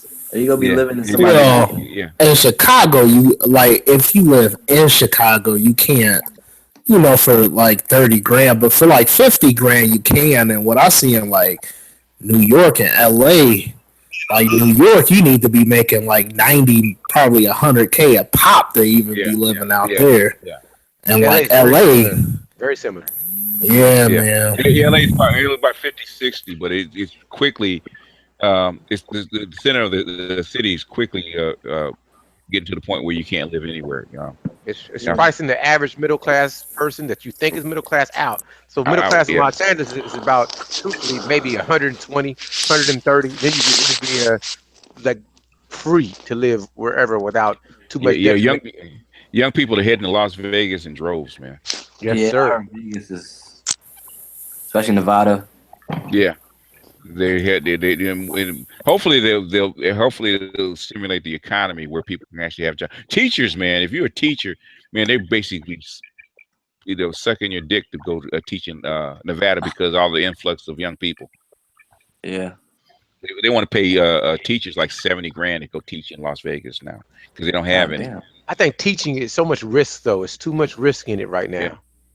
Yeah, if you're already a teacher and you're not doing too well, man, head to Las Vegas, man, because they're desperate for teachers right now. I don't know how long they're going to be desperate for teachers, but they're talking about paying you 70 grand a year plus, man, contributing a bunch of money to your retirement, your 401k or whatnot, man, because they desperately need teachers because the population is growing so fast they can't keep up with it.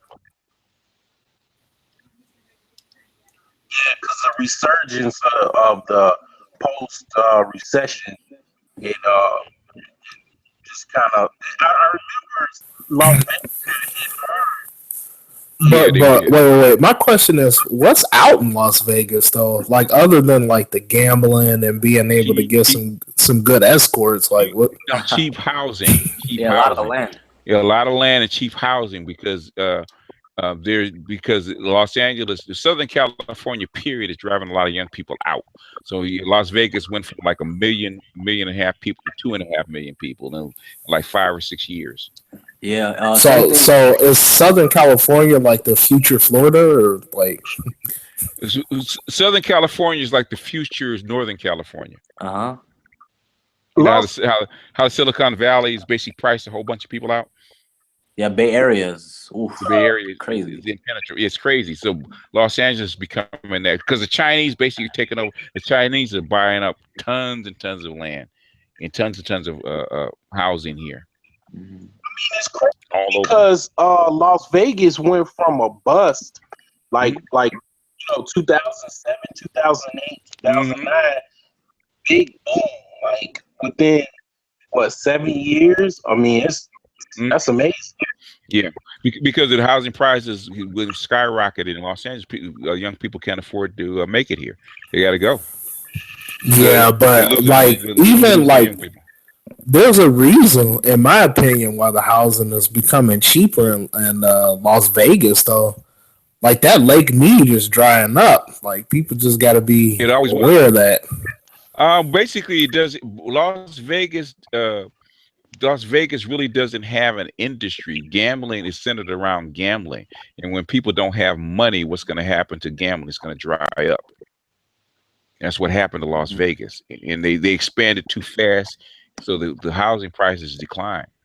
But the reason it's resurging is because young people need to escape the expense of Southern California, so they're willing to go to Las Vegas and for a new start. So evidently they start new industries and stuff like that. We'll see how it works out. Mm-hmm. Same thing in New York with people moving to New Jersey and Pennsylvania and surrounding states. Surrounding states, yep. Man, Jersey ain't that cheap, man. I had a friend, she was an investment banker. The amount that her and her husband paid for like a house in Jersey, that stuff ain't cheap. Over there. The closer you get, The closer you get to most people here. Well, yeah, I can tell you, the closer you get to NYC, the more expensive it's gonna get. Hell, you gotta move to like the what's it called, the boondocks in New Jersey, like deep, like near like the country in New Jersey, like like where it's like barren. Then you'll find cheap places. Where they know jobs at. Yeah, basically you're a commuter, and that's the whole thing. Those people work in New York. A lot of people over there like travel all the way and they drive to New York just to work. Yep, and the same thing with the Inland Empire. There's no jobs out there. They travel all the way to Los Angeles to work. Some people. Man, that's like 70 miles. There was one of my friends. He traveled. What is he? He traveled 95 miles one way. Damn. BGS. Let me ask. Wow. What is too far to drive for the amount of pay? Like, for instance, because let's say Los Angeles, and I think you got somebody who works at McDonald's if they have a job. They can't afford to live in Los Angeles, so they have to live like San Bernardino. But is it worth the drive? And you know what I mean? You can't. No. So how do they live? With the help of the government, or they come back into LA and they get on a subsidy. A lot of folks out there in Inland Empire basically are subsidized. That's the only way they can live. I don't think most people realize this, because there's people that want to work and probably will work hard, but first they're not entrepreneurs, so they don't have their own business. They don't mind working for other people, but they can't afford to live close to the jobs. So it's like, wow. Yeah, I mean, did you, I just wanted to ask BGS, did they ever finish that high-speed rail? I know they've been talking about that for years. They didn't even started. We're talking about finish it. They even started. They haven't even started. Oh wow. They haven't. They still fighting over where it should be built or not. They haven't even started it. Wow.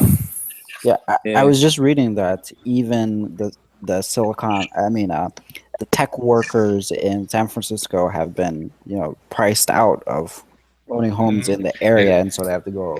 And they went to Oakland. They went to Oakland, and they're doing the same thing to Oakland. They're trying to drive black folks in Oakland out. And that's why China is winning. China will have that rail built from Los Angeles to wherever in 2 months. The thing is, it's not a matter of fact it can't be built. It's just white people don't. Not in my backyard, and that's the big. They've been fighting it. They've been fighting that high speed rail for 30 years, and they're still fighting. Hell, there's a section, Charles, that's 710. They're completed. So it connects. I can't remember what freeway they wanted to connect with. But Pasadena, Pasadena, it's the 710 to the 210, I think. I believe. And they have fought that for 60 years. And they're talking about a mile of completion. We're not talking. They're within a mile of connecting those two freeways, and that fight has gone on for 60 years. Damn. Why don't they use eminent domain? They tried to do that out here in Illinois. They tried to do that. They tried to do that out here in Illinois with route. I think it was either 355 or 290. Because the Dailies actually had owned like this humongous chunk of land, and they had been fighting with the Dailies for like 40 or 50 years about building this new highway, and eventually they had to like have a massive buyout, because Illinois politics, whatever happens, is a buyout happening. So Hey, BGS, would you address? He asked about eminent domain in Pasadena. Could you please explain? Eminent domain, they can claim eminent domain, but the thing is they have to do it through the courts, and white people have enough. Those white people had enough money to keep it going through the courts. Environmental impact, whatever scheme they could come up with, they've been doing it, and through the courts they've been keeping eminent domain out. So in other words, if you can afford to fight them, and the people they picked on can afford to fight them, because they did the same thing when Steven Spielberg wanted to build right where Google is. They wanted to build a whole studio, but the white people that over there didn't want their wetlands eroded. So basically, they fought Steven Spielberg to a standstill, and he finally gave up. Eminent domain doesn't work. Yeah. To add, I know you guys already noticed mostly where the jobs are, or even decent paying jobs, that's where the real estate is the most expensive. Mm-hmm. Yeah, well, well, California's like a different beast altogether. Okay. There's certain sections that are like hills, like certain hills, hill territory or high spots that's worth more. And then right now, what's going on is the coastline. Man, the coastline, which used to be cheap, man, is like gold on California. It's most expensive. So even though the jobs aren't really there, their jobs are closer to downtown. The most expensive real estate is along the coast. I'm thinking about that because it's like that Fukushima. I mean, when that those radioactive sediment come, I mean, I probably don't want no house on Malibu. Well, I mean, the ocean is so large that half of that stuff's been diluted. The primary threat was like air contamination, which I mean, really did not happen to the extent that people are making it. I hope so. It depends on who you talk to, because a lot of the official reports have been watered down. Depends on who you talk to. Oh, if you're in like the mid Pacific, then absolutely you might have some concerns. But I mean, by the time that stuff circles around the ocean belt and all that stuff, we're talking about like one cubic meter has like millions of gallons flowing through in a minute. Yeah. I mean, but how much radiation does it take to give you cancer? That's the issue. Yeah. Because it's debris radioactive debris has flown, that has coasted over from the Fukushima's washed up. Depending on who you talk to, it's either it's mild or it's non-existent or mild, depending on who you talk to. But the thing is, how long can you get if you think about the rainfall that actually flows over from storms and bring that stuff over and drops it on you? You know, how much does it take to give you cancer over a extended period of time? And I want to say something so bad, but I'll disclose my location. But I mean, it's not that big of a deal. But it's like it's an old nuclear facility that's been shut down. That is up northern Illinois. And they just put, and I just found this out. And I'm actually trying to move.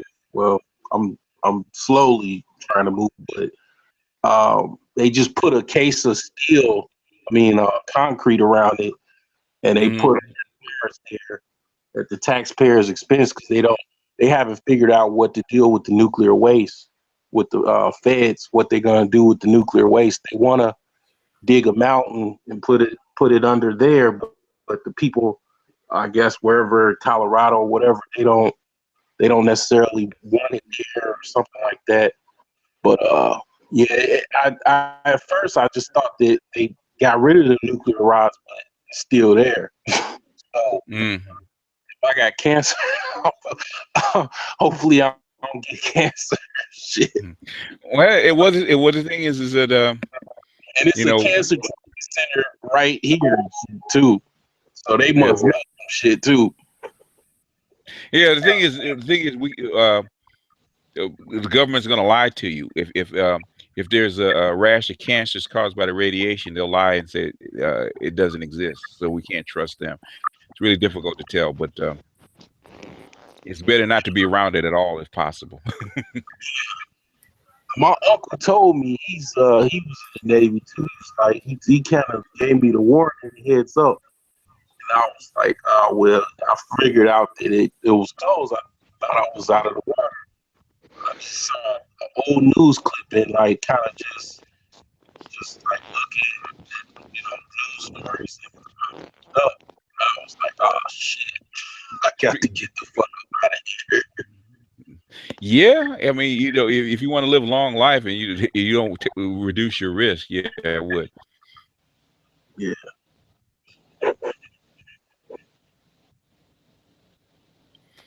Everybody petered out, man. Everybody, I guess new people in. Y'all want to jump in? You guys, I'm sorry. No, we got people in. They're on the line, but they're not saying anything. You guys want to jump in and say something? It's Hello? open. Just jump in. Yeah, we can hear you.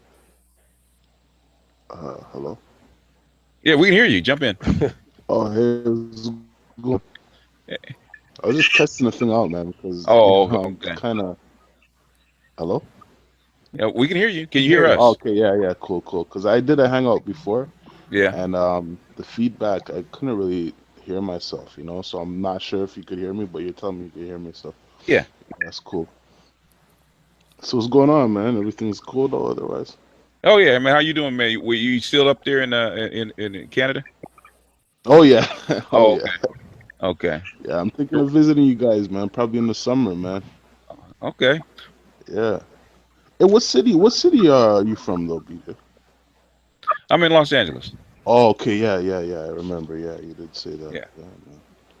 Yeah, but I was just listening in because I know a lot of what you guys are talking about is, what's going on in America and stuff like that. So.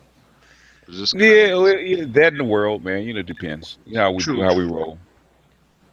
Yeah. BGS question. Yes, sir. This is probably a multifaceted question. It covers two things.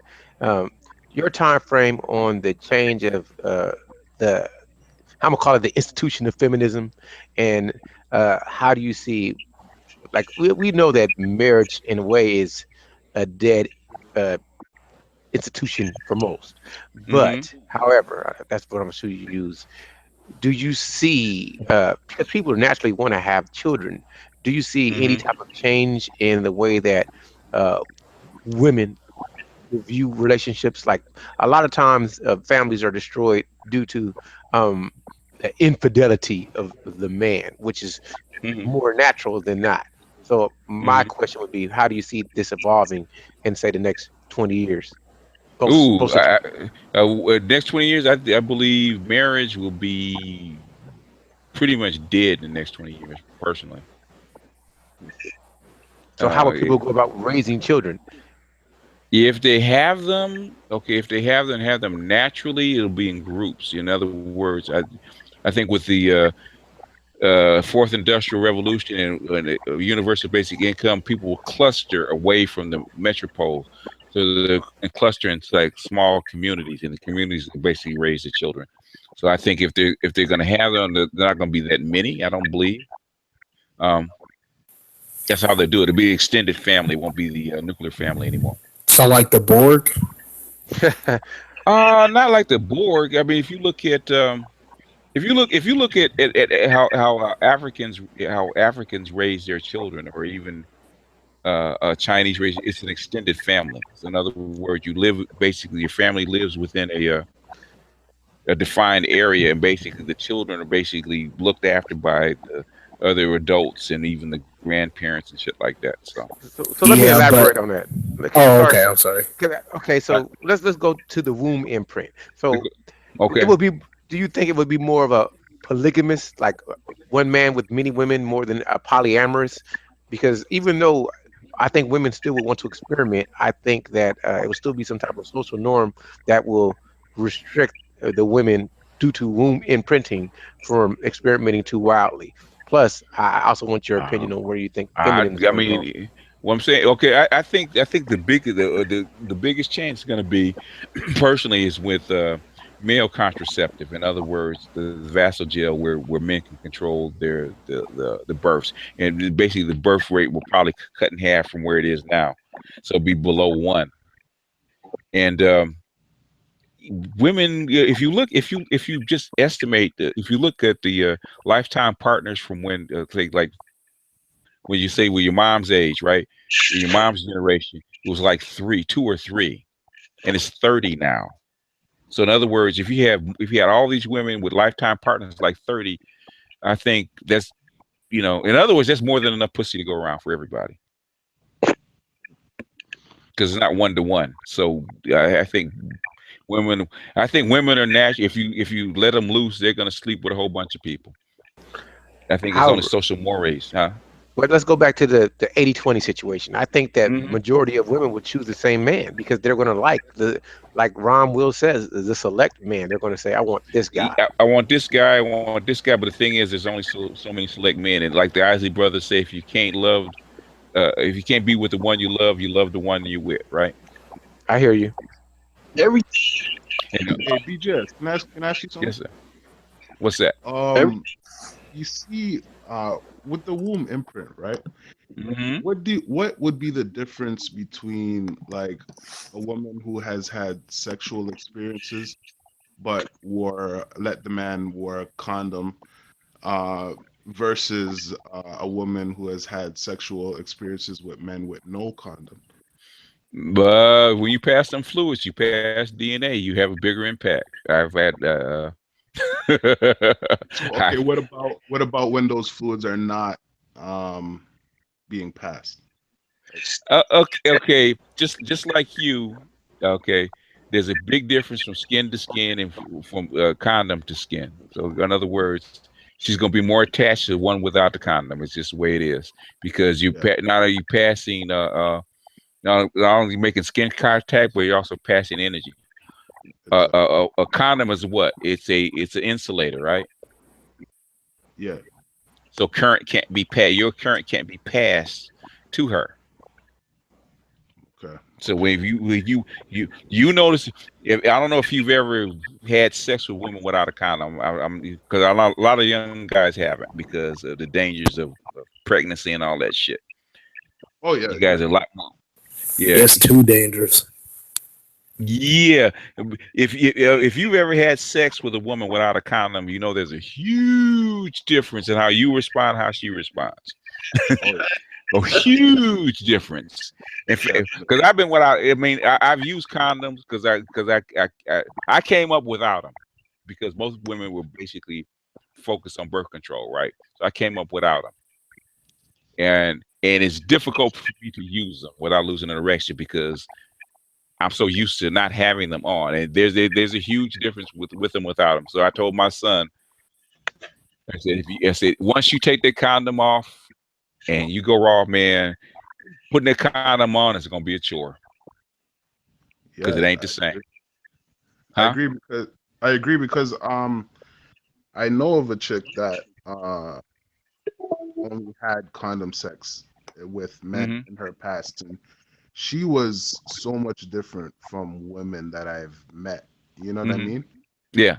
And I thought maybe that was why, because that energy hasn't passed on to her. There's a big reason. Yeah, I mean, there's a big there's a big difference. Yeah, when you with condom sex from without the condom, it's a huge difference. So yeah, it would make a difference her imprinting, unless you pretty good, you know how to do it. You know.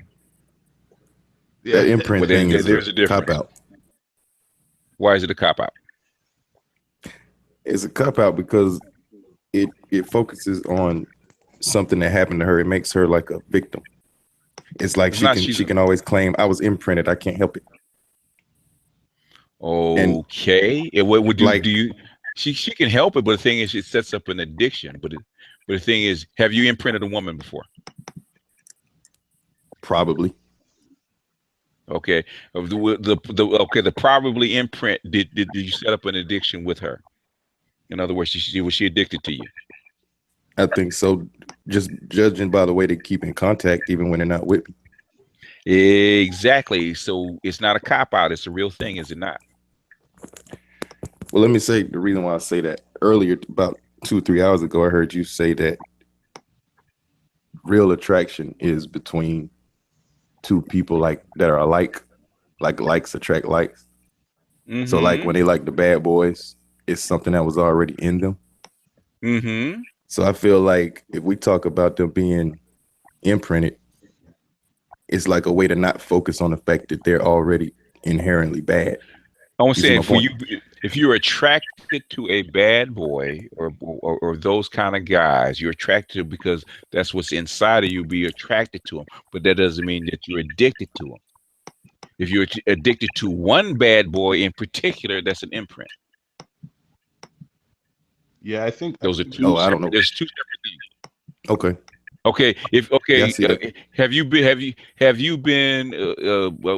There's a different imprint for men. It's mostly with their anima and their mental imprinting, because most of the imprinting for men is in their heads. Have you been basically seen a woman that you were really attracted to, really into, and whatnot, and basically imprinted by her? I think the imprint failed me because my first experiences were with totally different types of women than what I ended up dealing with in adulthood. Okay, what I'm saying is, in other words, you can be imprinted with a type. Is the one you want. We end up with we men are very good at settling and being practical. Okay. No, with me, I'm not gonna claim that this is everybody's, but with me, I was with dumb Caucasian women in high school, and in adulthood, I'm not attracted to Caucasians or dumb women. Okay, in other words, okay, when you were with dumb Caucasian women in high school, because that's what was available to you, that's what you could get, right? Right. You weren't that attracted to them. Your dick was attracted to pussy. Yeah. And when the pussy was available, right? Right. So when you got to a point where you could get the women that you were attracted to, what'd you pick? I picked sisters. Okay. And not dumb ones. And not dumb ones, because that's what you're attracted to. Because I'm assuming your mother is black, right? Yes. Is she smart? She probably thought so. Okay. I don't know how much I agree. Not so much. I mean, back then when you were a child, did you think she was smart? Hard to answer that. Maybe so. Maybe so. So in other words, a male's like Ram says, a male's first imprint is his mother. In other words, it's a combination of a male's imprint is in his head, his mother and his ideal girl. And so the third part is that alpha female that he finds attractive. Those three components make up, quote unquote, your ideal woman. That's your imprint. That's your mental imprint. Men don't get physically imprinted the same way women do. It's different. Remember, the 80-20 rule is reversed. 80% of your imprinting is mental, not physical. Yeah, I hear you. So in other words, when your ideal woman comes into your eyesight, boom, there's a connection. You're tight. Yeah, my thing is I'm not trying to disprove the imprint theory, because I think it makes sense. My thing is that I feel like there's a whole lot of other factors to factor in, and it seems, I could be wrong about this, but it seems that you and Rom put a whole lot of emphasis on the imprint, like that's the only thing. No, what I'm saying is that's the missing component. When nothing else makes no sense for 4 women to have multiple children by the same man and complain about it, right? Right. Logically, it does not make sense, right? Right. What is the component they always leave out? They always talk about the emotional, they always talk about the line, on and on with the attraction. What do they leave out? The imprinting. They leave out sex, do they not? Yeah. Yep. If you've ever imprinted a woman, then you know she is sexually addicted to you. I'll tell you another. If she can get to you, she will always fuck you if she can. Will she not? True indeed. Let me tell you another reason that makes me doubt the imprint thing, though. And once again, not to say that it doesn't exist, but I guess I'm doubting the severity of it. Because, like, I'm gonna tell you what. Let me explain what I'm saying. Okay, go ahead. Hit me with it. We know that black women are not honest. We agree on that, right? Yeah. Generally, they're not honest. Yeah. They seem to have been agreeing with this imprint talk lately. Because it's true. That raises a red flag for me. Because it's true. And me and Ram are not talking about stuff we haven't experienced. I know I've been imprinted by 4 or 5 women. I know what it does. I know how they act. I hear you. You know, You know what I think? I think the imprinting is one thing that the two genders could admit on. I mean, it's pretty straightforward, you know. Yeah, because if you talk to a woman one on one, and she tells you about a guy that she can't that she loves, but she can't get rid of, right?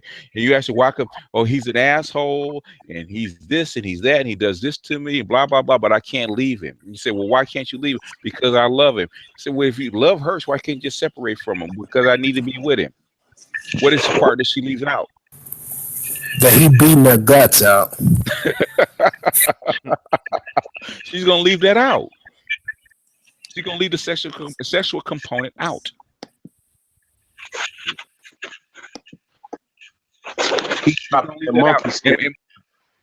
Yep, and I think 80% of it is physical, but 20% is mental. 20% is the mental, the type of mental imprinting comes from your father or the men that you're around. That's 20%. How you choose that man, your initial guy. But the lock and the key, man. You know that if you imprint her sexually, that will blow her out of the water.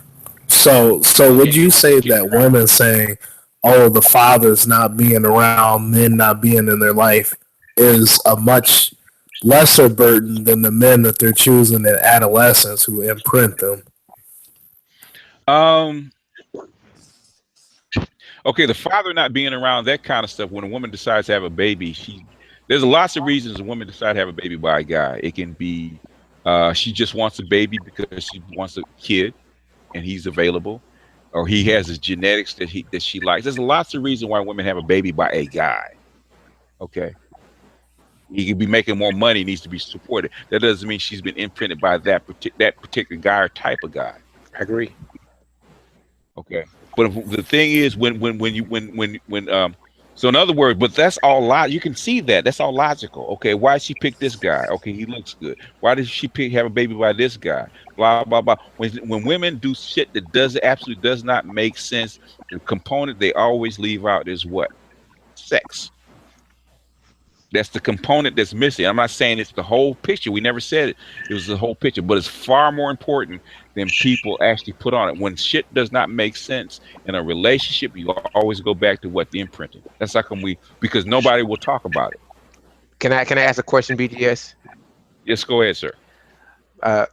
What about women who deceptively trick men into thinking that they're imprinted? Because I haven't heard anybody discuss that, but I know that's a possibility. Well, actually, if you go to my the video I put up that has Ron Wills and this other lady talking about it.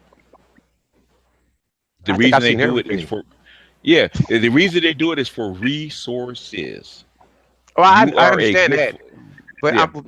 I should elaborate on the question. How do you teach a man to be aware of that? Like, I understand it, and I'm just saying that's something I haven't heard enough people dialogue. I always okay. Well, number one, okay, the easy one you have to be aware. Okay, you can't think with your dick. How you get into that problem in the first place is you thinking with your dick. This chick is giving me pussy every day, and I like it, and I'm basically my dick is happy, so I'm happy. So all the other stuff that's going on around me, I'm brushing it aside. Yeah, you have to focus on. You have to be able to separate sex from business. I totally understand. See, I wasn't asking that question for myself, really. I wanted you to elaborate on it. I know you know because you're in an environment where you see it all the time, whether it's you or somebody else, you see it all the time, and you hear what chicks say behind their people's backs. Do you not? I do. Yes. Okay. In other words, a lot of guys get in trouble with their dicks because a chick that he thinks is cute enough is going to give him regular pussy or regular sex, and that's how she lures him in through his dick. Okay, there's two ways to lure a man, right? Through his stomach and through his penis. Definitely.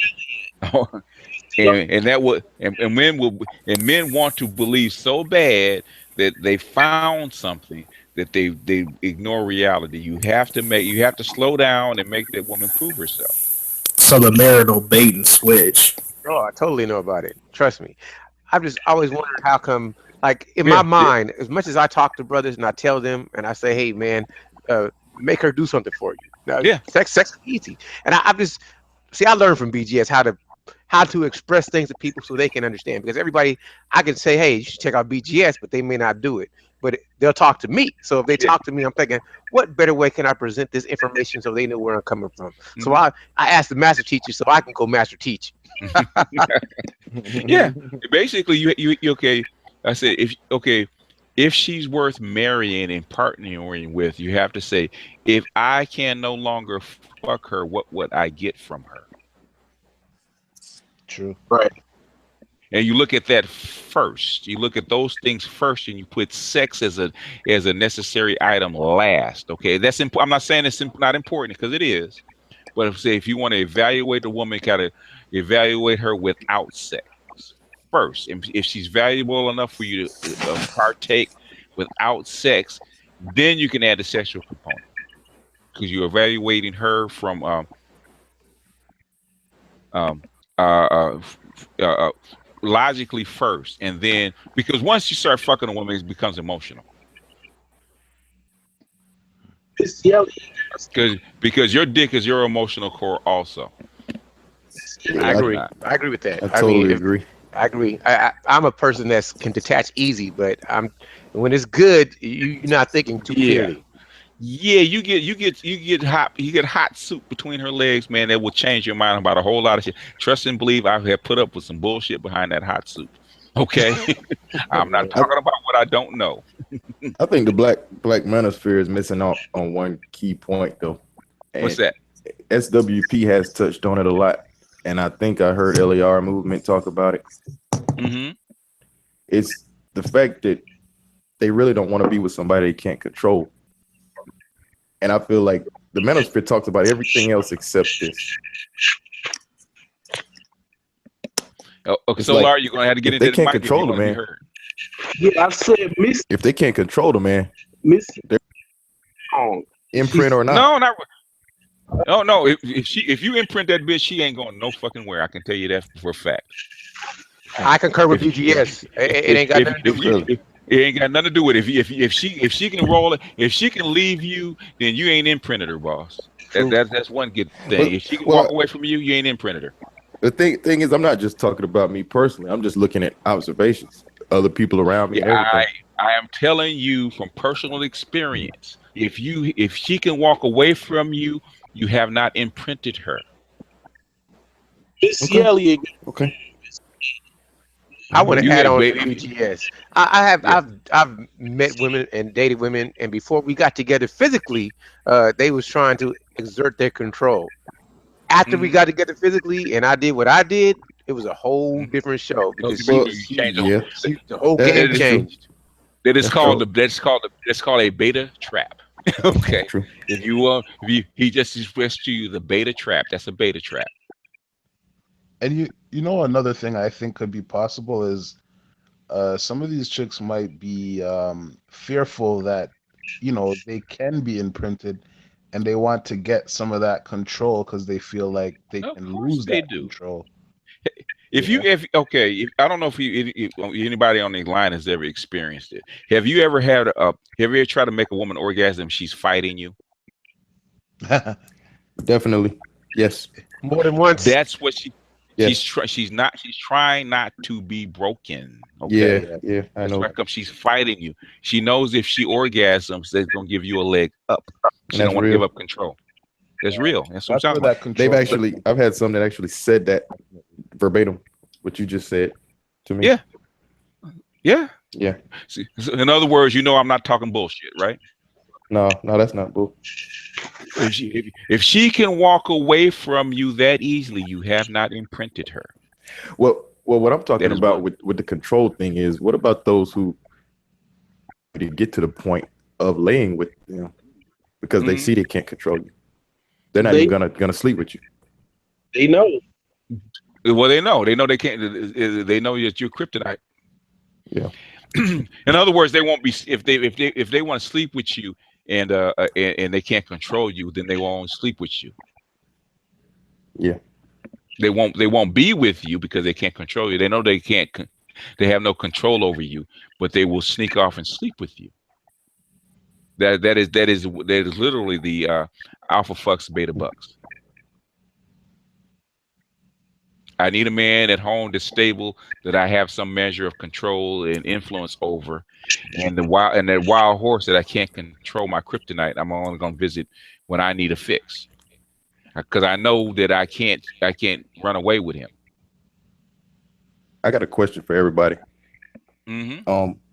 Lately, like I've been having like trouble. I get rejected by women who are beneath me. I don't get rejected by I think you call them 92 octane. 92 octanes, yeah. They don't reject me. What makes you think that women are beneath you? Well, below his economic status is what. Yeah, I'm talking about economic and social status and all that. Okay, yeah. I got you. I understand. They will reject me. In other words, he's being rejected by 87s, right? I understand. Yeah, like I'll get rejected by the Burger King girl in the drive-through window. But I tell you why. That make you laugh. Tell me. Okay. There's a lot of thirsty men out there. So you may be high, but she's a 2 on the Richter scale, but every day 100 dudes is approaching her. So even though you may be all that in a bag of chips, you know. Okay. In other words, like Ram says, Ram is a good teacher of this. In other words, if there's a difference when you go deer hunting and say you go fishing, right? You wear different gear. You don't wear camouflage to go fishing, right? Right. But do you have to wear camouflage to go deer hunting because the deer will see you, right? So you're saying I'm not presenting myself the right way that they? You're not presenting yourself the right way to attract those particular kind of women. That's what they call it. What is the 4 pillars again? What are they? It's your trap, which is the way you look, your outfit, your car, in other words, like that, right? Yeah. Okay, it's your trap, your mouthpiece, the environment, and then your retention value, which is your sex game and that kind of stuff, right? That's your 4 pillars of game. Your trap has to fit your what? Environment, right? So if you out there looking for 87 hood chicks, and you come out, you can't wear what you attract the 92 octanes with, can you? Right? Right. They're looking for 2 different. In other words, you're working with their imprint. Basically, we're working with their psychological imprint. Yeah. If you want to run mode 1 on chicks, you have 30 seconds. So you have to match their psychological imprint. And if you want to chase the Burger King chick, you have to observe what are the Burger King chicks like. You don't have to copy it exactly, but you have to match their imprint. Get past your initial protection barrier, because they're drawn to you. Question. Go ahead. Why are you trying to talk to the Burger King chick in the first place, though? Yeah, I was about to get to that. No, it's. But what I'm saying, that's as an example. I want to address that, BJ. I'm not that good. I gotta ask a question? Can I say this statement? Think about it. Go ahead, Charles. Yeah. Listen, you know that depending on the environment, the chick would normally dig you, but in her environment, she may have a lot of choices. So, like BGS said, if you're not exactly what she's scoping for, she's not going to have interest in you because it's the environment. It's like this. In the Navy, I was on a ship with ugly chicks, but you got a lot of competition. So girls I would never talk to would probably reject me because of the environment. But we put them in a different environment. Now I'm their super. So you got to look at where you're at, how you're going to adapt to it. Environment. For me, I'm just not comfortable dealing with women who have more than me. And I don't think any man should be. Really. Okay. What you have? Wait, but are you talking about, I mean, we're all adults here, busting a couple nuts? Or are you talking about like looking for a wife? I mean, that's 2 different things. Okay, I guess I'm in between. Okay, what you need for a wife? What you need is the mid-grade girl, which is 89 octane, and not the 92 corporate girl. Okay. Well, the problem with the 89 in my city is that she believes she's 92. Can I elaborate on that? Yeah, go ahead. Think about this, man. Let's just use sports as a great analogy because you said you don't want a girl that has more than you. Let's use the basketball owner. He has money, but who makes the money for him? The athlete. The athlete is the asset. So even if the girl makes the money or she has more than you, you're the manager. I run you. So if you think like that, it doesn't matter if she has more than you because you run it. Okay. Well, boss, I got to correct you on that. A lot of these women, once they start making more than you, they expect equal pay means equal say. I understand that, but it's That's all my to issue. me. I love this argument. I love this. It's all a mental thing. So what I mean by this is everybody's not going to choose you. You find the girls that want to be chosen by the brother like you because you got a lot of high octane women choosing average brothers. They'll choose them. And the reason why is because maybe he had that swag, that look, and that control that doesn't about like you could be Oprah. You don't impress me. Who are you? So what is it about you to attract in the 92 octanes? You're talking about me? Yes, you. I think that it has to do with they believe that I'm beneath them and they want control. That's what it seems like. I mean, are you okay? Okay, I mean, I'm a mid-range guy. You're a mid-range. If you're a mid-range guy, the reason if you're a mid-range guy, well, 89s are normally climbers. Okay, they are looking to be 92 octanes. That's why they're fitting. Either mid-range chicks either do one or two things. They either sink back to an 87, or they're climbing to an 89. Most chicks are climbing to an 89. I mean, to a 92. That's how come they're mid-grade. Okay, they're climbers, right? And it's better. It's actually better to be with a 90. In my personal opinion, it's better to be with a 92 than an 89, because 89 wants you to pull them up. Yeah. Whereas a 92 wants to pull you up, because she's trying to pull you up to be equal to them. So in other words, if you have ambition, a 92 is actually better for you. That hasn't been my experience, though. That's where I was going with it. Is that you should?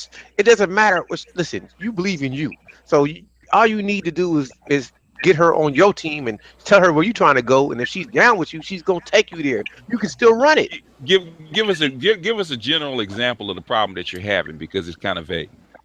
It'll be a woman who she gets with me, I guess, off physical attraction and off of her power, her income. Mm-hmm. And then she's expecting to be able to run it. And slowly but surely, over the course of 6, 8, 10, 12 weeks, she finds out she's not running anything. And that's a problem. We're butting heads because I'm not really impressed by her income. You see what I'm saying? Yes. And she doesn't have any idea of how to be a woman or any kind of submissiveness, any kind of femininity. You understand what I'm saying?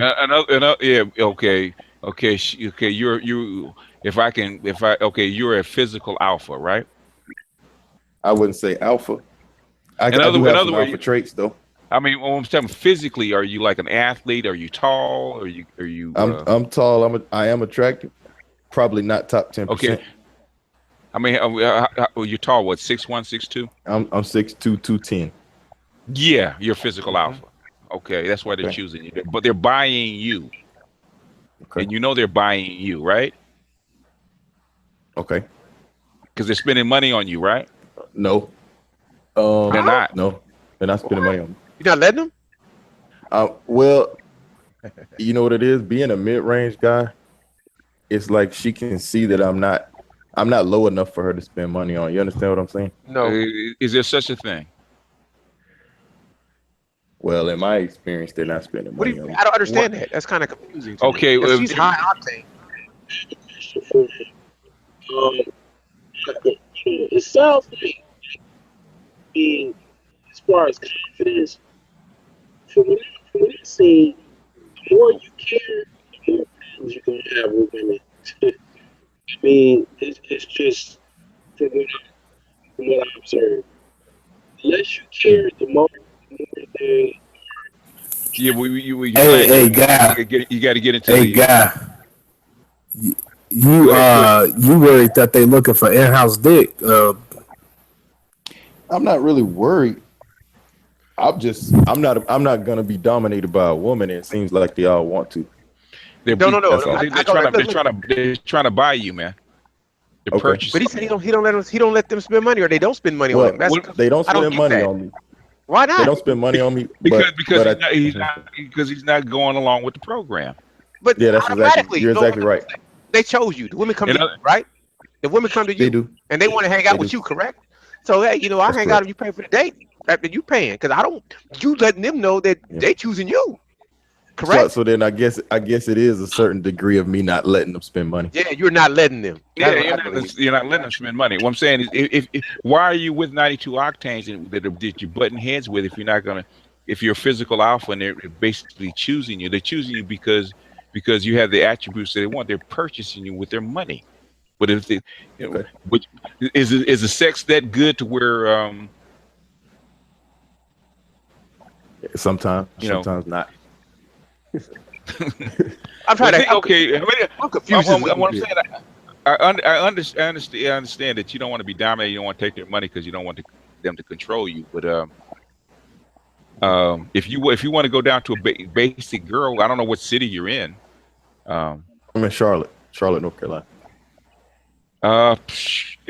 Bank tellers or something like that.